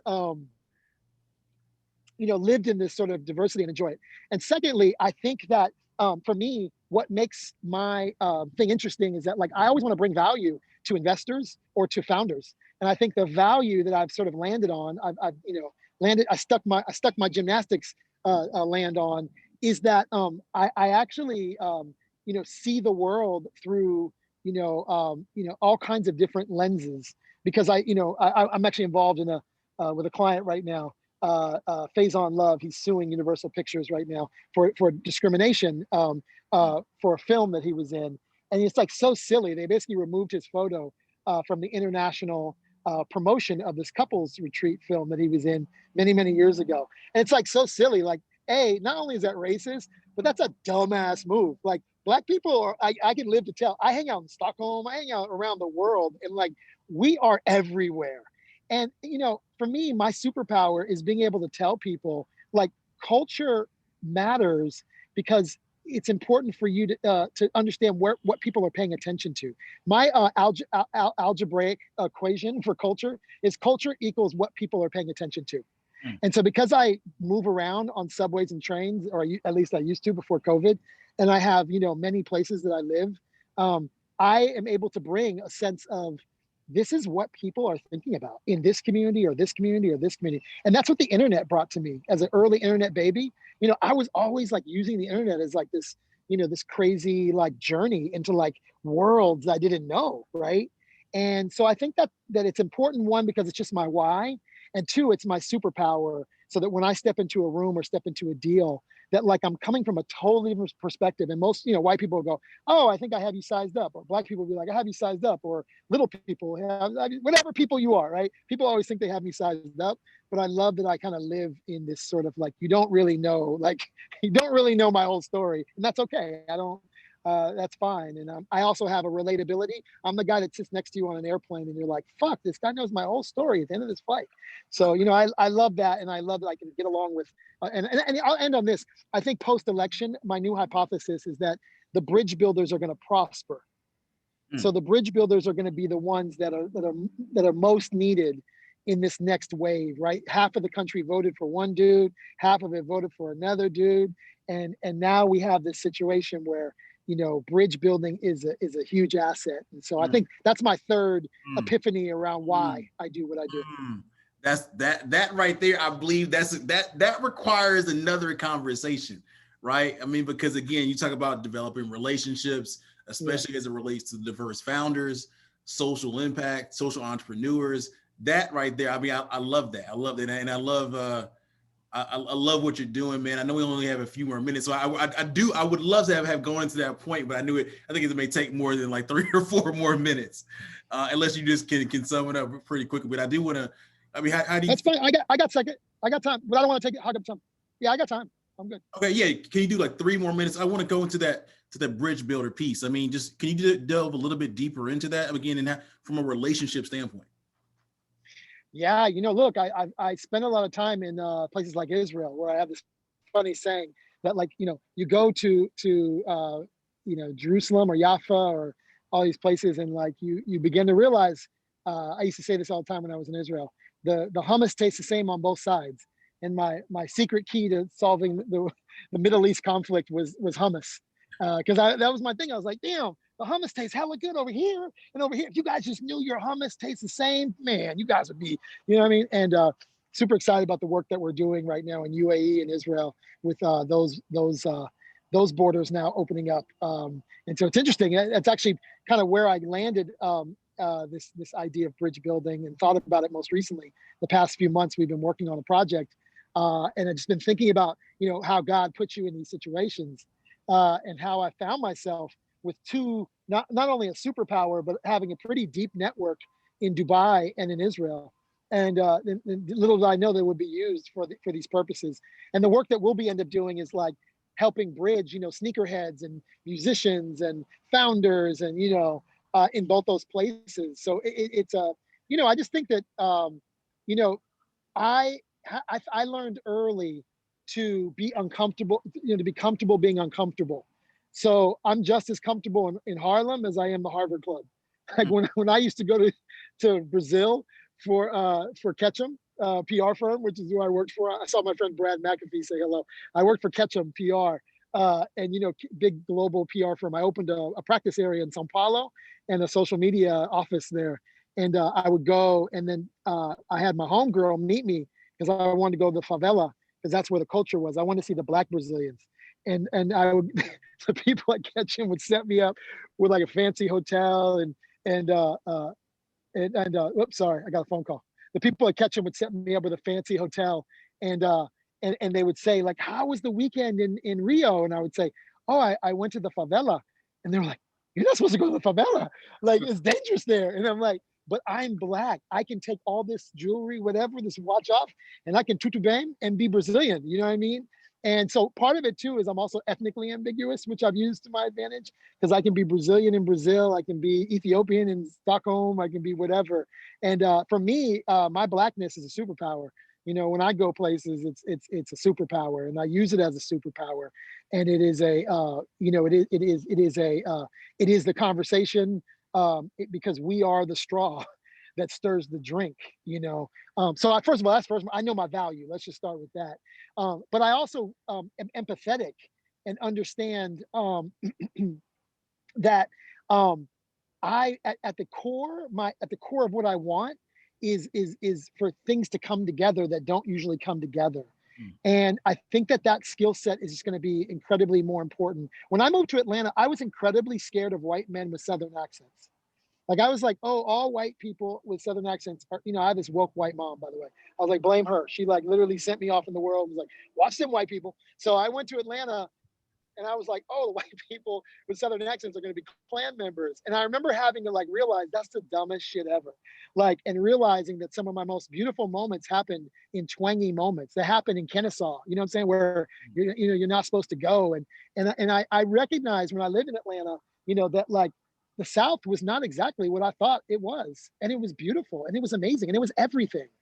I said this recently, people, when I moved back to LA, all these, super California liberal folks were like, oh my God, it must have been so hard for you living in Atlanta in the South. And I was like, no, like, shit, it's Black excellence. Like, it was amazing. And like, we had hard, difficult conversations in Atlanta. It's in Santa Monica that the most racist thing ever happened to me, actually, in the last decade. So I've learned through my own identity, my own walk, that that yes, relationships are important and they're critical. And guess what? You may not know when God may lean on you to use that relationship with that guy you met on the airplane, or the guy that I'd chaperone the Jack and Jill dance with when I was in Atlanta. And now he's calling me because he's the head of the U.S. Council of Mayors. I'm like, damn. And he's like, remember that night? And I'm just one of the I'm keeper of good people. And when I'm with you, I'm with you. I practice, meditation and mindfulness. And so I really try to like be with people in the moment, and I try to like recognize this is us having a moment. We're meeting each other. We're bonding on a moment. And I try not to rush through life because you miss the pauses and the sentences. I love it. How can so amazing conversation? We got to do this more. I actually just need to catch up with you in general. How anytime, brother. With you, I know you got podcasts, you got conferences. How can people? What's the best way for people to kind of follow what you got going on? Easy, man. Text me 415-8100. Yeah, I'm key influencer on every single social network. And there is a doctor named James Andrews that fixes every athlete's knees. I have worked really hard on my SEO to like, at least get a little bit of weight on that search return. I feel you. Actually, so key influencer. Yeah, I'm huh? Could you repeat the number? Yeah, sorry. 415-843-8100. Got it.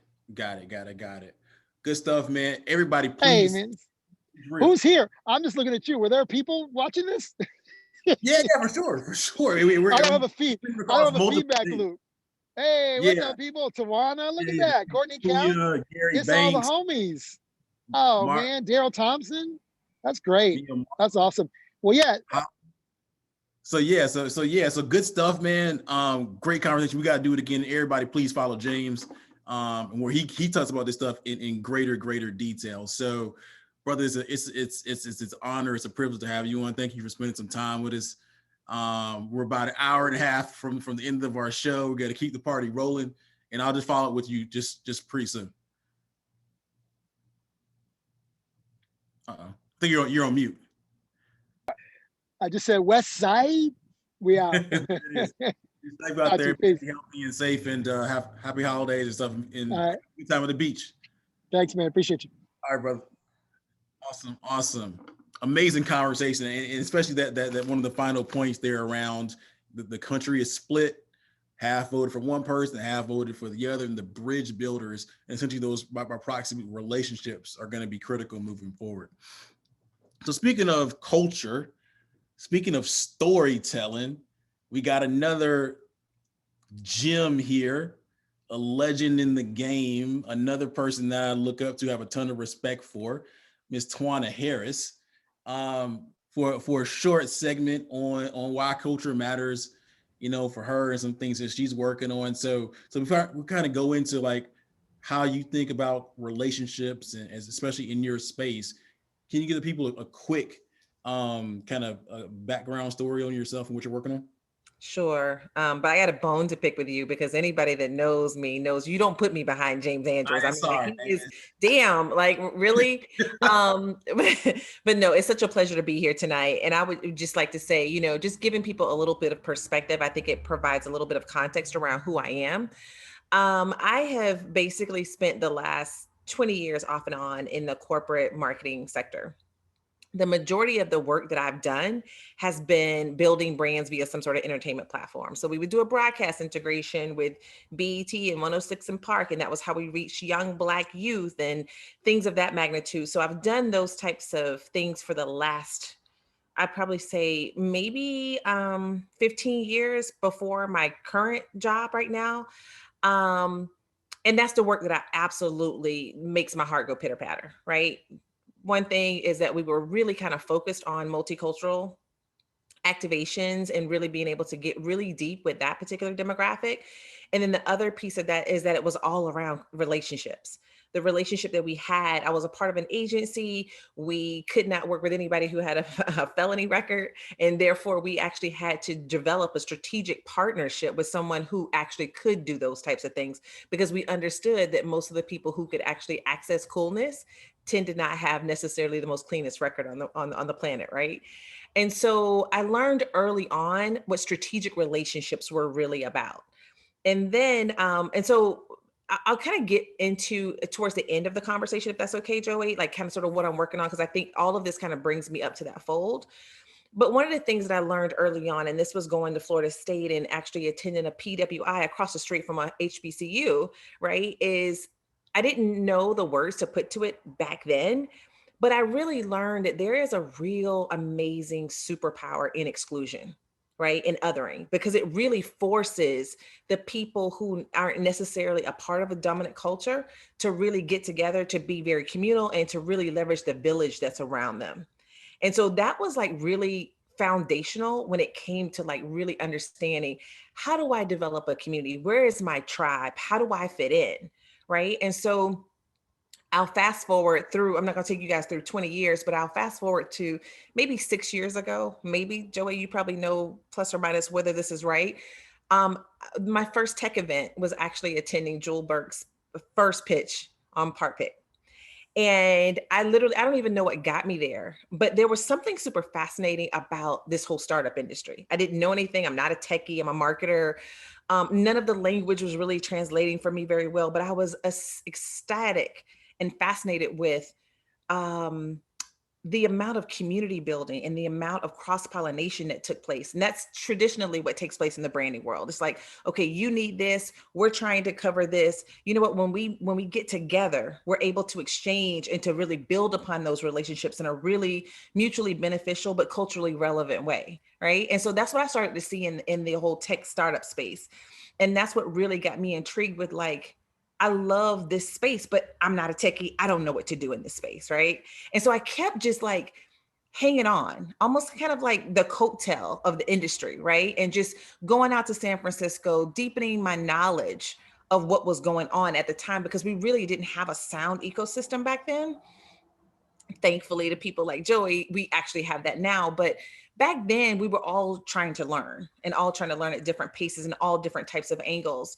And I would say that the one thing that I learned is that when you're kind of standing over on the periphery, but people see that you have the passion and you have the potential and you have the drive, people will bring you in. And that's one of the things that I loved about this particular industry, and what I love about where we're going from an innovation standpoint and how those things are kind of moving forward. So I'll just kind of talk about, like, I wrote some notes because I had a really busy day, and I was just like, okay, I want to make sure that I get these points across. So, what I've spent the last couple of years is being really committed to just really understanding this landscape. It's very similar to what James just said in terms of seeing Blackness as a superpower. I think that there was he's a super dope music exec. His name is Leor Cohen. I'll never forget seeing a piece that he had actually done for Complex magazine. And in this piece, I suggest that you Google it. It's like Leor Cohen Complex magazine. And he kind of talks about the culture, right? And he because he was a hip hop or rap industry mogul in this space of really making like really powerful moves, he was actually able to see some things that I don't think sometimes we see as people who like live this culture every single day. And one of the things he said is that we've gotten to a point in our careers and our respective industries that we've literally just gotten to the point where we just keep pushing like career employees, right? People who literally have done the same things over and over and over again. But he said that the economy won't get activated until we really invite in the impresarios. And of course, I was like, what the hell is an impresario, right? I actually went to Google. And he went on to further explain that those are the unemployables. Those are people who have literally been locked out of traditional rooms to where they have actually had to break the rules and actually had to create something new. And so he's basically stating that as we continue to move forward with this culture, we move forward with like how innovation is bringing us all together. We're no longer one thing. We're multi-hyphenates. We're utilizing all of these different assets that we have. We're going to need all of that, and we're going to need each other to really kind of push things across the finish line. And so that's one of the things that for me has really not only been a motivational factor that has continued to keep me embracing the space, but also to keep me building. And so one of the newest concepts that I'm working on is actually called Tribal Good. It's a social impact entertainment lab. And that's where we're actually focused specifically on the most undervalued, the most undermined, and the most underutilized creators. We realize that in Atlanta, content creation has been really key to kind of setting up who we are on a global level, right? And so what happens when we take those groups of quote unquote unemployables and we put them to work in a really amazing way that can really help to not only shape and amplify our narrative nationally, but it also makes Atlanta, it really goes in and it helps to amplify the work that Joey and so many other ecosystem builders are doing in terms of really scaling Blackness in the city and how popular and how impactful that is.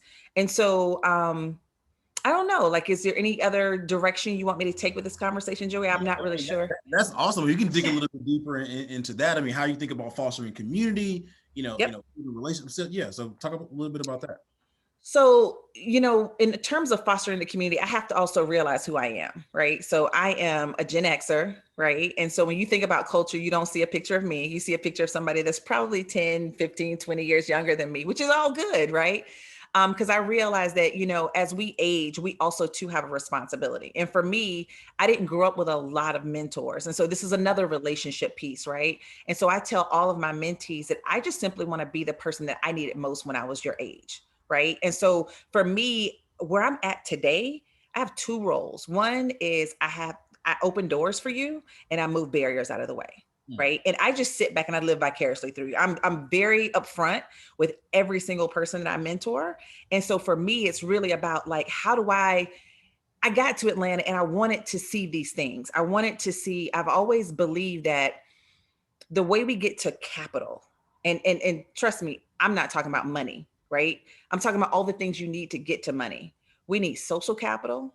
We need intellectual capital. We need human capital. And nobody's told us to embrace our cultural capital, right? And so that's what we're going to be doing in the programming that we're putting together. And so my thing is, like, I see my brother here, Ryan, that just jumped on, and it's like places like the Gathering Spot. I think there's a level of social capital that you need to build in order to just be able to utilize those spaces the way they were designed to be utilized, right? And so my hope and my goal is when people are timid and they're really kind of in this whole intrepidation state to where they're just not sure that I really fit in and I'm not there yet and I want to build, my goal is to actually get those individuals to the point to where they are confident, they know their shit, right? And they're ready to come in to the Gathering Spot and ready to will and deal and have those conversations and pull Ryan over to the side and be like, hey, bro, I love what you guys are doing here. I want to do this type of programming in your space. And we already have that level. He's looking for that content. They're looking for those opportunities. How do we mesh those things and make those things happen? Right. But we also have to realize that we have a whole group of people that that honestly are being left behind because they can't articulate the problem that they're trying to solve. They don't understand customer discovery. They really can't necessarily get it. And so my thing is like, how do we leverage the historical figures within our culture who literally in crawl spaces with dirt floors were establishing a product?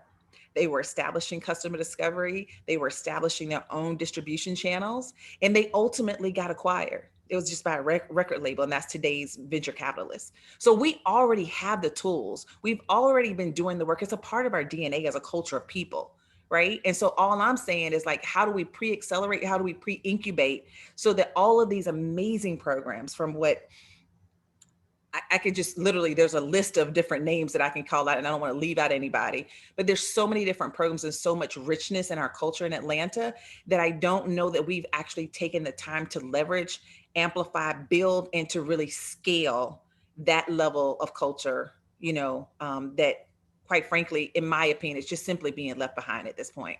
No, I love it. That again, another situation where we gotta extrapolate this thing out to a 30, 45 minute thing moving forward. This is Jules, and if you're looking, I don't know if you're looking at the chat, but there are some people who definitely are feeling everyone's feeling what you're saying, to be sure, but really feeling what you're saying. I mean, I think even going back to what James said, you're talking about opening doors and moving barriers. Again, in a fractured country, in a fractured society, people like you, that are helping to create relationships are the key to the future, quite honestly, and to pushing more diverse founders, to pushing more social entrepreneurs forward in the ecosystem and helping to make the world a better place. Antoine, I mean, this is amazing. Let's do this again. For sure, but let me not go offline. Like, I'm just looking at the room right now, and I just want to shout out two people. So Disha, Courtney, I've already given Ryan his flowers, or his cigar cutter. I gotta figure out something else. And of course, Joey, I don't know everybody else, but like you guys, I am on all channels at Twana Harris. And if there's anything I can do to support you guys, please let me know. But like, I couldn't be where I'm at. I wouldn't know what I know today if it wasn't for some of these people that I've called out that have been so supportive of me along my journey. So thank you all very much. Awesome. And so could you repeat your how to get in contact with you? Yes, I'm at Twana Harris. So that's TWANNA Harris, just like it is on the screen here. And that's on LinkedIn, Facebook, Twitter. It's at all the channels. I'm just not quite on TikTok and Snapchat at this point. I let my kids run that. I love it.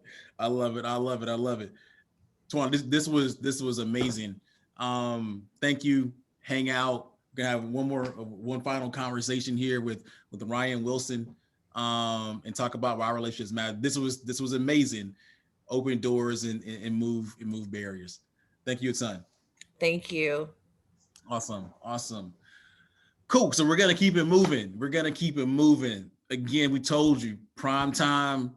This hour on culture and the intersection of that and tech and entrepreneurship is going to be real. You heard from James Andrews. You just heard from Twana Harris.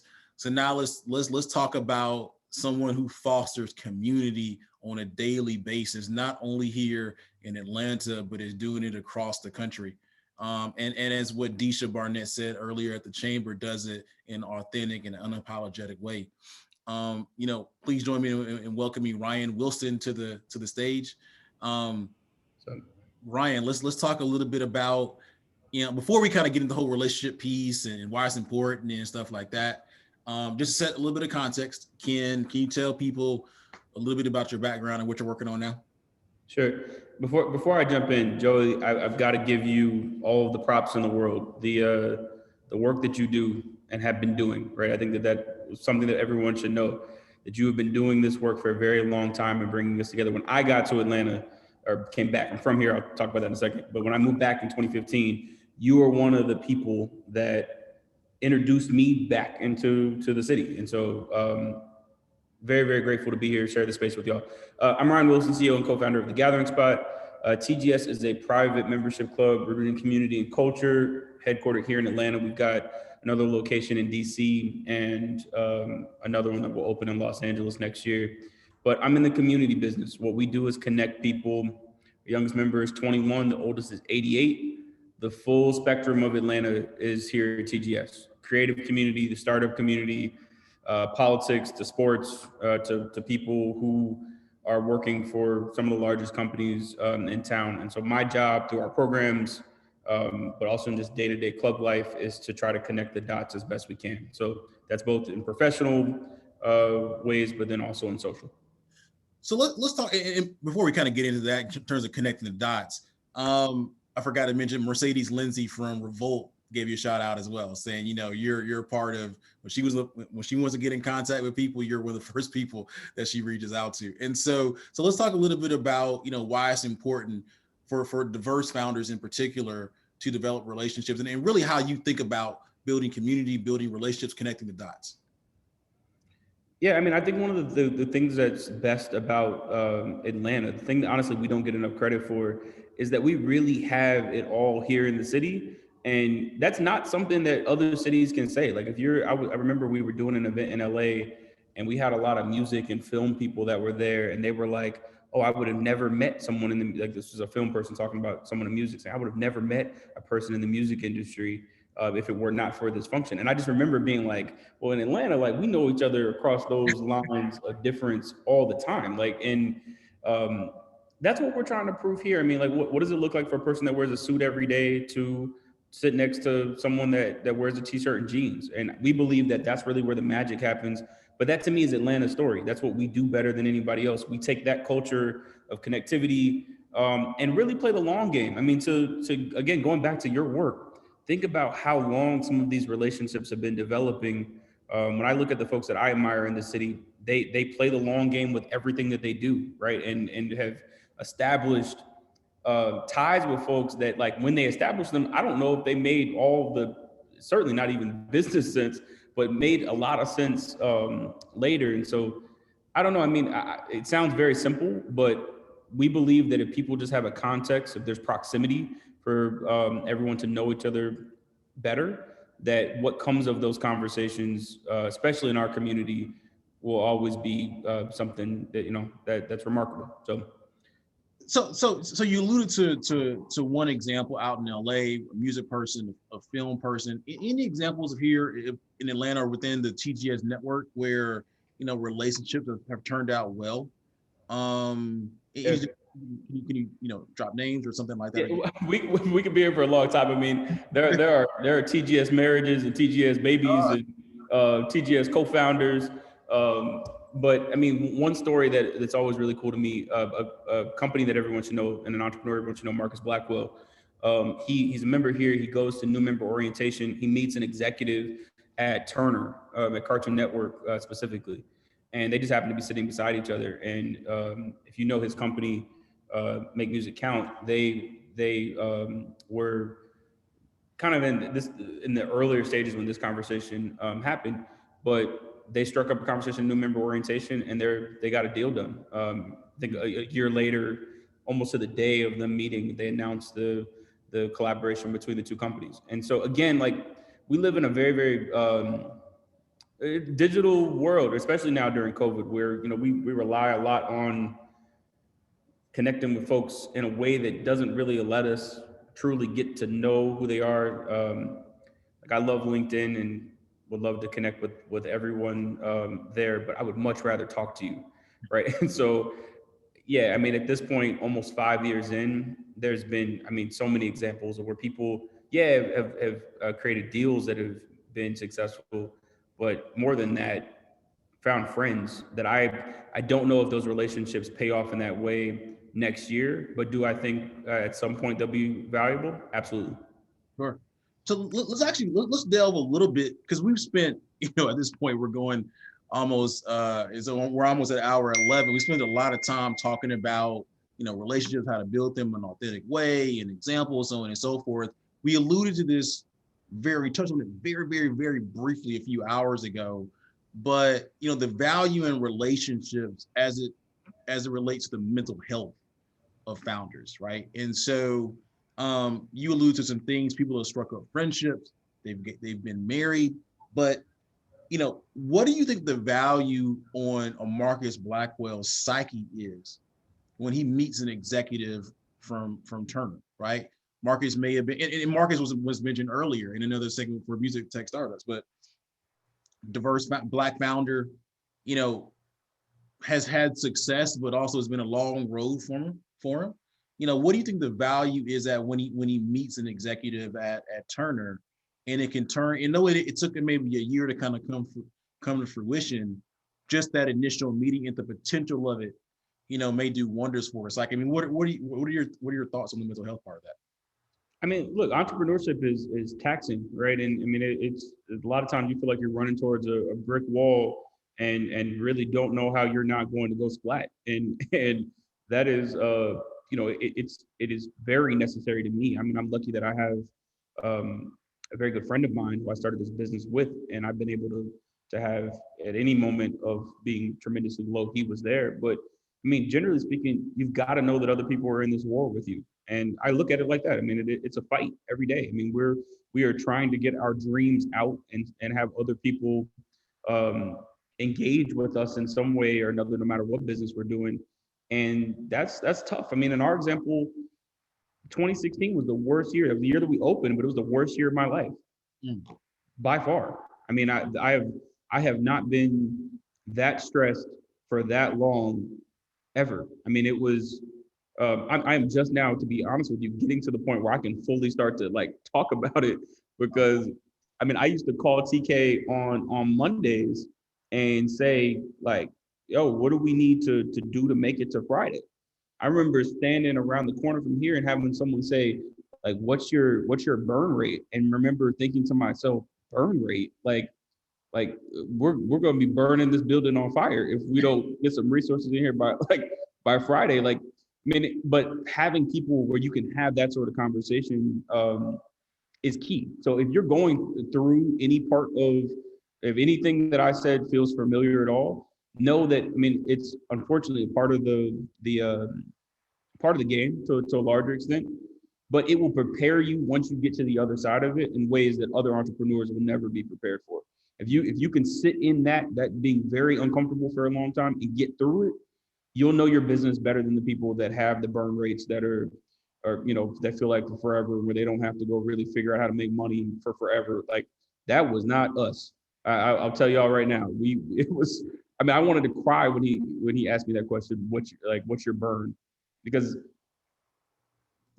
what, like, burn? But I was able to say things on the other side of that year that other entrepreneurs couldn't. It was like, well, how much money did the business lose? We didn't lose any money. I couldn't lose any. If we lost money, we wouldn't exist. So, I mean, being able to say that to someone though, and I mean, Thanksgiving, gosh, I could go on for this point for forever, Joy. Thanksgiving of 2016 might be one of the worst days of my life. I remember we closed down. TK checked to see kind of where we would be after the holiday, and the account actually said a negative number. It was like negative something. And I remember just being in our event space being like, so mental health, having a person there with me that ate that I hope that, I don't even know if that turkey was good that year, because nothing tasted good. Nothing felt great that time. And the banks were closed the whole time. So it was horrible. ended up being a weird error, and it wasn't actually that, but we sat for like 3 or 4 days. Wow. Just in 3 or 4 days with the thought that we had like negative funds in the bank. So like, you got to talk to folks and know that everybody has gone through it or is going through it. Now, and I can imagine just being in, and I've been in the same boat, just being in the gathering spot, sometimes sitting at a bar and a member, or maybe somebody you don't, having the ability just to kind of vent. You may have a negative balance in the company account, or you may not, but the ability, or even just the thought of striking up a relationship with someone who's been through the battles with you. I mean, not say with you, the same battle that you're going through, it can be a lifesaver. And you do that in spades, so kudos. Talk to look, for anybody that's watching this, talk to somebody. You've got to talk to somebody. This process is way too taxing. You've got to lean on folks and share, right? Again, I think that's another thing that we've got to normalize in our, particularly in communities of color. I think that because of all of the stuff that is talked about around our businesses generally, we want to be even more silent sometimes. We've got to talk to each other about what's happening. And I have found when I've done that, there folks will say, well, call such and such over there, such and such, and they'll be able to help. And those connections have been able to open doors that had I stayed silent, nothing would happen. Yeah, and like sometimes it is at the bar.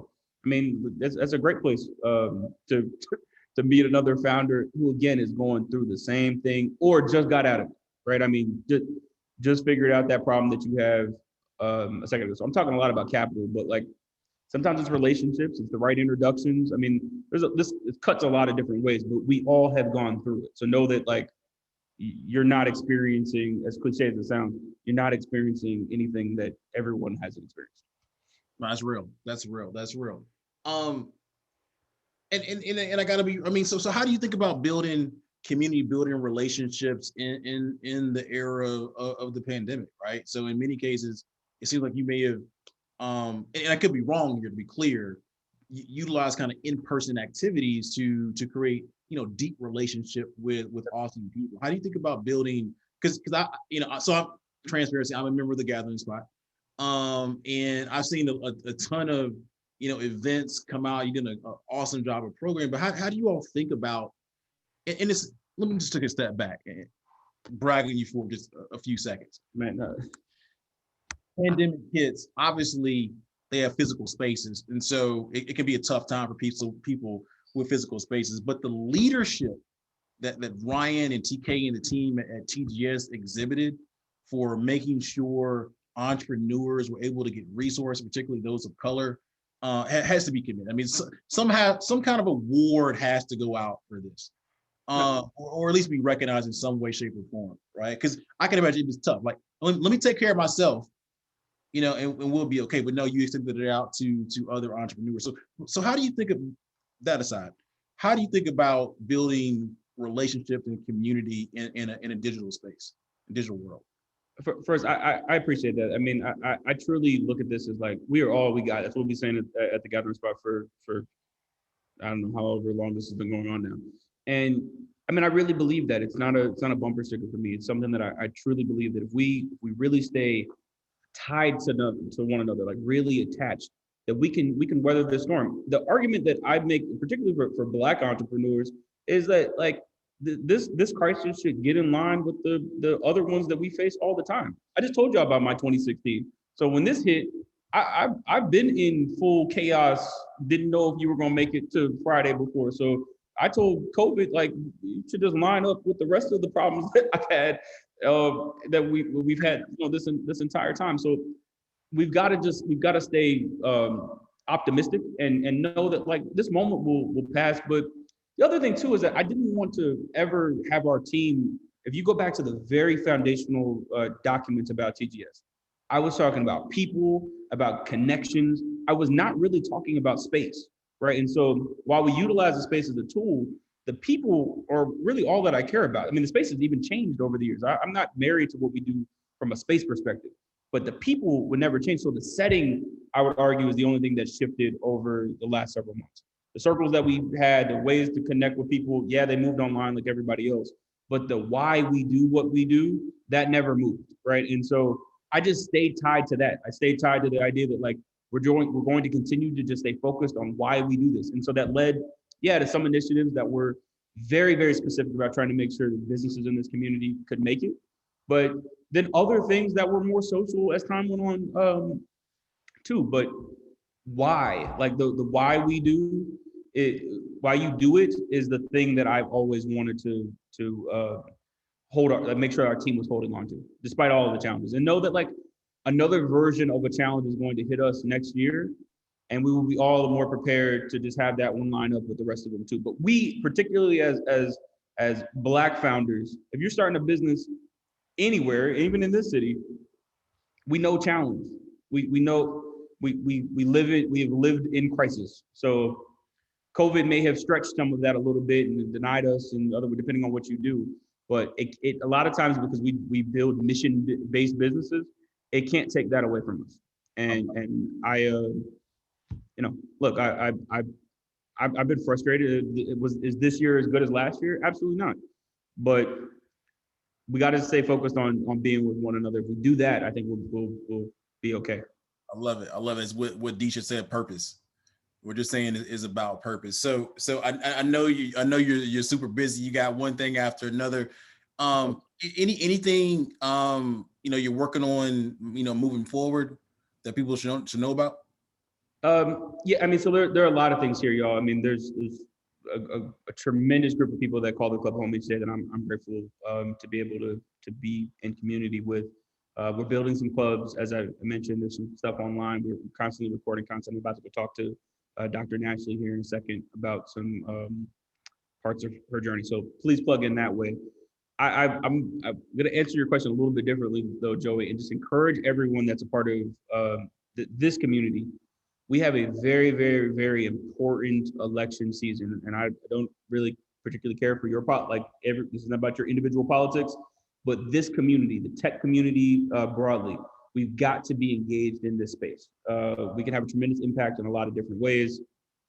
Please lean in. I know many people that are here have been, but we got a lot of work to do over the next several weeks. And we just, again, encourage anybody that has any inclination to get involved. Please I'll put my information in the chat in a second. Please reach out to me. There are a number of other organizations that are doing work in this space too. But the presence of the startup entrepreneurial tech community broadly, from my seat in the political space, is not strong enough given what we bring to the city and to the state. And so we've got to make sure that I can't lie to y'all. I do care about who's going to be elected. And if y'all know me, you know that I deeply care about who's going to be elected. But no matter really who it is that is elected, we should make sure that they're on notice that this community matters, and they should be designing solutions for us. So to do that, though, we've got to participate early and not late. So we still got time to do it in Georgia. The political world is watching us right now. So we're deeply engaged in that space right now, because I think it's gonna make a big difference in terms of the type of ecosystem we will have in Atlanta/Georgia for the next season or two. So lean in, please. We need every single voice. This is not if we can share all the things that we share in our community about a bunch of different things, this should be on the table to me as a thing that we should talk about more too. No, I'm with you. I'm with you 100%. So you want to drop any ways for people to get in contact with you, either in chat or just say it or something like that? I'm at the gathering spots. And while you're while you're typing in there, please, if you know people in LA and in DC or something like that, have them please support the gathering spot. You're talking about building relationships and relationships that matter. That's how you make it happen. I appreciate you. Genuinely, thank you for the work that you do. It's so good to see everybody else too. I mean, thank you for y'all's work. This Atlanta is a very, very special place. I hope we got some folks starting to recognize that, but I think that we're about to break out in a different way nationally, where people really understand that, like, what we're doing down here, things like this other ecosystems wish that they had and are calling for a lot of times for us to bring. So since we have it, I think we should one, acknowledge it, but continue to grow it. So I appreciate you. Thank you for having me here. And again, if there's any way that we can be helpful to anybody that's on, do not have, that's my email, and you can find me on social there. But please reach out to me, and I'm happy to figure out how we can do some work together. Appreciate you, brother. Appreciate you. We'll be in contact soon, and have happy holidays. But I'll definitely reach out to you before then. Thank y'all. See y'all soon. Awesome. So we are in our final hour. Woo! It's dark outside. It was dark outside when I first started preparing for this thing, right? So I don't even know what's happening today. As we talk about a few different things, and again, we're also raising money for Goody Nation. We have surpassed our original goal, $5,000. If you know someone who wants to donate, you want to donate yourself, the spirit comes over your text Goody to 707070. Contribute as much as little as you like. We are trying to continue this work in 2021. But as we go into this final 53 minutes, and Tawana, you're up here, anybody else, Kathleen, Edmund, Raquel, Malika, Antoine, any thoughts about what's been said so far? Any favorite words, quotables, anything like that? I wrote down with James is the bridge builders are going to prosper, and I really love that. And part of my, although I've been in the business world all my life and I know how to build businesses and my brain works really, really well. I went in the mid 2000s and got a master's of divinity in spiritual peacemaking, because I said, I want to know how to have who I am and how I'm related to the world and every other being in the world.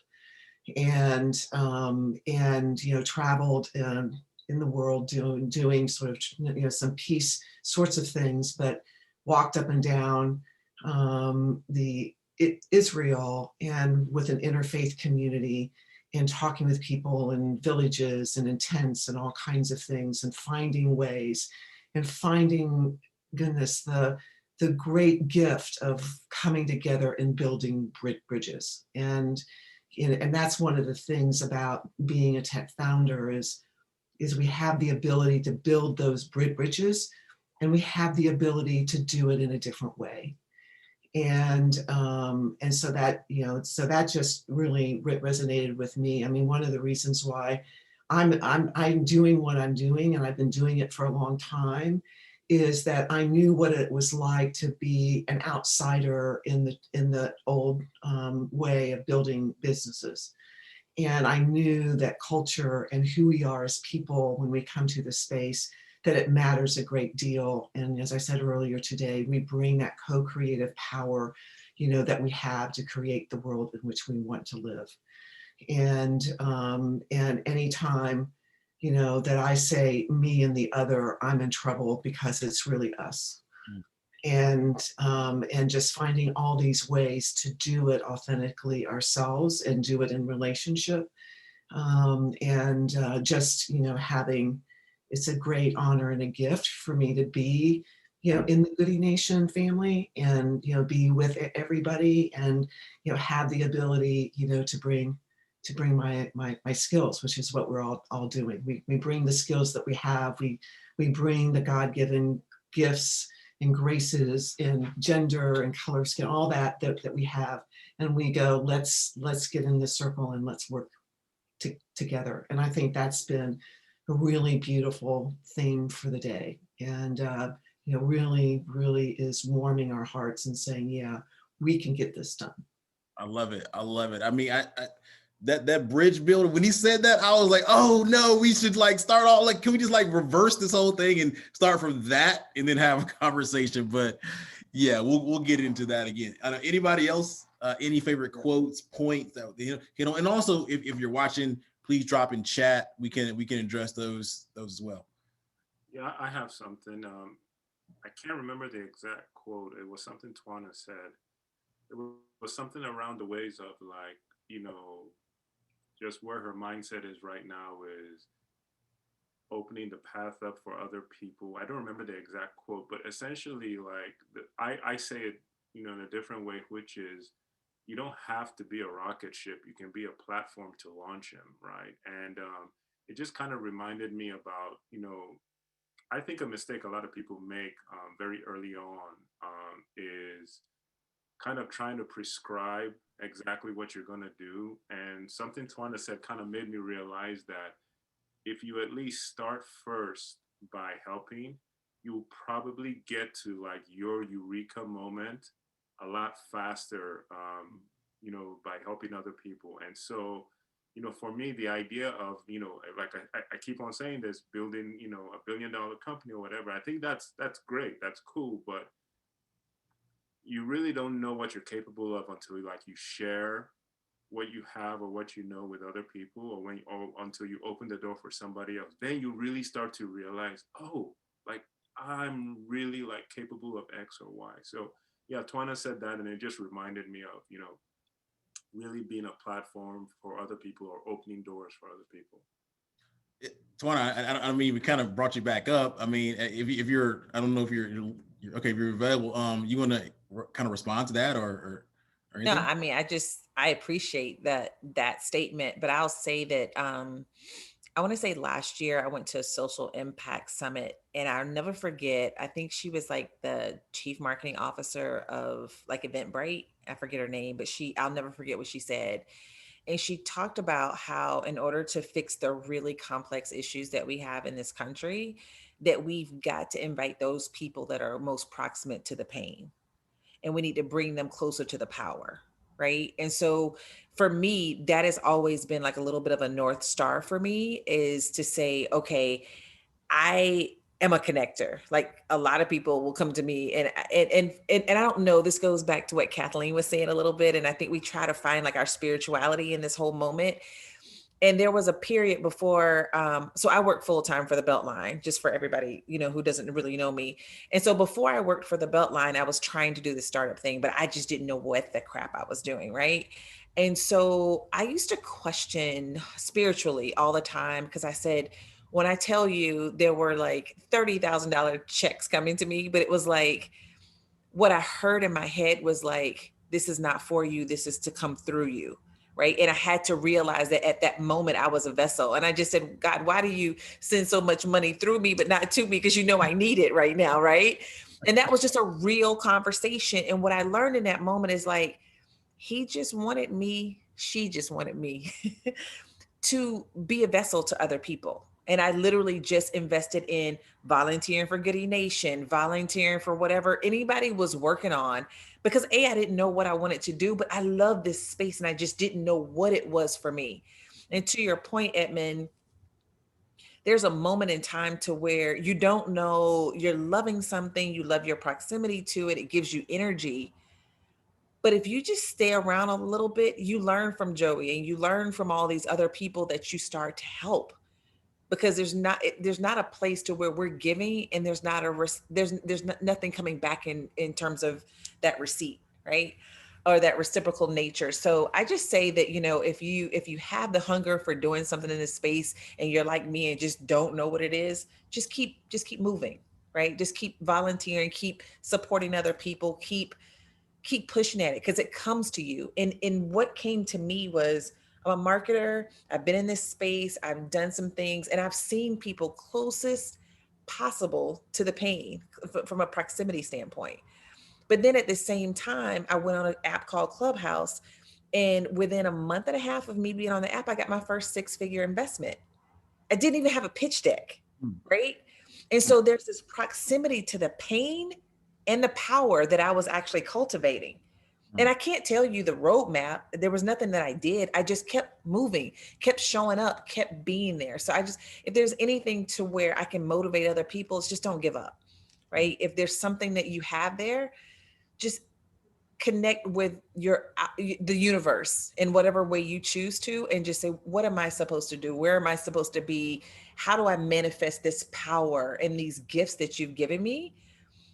And I think it just comes to you. I wish I had more tangible evidence or anything, but I don't. I just say that it just came to me, and I just want to continue to support and to be there for other people, because that's how I got I think that's where my harvest is coming from right now, because a lot of things are falling in my lap that I didn't ask for, I didn't expect. I love it. I love, proximity to the pain and proximity to power. That's deep. I mean, you look in chat, you're inspiring a lot of people out there. You're inspiring a lot of people. So kudos to you. Thank you for your leadership. And in a number of different ways, quite honestly. Can get anybody else from the team? I mean, I'll say this. I mean, the interesting part for me is I've listened now to almost 12 straight hours of conversations around relationships, cultivating them. I'm like, there's some people I need to follow up with, which is interesting, because for me, as a connector, as a bridge builder, I do a lot of it. In the last 2 months, probably made 200, 300, 400 connections. And then sometimes, it's difficult when you get kind of flooded with emails, and there's a few emails I need to respond to. It's been a few weeks, and I'm like some of these things, like they may seem like they're everybody, the things that are super practical, everyone should know, but sometimes like everybody needs a little reminder. Like, I need to go follow with somebody like right now. There's a few people I need to send an email to right now. Like, I mean, hopefully they're not upset with me. I'm trying to have some kind of excuse, which probably is valid, but still, right? There are some practical tips for following up with people and doing it in a timely manner and things of that nature. I mean, we talk about our superpower at Goody Nation is our ability to make the right connection at the right time for our founders. And one of the ways in which we measure that is what we call time to value, right? And so when a founder says, hey, I need advice in this area, or I need to be connected to a person where I can sell, my product or my service, or, hey, I need to hire somebody, like, our clock starts. And so we want to be able to reduce that time as much as possible. And so, yeah, so for me, I have a running clock in my head for a number of relationships that I need to make for me personally, or for Goody Nation. And even on a personal level, there's someone listening right now who's going to say, like, hey, you got to do better about cultivating some of your personal relationships, right? And so some of the things that we learned today over the last 11 or so hours have been true gems. Some of them have been reminders, but I think in a scenario, especially in the COVID era, where we haven't seen people physically in a very, very long time, they're good reminders just to do the common things, and it's gonna pay a lot of dividends, moving forward.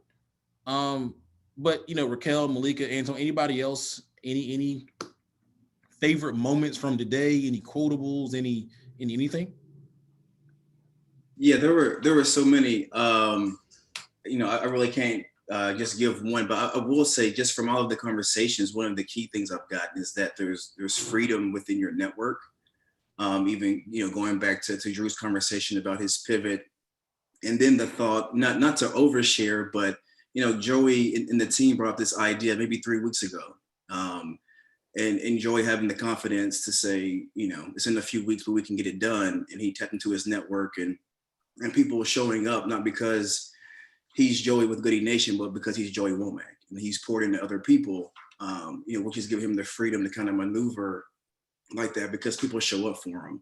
And I think that's like one of the biggest pieces I've pulled, is that there's truly freedom within your network. And again, I've got several follow-ups I need to do once we get off the call. Awesome. Raquel, Malika, or even Courtney. Well, Go ahead. I would say I will jump back on the Tawana train. I would say that I don't know if she remembers, but I met her at the gathering spot.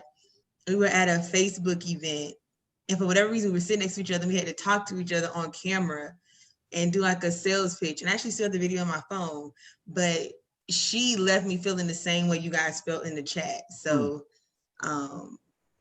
absolutely. And Yeah, so thank you so much for sharing those gems today.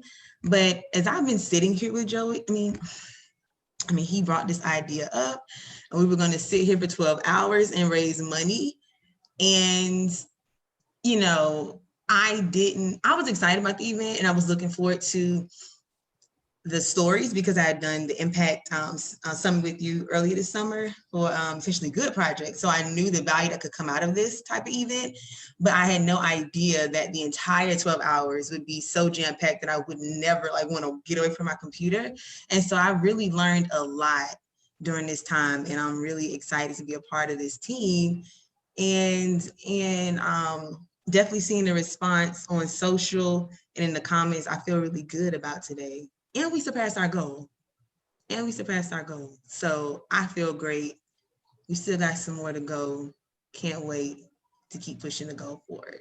Right. And to be clear, we're gonna do replays of this. This will be up soon. So again, if you're watching, I don't care if you're watching this like 2022, you can text Goody 70 70 70, especially if you hear this word. So we will always be raising money for Goody Nation. We're trying to be more sustainable as an organization. Thank you for those that have donated. We had a few people come in recently, like Daryl and Deisha and Holly and a lot of others.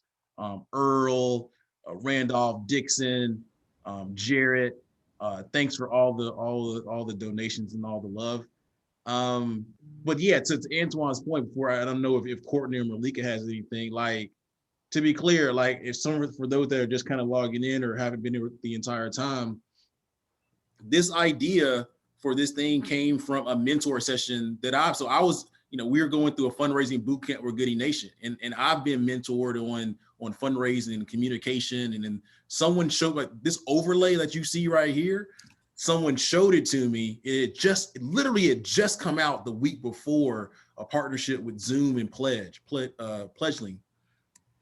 And as soon as she showed it to me, I was like, oh, I got something. The original idea was to do this thing from 8 a.m. to 11 p.m.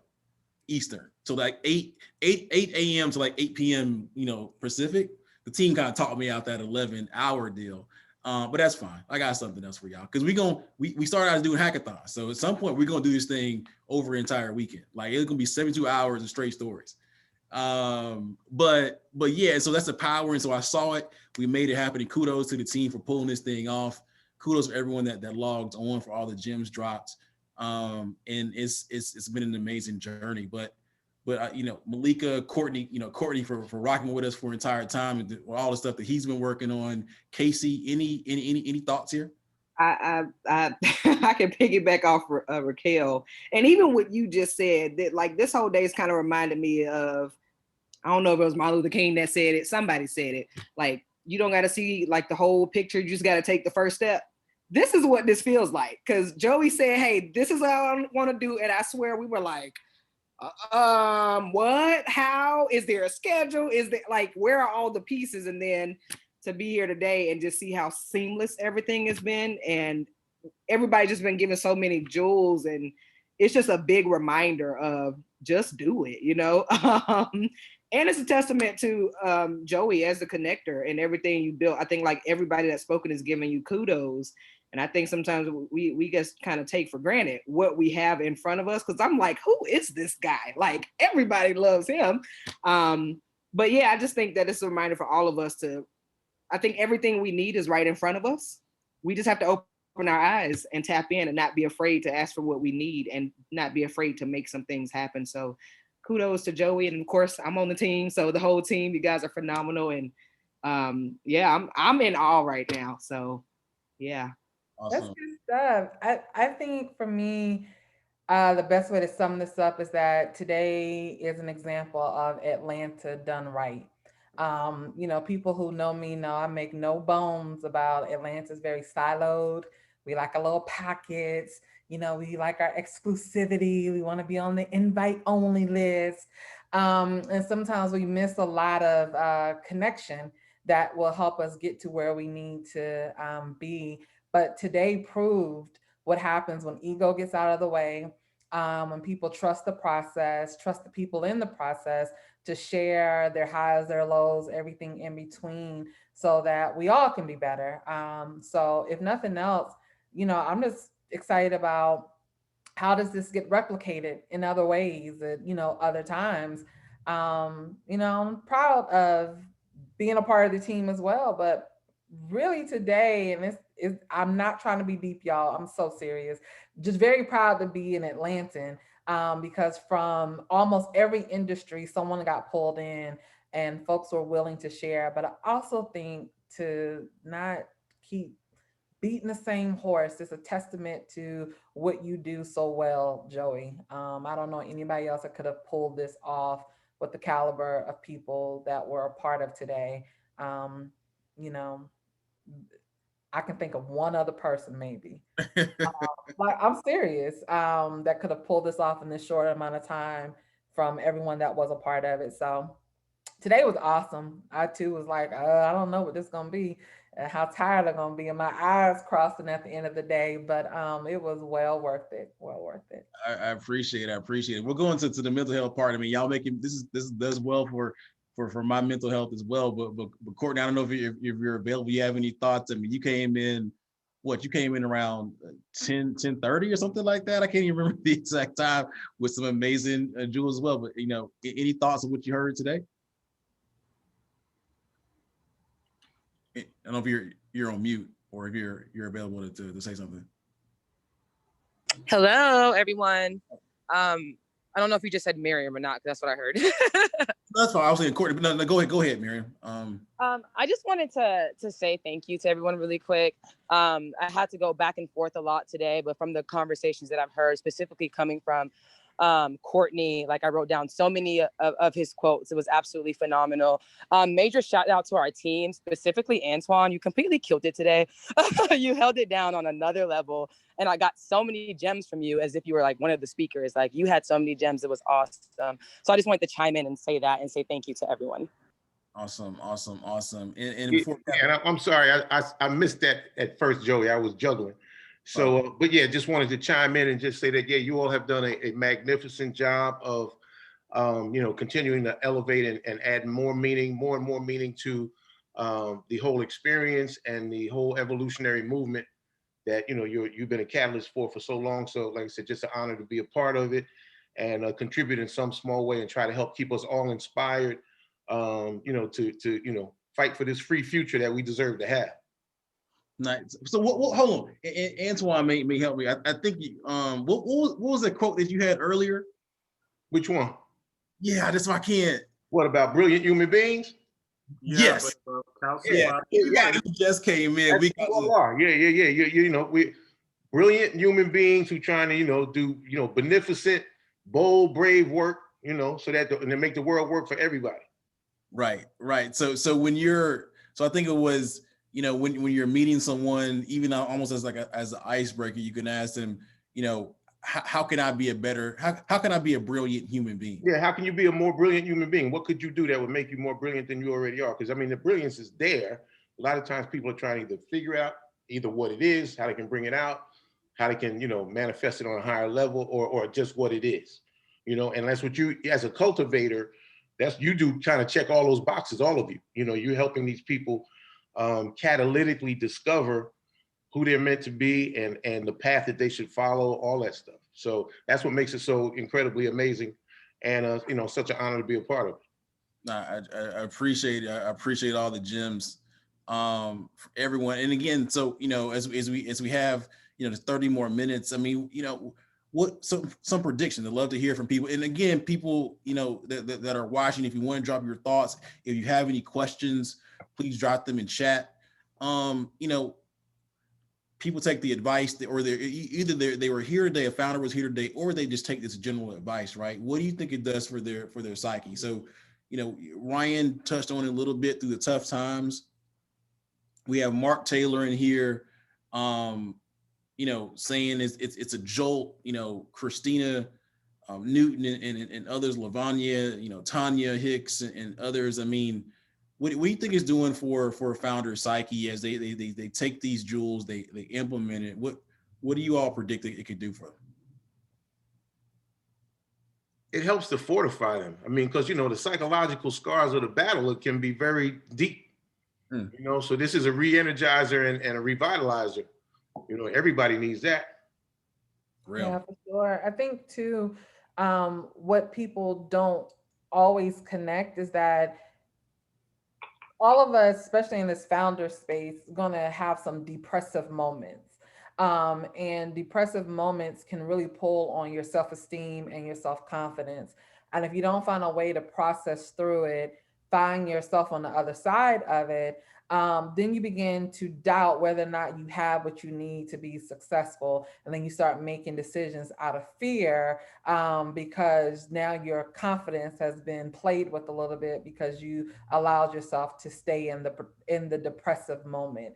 So I think, you know, to even Ryan's point a little while ago, finding someone that you can talk to, vent with, you know, kind of lean on makes a huge difference. If you don't have that in a co-founder or a business bestie or a cohort, you know, go find a therapist, go find somebody that you can pay and talk to, because this work, regardless of where you find yourself, is going to have some moments where you're going to start doubting yourself and your ability, but you have to have the tools to be able to check it, process it, move through it, and then get back on your game.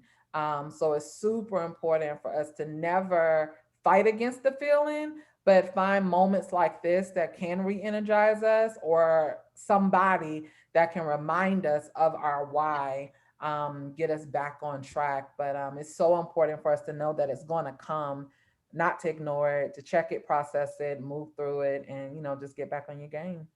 Yeah, I love it. I actually want to dig a little bit into that business bestie part. And so, you know, just quickly, you know, we're really big on accountability here at Goody Nation. And so, you know, we're moving into an era where or a phase where we're going to start matching our founders up with another founder to serve as accountability partners. And so, yeah, the other founder will know your goals, your objectives, your milestones, and so on and so forth. But it's also a time where they can check in on their morale, right? And so we say we want the founders to check in with their business bestie, their accountability partner, every 2 weeks.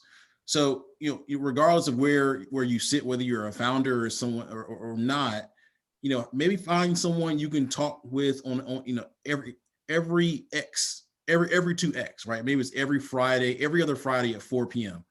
Quick check-in, 15, 20 minutes, maybe 30.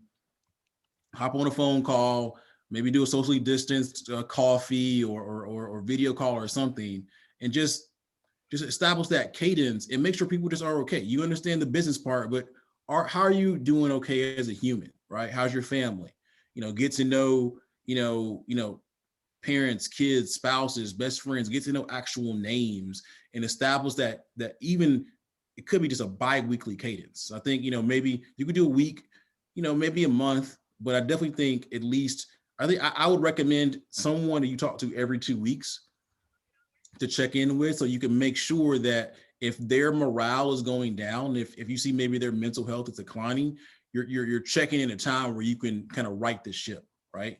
So, you know, at Goody Nation, if you don't have anybody reach out to us, maybe tweet us or something like that, and we'll do our best to have, you know, one-on-one or have somebody reach out to you. But so if you're watching this, you're in our community, and whether you're a founder, expert, or a partner, we want to make sure people are taken care of. As Ryan alluded to or said earlier, we got to take care of our people, and mental health is a big part of that. So I don't know if there's anybody else that any other thoughts on it,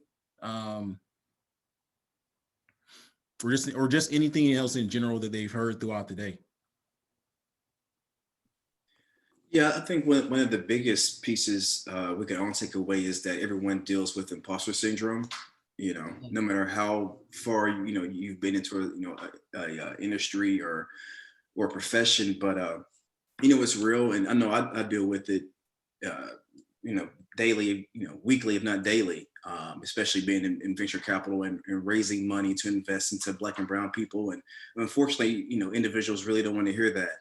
Even with the current times, right? So, but being in groups like this, hearing and seeing founders who are working on real problems, who have real companies, who are building something that they can pass on, seeing individuals who are sewing back into their ecosystem, their community, gives me energy, to keep pressing forward, right? And again, those conversations. So luckily, I have the founders here at Goody where, I get 2 to 3, basically therapy sessions, per week, because we're just talking through things in our one-to-ones. But it's so important to just talk. And I know the trust issue, that trust is an issue for some individuals, but I guess I encourage you to take that step. Just find one person that you feel you can trust and just start building that relationship, because it's definitely needed. I think entrepreneurship is one of the few things where you can be extremely high and then extremely low in a matter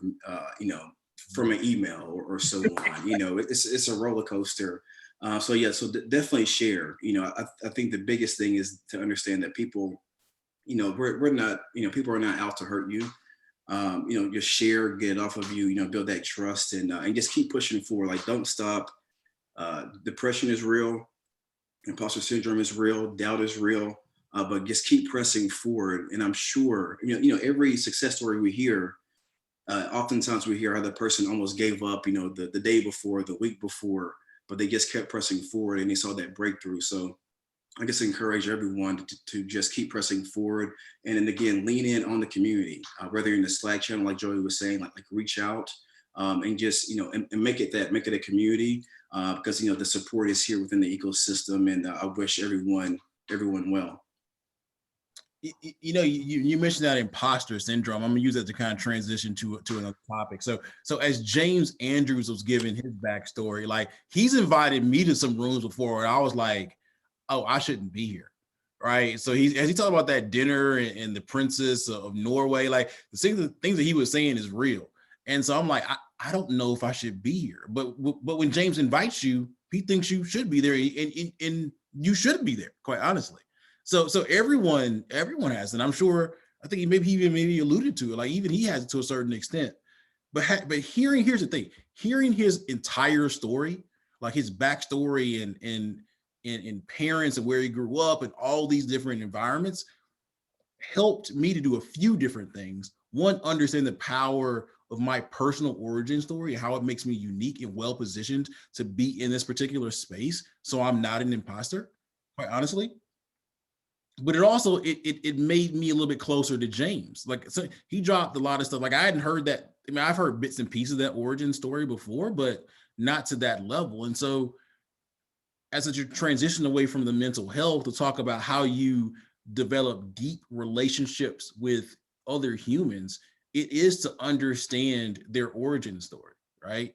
In many cases, you can find a common point of intersection between people if you're a founder with an expert, a founder and an investor, a founder and a customer, based on their origin story. And so having the ability to go in and adeptly, one, tell your origin story, but pull an origin story out of someone else is how you can tactically start to create deeper relationships between people, in your network. I don't know if anybody thoughts. I mean, Tanya talking about if you don't sleep tonight. Sure, hey, so how it is. It's one of those things. This is like Red Bull at like 8 o'clock. Yeah, this thing, it's like one of those things where people are like, don't watch TV right before you go to sleep or something. Yeah, because your brain might be rolling. One thing I can say, if you have any thoughts, get them out of your head right now. Type them out, text them to yourself, write them down, because they're not going to be in the morning. So get them out of your head right now. As we go into the final 20 minutes, what I'll say.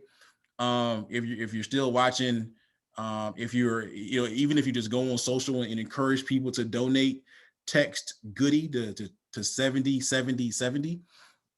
If you're watching this on replay, please do the same and tell a friend to tell a friend. Join our network, sign up for our mailing list. It'll be truly put to good use, as now we've extended past 150 founders across the country.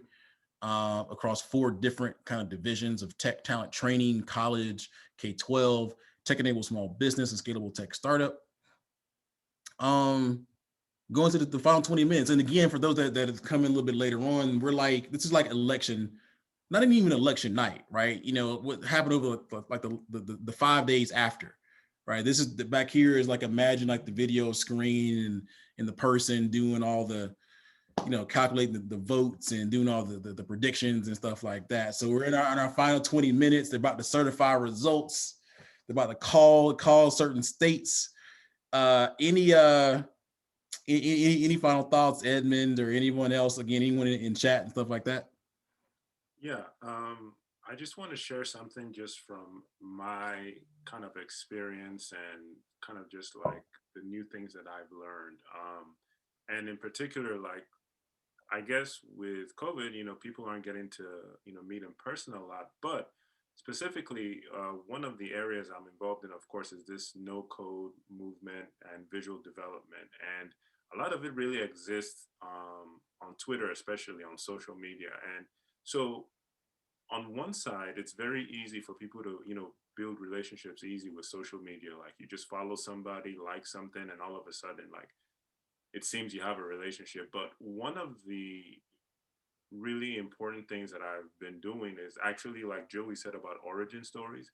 When you meet someone new or someone walks into the room, like, try to work as hard as possible to know their origin story. Like that alone is going to get you a lot closer into like better relationships. And one of the ways you can do that is to like do things with other people. One thing that I try to do is especially to try to always like welcome people, and especially like if it's on social media, people following you. When you drop those gems, you never know when those gems will come back to you in terms of thanks, because a lot of founders, even in the no code space, are going through issues of depression, loneliness, and a lack of a sense of belonging. So it's just as important to just always drop these gems, to say hello to people and say, hey, I saw this thing that you posted the other day, was really, really great. I loved it. Because you never know what that person is going through.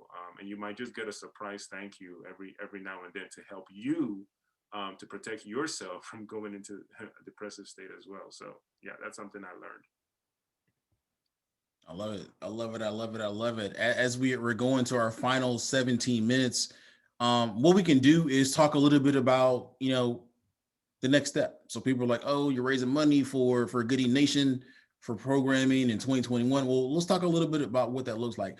However, before we do that, thank you to all the donors for today, the individual donors. We also raise money from large companies as well. So, those, especially as we go to the end of the year, if your company is looking to support a cause before December 31st, or even going into next year, please reach out to us.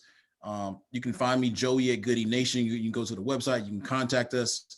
We're still raising, we're still looking for support, not only for our team, but also for our founders. So let's talk a little bit about what happens in 2021. As we said earlier, we've evolved from focusing solely on the funding gap for tech-focused social entrepreneurs and diverse founders to this relationship gap, and we help them with funding, but a few other things. As Edmund just said, we talk about origin stories, and so we consider the ability to tell a compelling origin story part of professional development. So we're going to be doubling down even more in that aspect of our programming in terms of our professional development programming moving forward. And so we look forward to working with people that tell stories all the time, whether it's in a written way or with photo or with video. They do it in an audio way. I think that's one of the next big steps is having experts that know how to tell stories and matching them up with founders, and helping them. At the end of the day, it's going to only help the founders do a few things. It increases their cultural capital, their social capital, but it also will increase their relationships with other individuals.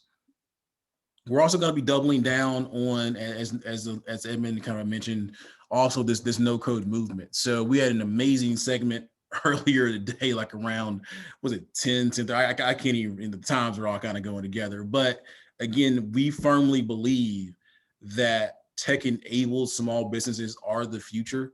It's not necessarily in terms of, reducing this income inequality gap or creating more wealth, especially for communities of color. And so it's not necessarily about creating the next Facebook or Amazon or Google or unicorn. It's about creating a series of $1, $2, $3 million companies. And we firmly believe that no code is a way to help companies or founders, but particularly diverse founders, go from 0 to 1, and then from $1 to $1 million in revenue. So we'll be starting to double down on that, particularly those at a younger level. So we have a division of founders that run programs that train college students in tech. And so as a former, as someone who launched his first startup in college, I understand, what it takes to launch a company at a young age. And the more you do it, the better you get at it. So those reps are super important. And I believe that no code has the ability to allow all founders at a young age, but particularly those of color who don't have access to developers and to a lot of financial resources, to get those reps, to build that muscle of going from 0 to 1 very quickly in a number of different ways. So we'll be doubling down on those efforts in 2021. In addition, we'll be kind of expanding, continuing to expand across the nation. When we announced our Google for Startups Black Founders Fund partnership, one of the first things that we did, we did a private call with a lot of leaders in the Atlanta tech ecosystem and introduced the founders, particularly those that weren't from Atlanta, to leaders in tech in Atlanta. So a lot of the speakers you saw today, you saw Disha Barnett from the Metro Atlanta Chamber and Choose ATL. And so we actually want to do that concept on the road. So we want to take some of the best founders in our program and do these virtual, what we call welcoming committees, to Birmingham, to Detroit, to DC, to New York, to Silicon Valley, to Los Angeles, right? So that's how we start to create these cultural connections where we take the best of the best, drop them into a city. They get plugged in through relationships to resources, to investors, to other capital providers, to customers and things like that, to influencers. And then we take those other people and we drop them into cities like Atlanta, where we're based out of. And we it kind of rinse and repeat. So we'll be doubling down on these welcoming committees in places like, again, Birmingham and LA and in the Bay and stuff like that moving forward. Few other things we're working on, but I'm really excited. I think Raquel and Malika will like this as well. I think our ability to do these impact stories and help to tell the stories of the founders and create connections that way is one thing that we'll be doing probably across Instagram and LinkedIn and Facebook and stuff like that. So, I'm really looking forward to 2021. Not necessarily sure what it's going to look like in terms of in person. One of the key questions is going to be, well, what happens when, the majority of people start going back to in person? So, my general thoughts have been the pandemic opened up the possibilities or let us see what it looks like when things are virtual. And it works really, really well virtual. But when it comes to creating relationships, you gotta reach out and touch somebody. You gotta hug somebody, right? You gotta give somebody some dap or something like that. And so, we're already thinking about how do we create in-person programming that is of extreme high value. If we're gonna bring people together, it's gotta be for very, very, very, that's a great cause per se, but it's got to create extreme value. If not, we can create that value virtually. So we're still thinking through what that's going to look like in 2021. Should have that answer in a few weeks. And I just look forward to talking with people like yourself and also people like Courtney to get those answers. So looking forward to what's happening in 2021. That's just a little bit of it. But again, if anybody has any questions or anything, please post them in chat. We got about 10 more minutes. We're gonna, the team knows what we say we're gonna do. We got to do it to the end. So we got 10 more minutes. Though technically, I actually jumped on like 7:30 a.m. So technically, I've been here more than 12 hours. But we're gonna take these 10 minutes. In closing, any additional thoughts from the team? Maybe not. You really did good, Joey. Like you did 12 hours and some change. And you were like funny. It was good. Y'all may not know this about me. You know what I'm saying? Like, I'm a funny dude. You did so well. I'm so proud. I forgot all the times I've ever been mad at you. I keep breaking up, but we are very proud of you, and you're not that funny. It's just, hating is not. It doesn't look good on me. Let's put that out there. Like, you did great. I hire you. I think you're a great host for sure. Thank you. I truly appreciate it.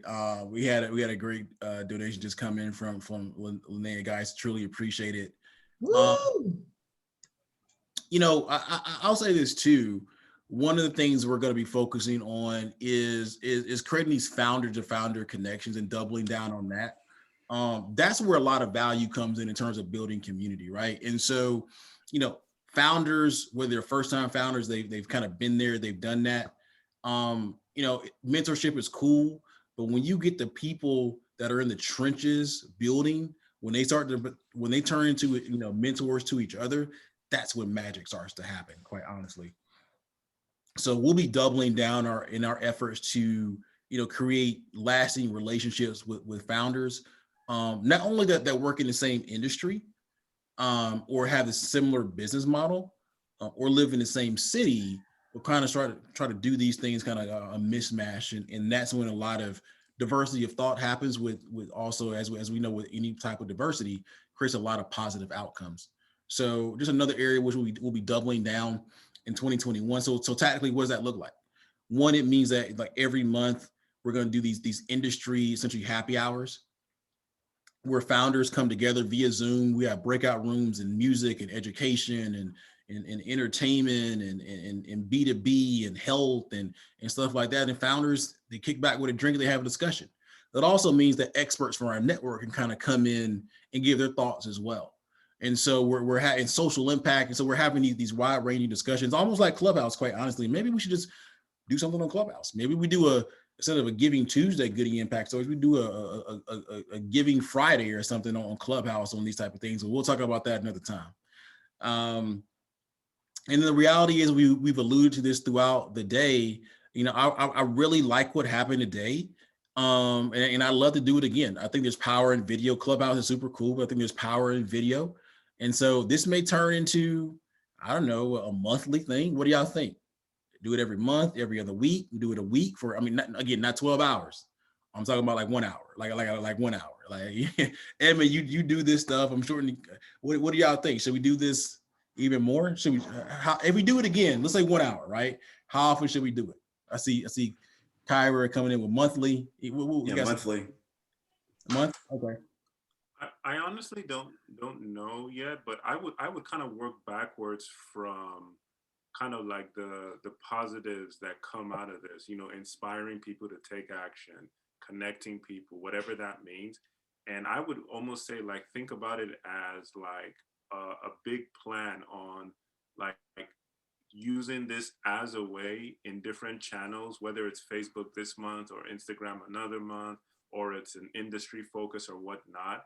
I mean, the goal, today we're raising money, but, one of the really like profound benefits is people are taking action from these gems, like the guests are dropping and they're connecting with people. And I think the connecting part, if you break it down, when people share memories together, they just somehow feel closer. Like, I will never forget that first Atlanta Black Tech I went to at the gathering spot. I say to everyone, like, the sea parted, the atom split for me, right?